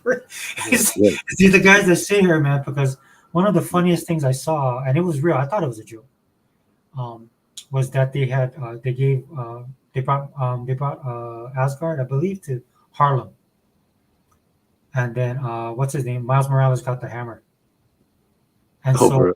yes, yeah, he became like the Thor, and then Asgard was in Harlem or the Bronx, wherever he lives, and of course, right, an ethnic area, and then dude, you could tell like there was white people doing this, right? Because it was just so insulting, right? like the scripting, dude. There was like all these like tropes that people that don't live in like a in the hood or live in like a project or anything like that would think it's like, right? Yeah. And I experienced that too, dude. I was growing up in Florida, right? I moved to Florida. I was growing up there, and a lot of my friends lived in trailer parks. Mhm. And some of the stuff that is true about trailer parks, dude. You go in there, they have like the, a lot of them like NASCAR, and you know what I'm saying, right? It's there's truth to that kind of stuff, but it's in the presentation, man, and you can tell off the bat. And then they show, and what happened was there's a picture of the team that put that together, dude, and it's like all these white women, like older, and I was like, wow, dude. Like, I mean, it was so on the nose, I'm like, and that's the problem I'm having, because I'm like, it shouldn't be that way, dude. Where's the creativity? Yeah. Like growing up, I would read Doctor Strange, thinking is the most incredible thing I've ever seen. Of course, later on, I said this on the podcast before, but later on, my bubble was burst because the artist and the writers was like, oh yeah, we were all on drugs. Mm. Yeah, I was like, oh okay, well, I just thought you guys were really talented. Yeah, No, yeah. All the great artists are on drugs. yeah, I was very naive, Zobi, when I was younger. I Yeah. just reading that going, oh my goodness, who thinks of this stuff? And this is amazing. And I mean, going all the way back when they were on drugs, they were phenomenal. But as soon as they got off the drugs, their work wasn't that good, and that goes all the way back. And Jimi Hendrix, yeah, Richard Pryor, Eminem. and yeah. These guys were just phenomenal on the drugs, allegedly. Dude, it's crazy. So do you do your you don't do any more podcasts, do you? Nah, I haven't done anything in a while. Yeah. Only because of work, and I got into a relationship with a young lady. Oh, okay. Yeah, that's more. Female. Yeah. She was born female. She was born female. Oh, You gotta clarify nowadays. So it's been busy, but as soon as my schedule slows down, then I can get back to turning up. And another thing that was, I lack motivation because they be blocking my channel, man. They be shadow banning my channel on YouTube. I can't be saying certain words. Yeah. I don't like that, man. Well, you have a pretty good following too. That's why. Yeah, but I used to get better views, man. Not that I care about the views, but I don't like, I don't like my channel being shadow banned or restricted, or, they're sending me emails talking about we got to set this, we deleted this video because of it. You said that, and it was just like, this is ridiculous. This is crazy. It's amazing how how they rose to fame and power, YouTube, and now they're like this. This is what pisses me off. It used to be for us. It used to be YouTube. Like it was our place. We built this thing from the ground up, and then they took it from us and gave it to celebrities. And it's like, it's not fair. Yeah, all your news feeds, all mainstream media, all that stuff. A celebrity is the one that created these restrictions. What's his name? The boxer, Disney actor. What's his name? The actor. remember he went to Japan and there was a guy in the forest and he recorded that and posted it on YouTube. Oh, Logan, somebody, Logan Paul. Yeah, it started with that guy, and all of a sudden the smaller channels were getting attacked, and he's a big time. He's making all this big time money, and we can barely get 10 views, and I'm like, this isn't my channel. I know my channel. I know me. Why is my material getting blocked? And every week I'm getting an email saying we can't monetize this video. We got to block this video, and this is just ridiculous. You saw what happened to E-Rock, man. They totally shut down his channel. Yeah. Yeah. That's. Hey, Sega. Yes. I gotta get going. I gotta go get to bed. Yeah. All right, T-Dog, man. Enjoy those PlayStation games, brother. I will. I'll try to beat all 3 this week, but I don't know if I will, so we'll find out. All right, bro. On you, man. I appreciate it. All right. You can find me on Instagram at OdoTReaper8989. You can find me on Xbox Live at OdoTReaper. And I am on PSN at TReaper8989. All right. Get some sleep. All right. Later, man. All right, brother. Later. See you, Mr. T. Yeah, so I play COD with him, man. He got skills, man. Yeah, man. He works his magic with a rocket launcher, dude. I was playing with him. I was like, okay, I'm too old, man. This is like, it's still fun, dude. But I died so many times. I played Call of Duty once. That was Black Ops 1. That was cool, but I just couldn't. I can't play those games. Yeah, I mean, I still hang in there. I just like the multiplayer aspect, but the thing about COD, man, it's just so frenetic now. It's just hard to keep up. But it's still fun for me, man. I don't care how many times I die. The only thing I hate is when people cheat. That ticks me off because I already suck, dude. I mean, how many more? It's just dude, let your skill. Then that's an old school thing for us, man. It's like I went to Vegas, dude, and I couldn't even gamble. And then my wife was like, "Oh," at the time she was like, "Oh." So I was like, "Nah, dude, this is a fix, man." It's all I figured it out. I'm like sitting there. I was like, "Dude, I'm not playing." And she goes, "What's that bother you?" I was like, "Because I'm a gamer, right? I like play. I like to. I can tell right now, dude. I mean, yeah, you win every once in a while, but at the end of the day, you know that the house wins." Yeah. It was so obvious to me, and I'm like, "Yeah." Oh, dude, Mr. Kim, look at Mr. Kim. Yo, Mr. K. Good morning. Hey, Mr. Kima. Got Zobi in the house. Bro, I like the Mad Hatter picture. Yeah, dude. Zobi. What was he telling you, dude? What was you were always Zobi 70, right? Yeah. Always Zobi 70. Okay. I was thinking you had another moniker. Always Yes. trolling. Oh, go ahead. I was always trolling. Yeah, Yeah. you know how we do it, man. So what? I know, Mr. Kima. Yeah, he knows how we do. Dude, this is. So they call my podcast the Jerry Lewis Telethon.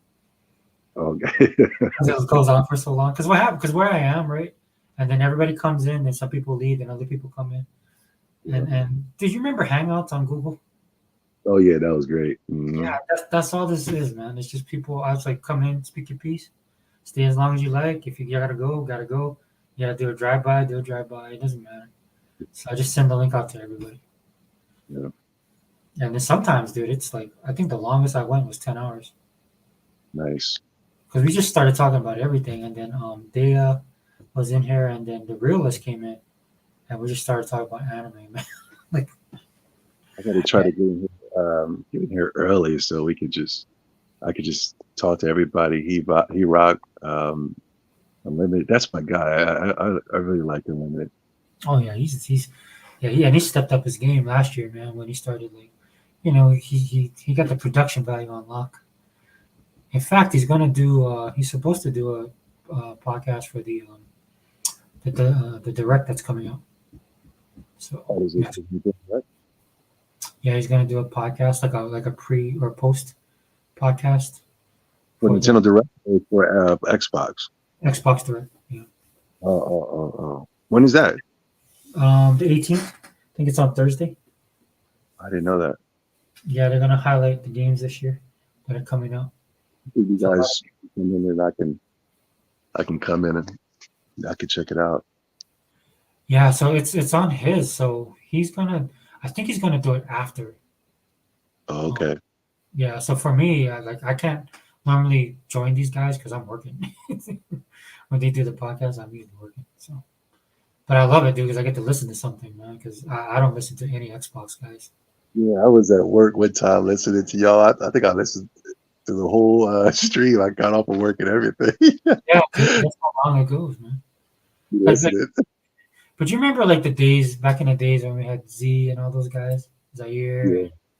and Showstopper and all those dudes, man. So that's when the community was like good, and then everybody was putting everybody up, right? So then people was like, there's multiple stuff to listen to, but Yeah.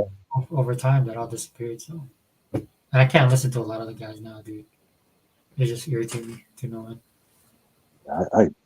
Yeah, I don't listen. I gotta be honest, I don't listen to anybody. I listen to y'all, but after that, like you just said, it irritates me because I don't know what people are talking about. I mean, if you supposedly like if you had a favorite team, man, you should know who the quarterback is, right? At the very least, man, maybe the head coach, right? So a lot of these guys, when I listen to them talk about stuff, I'm like, bro, it's Phil Spencer addressed this stuff already. This has already been talked about. And then some of it's like it just doesn't make sense, man. I mean, Microsoft decided to back Xbox wholeheartedly, right? And so this is why they're able to just to they got the Infinity Gems, bro, and they're wielding it, right? They're just using it left and right, and and you can feel however way you feel about it. I don't care. Um, like if anybody, like, some people don't like that, some people, that's fine, dude, but at least acknowledge that they're doing it. Especially if you're on the Xbox side, you know what I mean? It's just like, dude, we're done. This is this and this is that. I'm like, dude, why would you listen to anybody when Microsoft? The only people that knows what's going on is Microsoft. Now, if something comes out and it's not what you wanted or expected, then you can go ahead and complain, right? Yeah. But right now, dude, all these people you're listening to, how these people even have followers just blows my mind, dude. Like even Zaire, man, like he had a style about him. You know what I'm saying? He had this he had this entertainment like just he just had a brand. Like he was a brand that was, and I enjoyed it, dude. I was entertained by him a lot, and then and some of the other guys as well, dude. So but that's long gone. All that stuff's long gone. Oh yeah. Yeah. I mean, you and E-Rock, Hebot. I mean, you guys are the last three of that generation that I listened to, man. And I said some people was like, "Oh, but Zobi, he's a PlayStation guy." I was like, "I don't care, dude. He's funny, and he actually plays games." I'm like, dude, he's entertaining, and he actually plays games. Half of you guys aren't entertaining, right? And then on top of that, I highly believe you guys do not play any video games. No. Like some person like told me the other day, like he's like on one of my podcasts, right? And he messaged me, he's like, "Yeah, dude, you're boring." I was like, "Yeah, I know." And I was like, "Why?" Right? And he's like, "With that," and he's like, kind of shocked that I said that. I was like, "Dude, you want to hear something from me? I'll be honest with you. One day I was listening to my own podcast and I fell asleep." And the dude was like, "What?" And I was like, "Yeah." So I don't know what you thought you were gonna tell me, right? Because I don't do this podcast because I can't be that person. Like, it's not me, right? The only reason I do this stuff is I got to vent. Yeah. This stuff is irritating, and there's other people that should be doing this, right? And like these guys that have these at least what thousands, hundreds of thousands of followers, but you can't trust what they say, and they're wrong all the time. Yeah. And that's a problem. And Yeah, yes, YouTube and getting on and ranting is a great stress reliever, man. That was especially for me because I used to get so bad on what PlayStation was doing, and I gotta get this off my chest. Yeah, it doesn't matter who I offend or what. I just got to talk about it. So I feel you on that. You gotta get on. You just got to get on here and rant, man. But no, you're not boring. Whoever said you were boring is just a hater. Oh no, I think because I watch people like you and I watch you rock and then like Hebot, right? So you guys like Hebot. I was telling him the other day. I just like one time he was talking, he was like, "Oh, dude, I'm sorry, I'm talking to him." I was like, "No, dude, I like your voice. I like your style. I like your cadence." Yeah, everybody's got their own. Yeah, everybody has. It's like the X-Men, Yeah, Wolverine's. Oh, Zobi, did I lose you? Zobi, you there? Hello. Oh yeah, there you are. I got you. Okay. Sorry. No, we're like the X-Men. We all have our own special set of skills. Yes, Wolverine is the most entertaining. He's got the animanium claws are coming out of his skin, and you know what I mean. Wolverine's got the attitude and all that. But you're more like the Professor Xavier. You're more. Oh really? Yeah.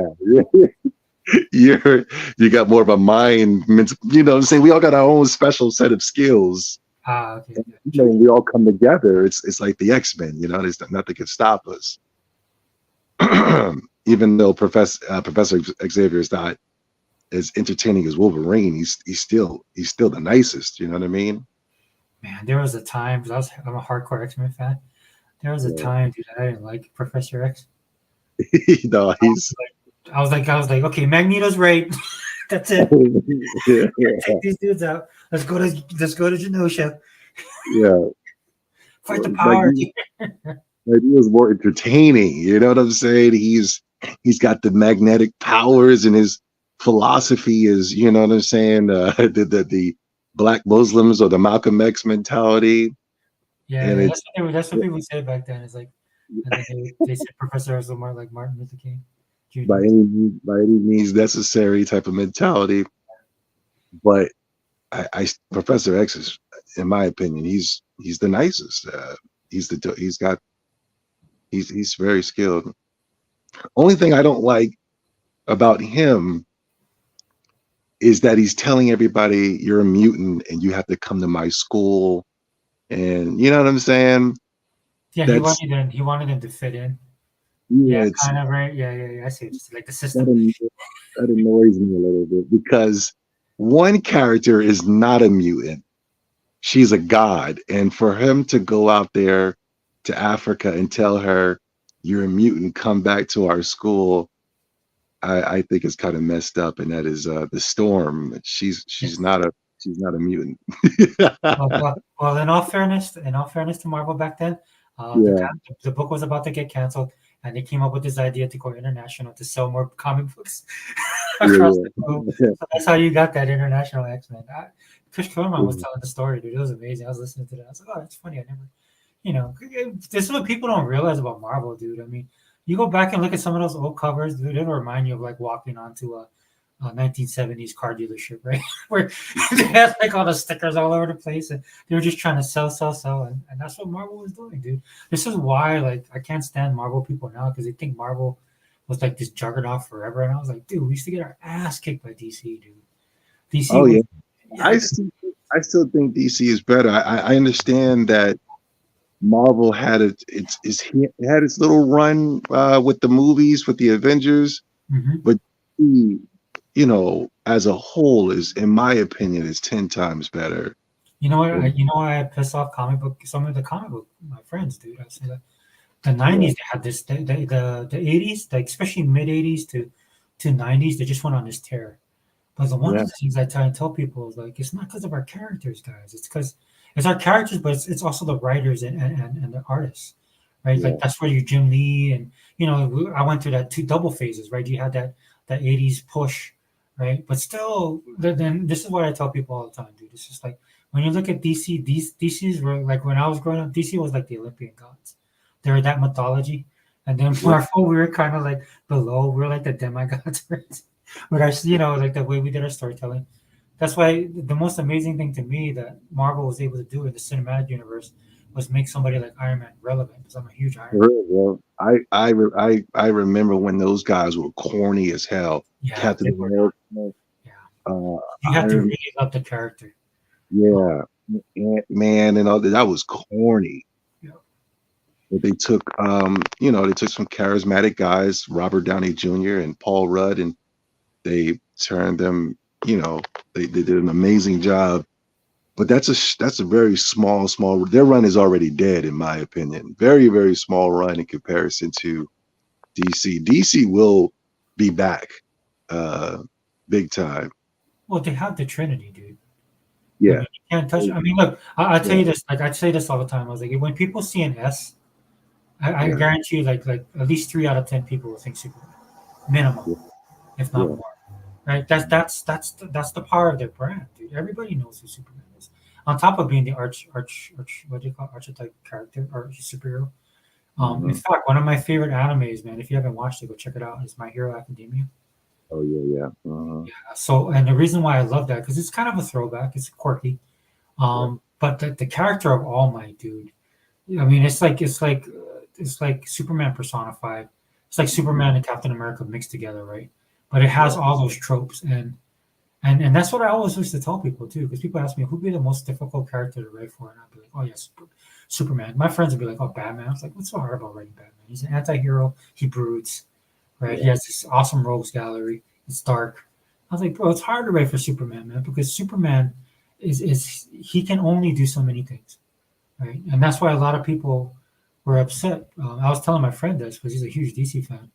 When was it Man of Steel, right? When he kills Zod, and there was like people that was pissed about that, and then my friend was like, I don't understand. I was like, man, you gotta remember, dude, Superman's one of the great thing about Superman is that he's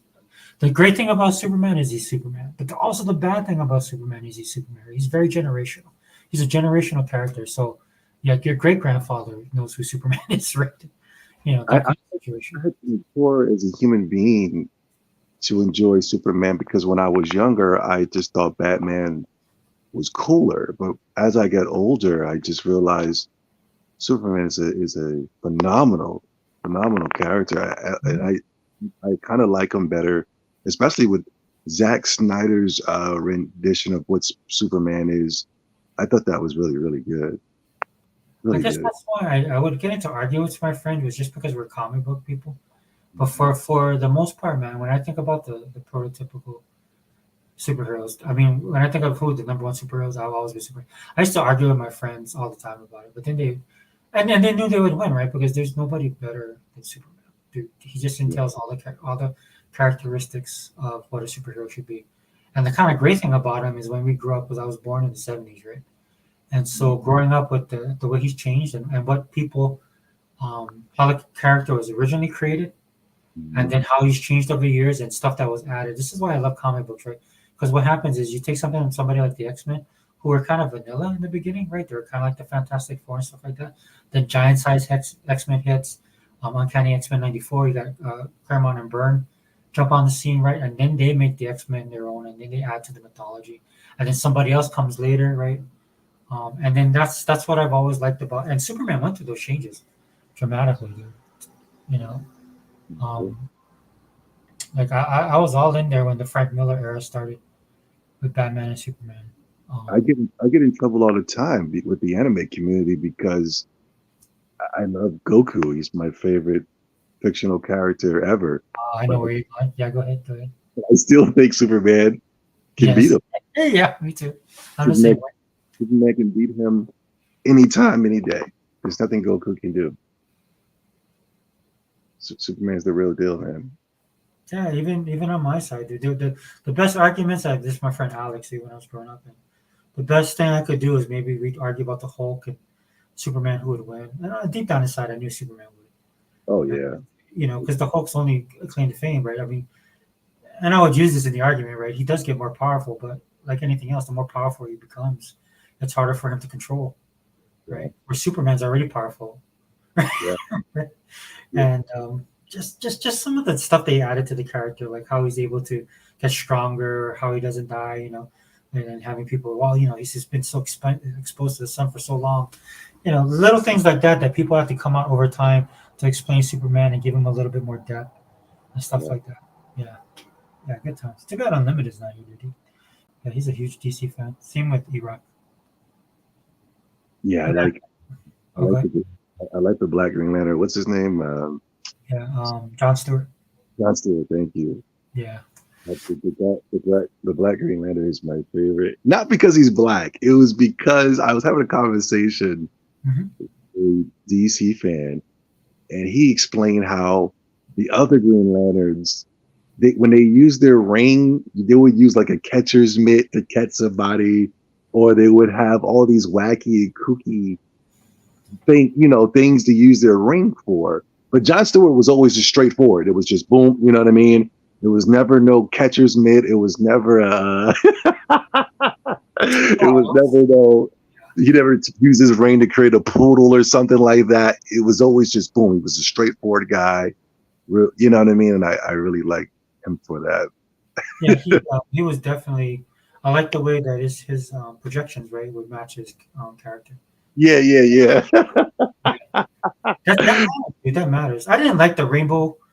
I called it the rainbow skittle thing, dude. In fact, I follow Ethan Van Sciver, and that's the one time I was like, dude, that was horrible.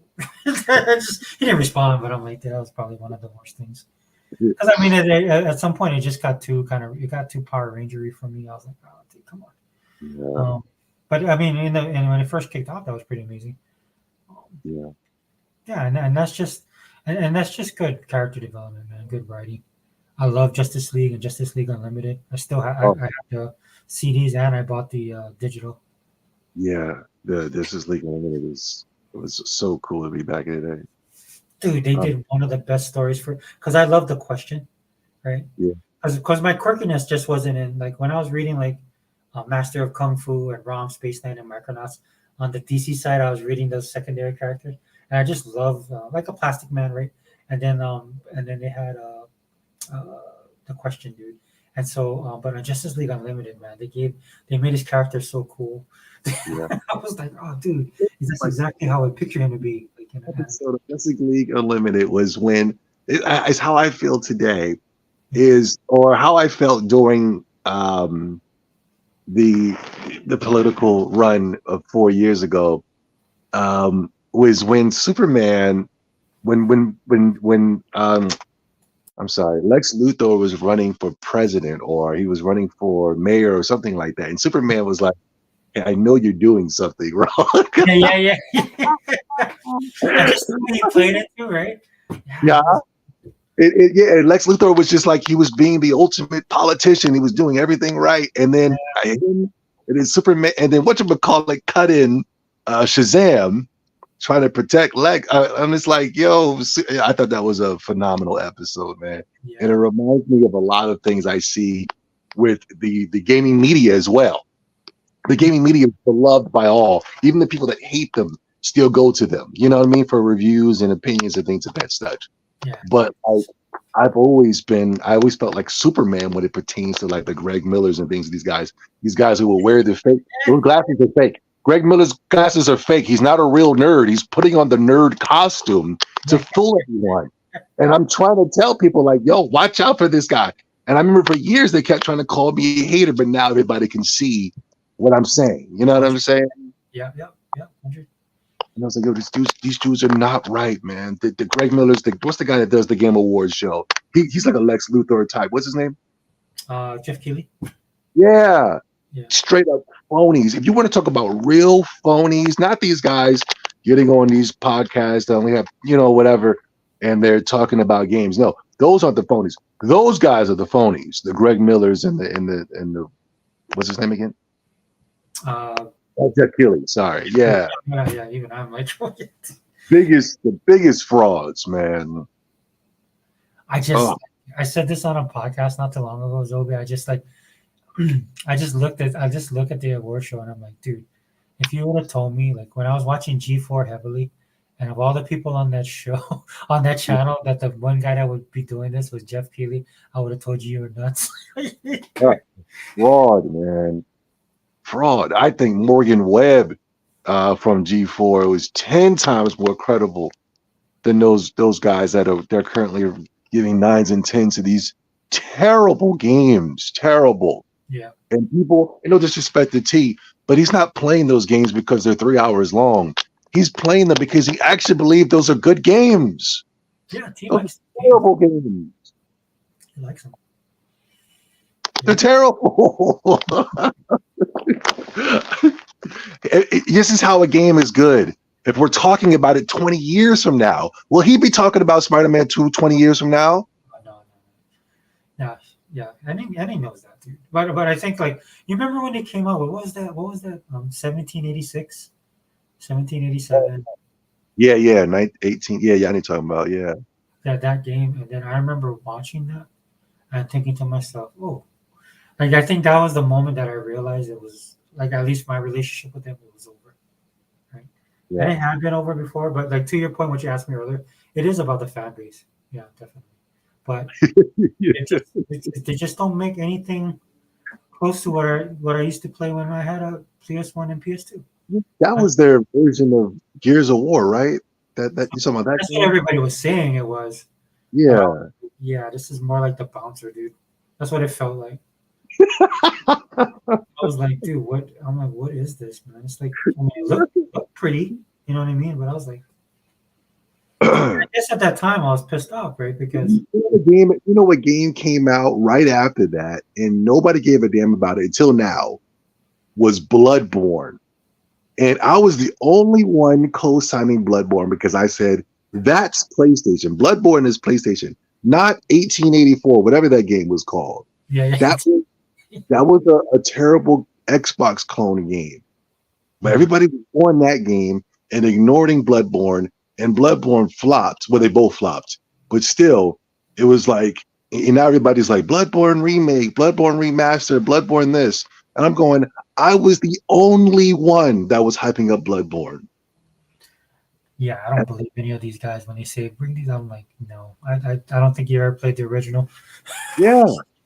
Yeah, I don't trust Even in 60 frames now. Like you don't even know. You guys don't know the difference between 60 and 30. They don't. They're just talking crazy.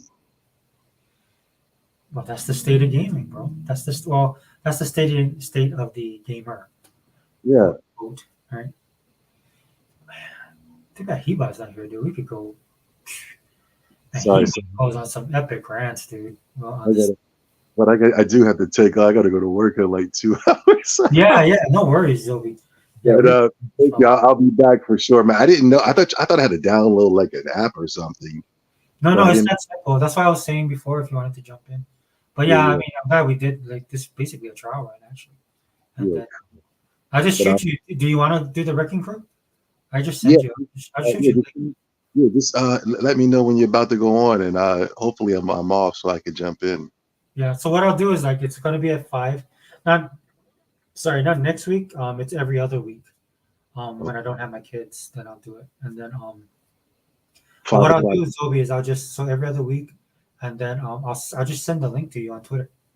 What days are these? Friday at 5 my time. Are you East Coast? I'm East Coast, yeah. Yeah, so I'm going to start off at 5, so that's probably 9-10 your time. Okay. Is that too late or?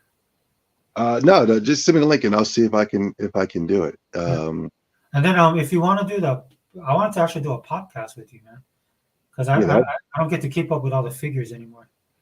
Yeah. I'm collecting like crazy now. I know. I saw it now. I was jealous. Yeah, that's why I tell Hebot all the time. I was like, yeah, I don't want to watch your videos. He buys all the. He's in it, man. He's got it. Yeah, he's got that unlocked. So all the figures, man. But on the podcast, I just want to talk about pop culture and not just comics, but everything, entertainment. You can even talk politics if you want to. I'm going to do some of that on my channel this year. They're going to be tampering with the algorithms, especially during 2024 with this new election thing going. So we got to be a little careful using certain names of certain people. You know what I mean? Yeah, it's easy. We could talk around it. But if you just want to fly, I don't care, dude. My channel is my channel. I don't really care. What are they gonna do? If they ban me, I'll just go play more games or watch more K dramas. I saw a thing from our current president and from a woman who wanted to be president. They talking about we need to get on that internet and ban people from saying TRUMP, and it's like, this is ridiculous. Yeah, that's like coming from both sides too, because you heard what Nikki Haley said. What do you say? Oh, Nikki Haley's like, we need to know who everybody is. I'm like, oh, okay, you're done. Yeah. I'm like, what? You guys can't even pass a budget, dude. You guys can't even do your own work. Then you're worried about everybody else. Like, get out Yeah, of here with that trash. yeah, that's true. Yeah, What? That's not. I understand. She's kind of because her expertise is on, on yeah, diplomacy and overseas stuff and stuff like that. But I'm like, dude, you're talking about your own people now. yeah. She's a Yeah, fraud. that's weird to me. Though. I was like, check that trash, dude. This is why everybody just talks about them as a uniparty, right? Because you can't tell the difference anymore Yeah. with some of the stuff that they talk about, the things that they say. They're all up in their feelings. I'm like, dude, you guys are supposed to be the leaders. Yeah. Um, but yeah, dude. I mean, whatever. Dude, honestly, I don't care, dude. You should. Yeah, just You see me on, you see me on just- Twitter, right? yeah. Just send me a link, brother. And if I can, I'm sorry. If I can, I'll No be worries, right. no worries. Yeah, but I'll accommodate the pop. I'll definitely accommodate you on the all-in pop when you do, like, if you have a set time that you would prefer to do. Okay. Okay. Thanks. All right, Seg. I'll talk to you later, brother. Yeah, brother. Get some rest and then have a good day tomorrow, bro. Yes, sir. You too. You too. All right, man. Thanks for stopping by, brother. Problem. Thank you. Good night. All right, guys. Not too bad. We did 6:39. Let's see. 11. Gogo, are you still there? I'm sorry I didn't get to address your stuff. It's kind of hard. Remix Station. Thank you guys for being here. Hold on. Other Zinc dropped by. Thank you, Other Zinc. Faded Blaze, my man, bro.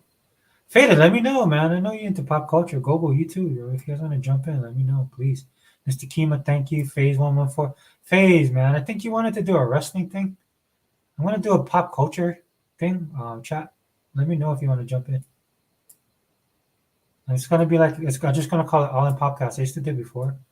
But on that podcast, we're gonna talk about like gaming, not really gaming per se. We can touch on it, but it's mostly gonna be entertainment industry because I want to talk about some of the stuff that's going on. And like I said, dude, I'll try and do it to where I can get clips and clip videos, and put it in there, man, so that we can have stuff to talk about and kind of bounce our ideas off of each other. Yeah, thanks, T. T was in here. Anthony Chipmunk. Thank you, my brother. Cheers to you. Then we got Zobi stopped in and he actually rocked out with us, man. That's cool, man. I'm a huge fan of Zobi. Been a huge fan for him a long time, bro. I think the two people I followed the most was E-Rock, because I'm counting the time before he got on YouTube. And then Zobi probably is the next one. And then, of course, all the Brotherhood, especially Hebot. I think it was like Hebot, Zobi and Hebot were around the same time, or Hebot might have been first. But yeah, I think it was E-Rock, Hebot, and then Zobi. It's all in that same time, man. Unlimited, man, he was in the chat. Thanks for coming in, Unlimited. I'm thanking everybody at chat. Mr. Kima, appreciate it, brother. Remake Station, thank you always for coming in. If you guys are still listening, thank you for rocking out this long. I know it's 6 hours is a long time, but it was cool to have Zobi in here, man. Dr. Vaca, how could I forget you, brother? Toolman55, thank you, my brother. Shout out to you as well. Please bear with me. I don't want to forget anybody, man. But I really do appreciate everybody stopping by. Yeah, and Zobi is one of these guys, man, that I feel for him, man, because it's like this dude should be way bigger than what he is, and he's already big, but he's like the same thing I feel with E-Rock, man. I mean, E-Rock's channel got canceled. That sucks because their perspective, being able to talk about topics, being able to just do stuff, come up with stuff off the fly, and then to be entertaining and funny on top of that, dude, that's a rare combination. Yeah, guys, but just coming up, like I said, so that podcast I was talking to Zobi about, I want to try and work it around the day, just like it's going to be on the weekend. So, but I'll give you guys more heads up, man. But don't forget, guys, the Xbox Direct is next week, Thursday. Unlimited said he will do a show, so be on the lookout for that. DJ Tuckmaster, I think he has a podcast tomorrow morning, but he did 2 this week, so I don't know if he's going to do one on Saturday. But normally he does the Lions Den in the morning. Sega Man also does the Outlaws of Xbox. I'm not sure if he's gonna do it tomorrow, or if it's the following Saturday. But either way, man, keep your eyes peeled, man. In 2024, dude, like I've been doing this on Twitter as well.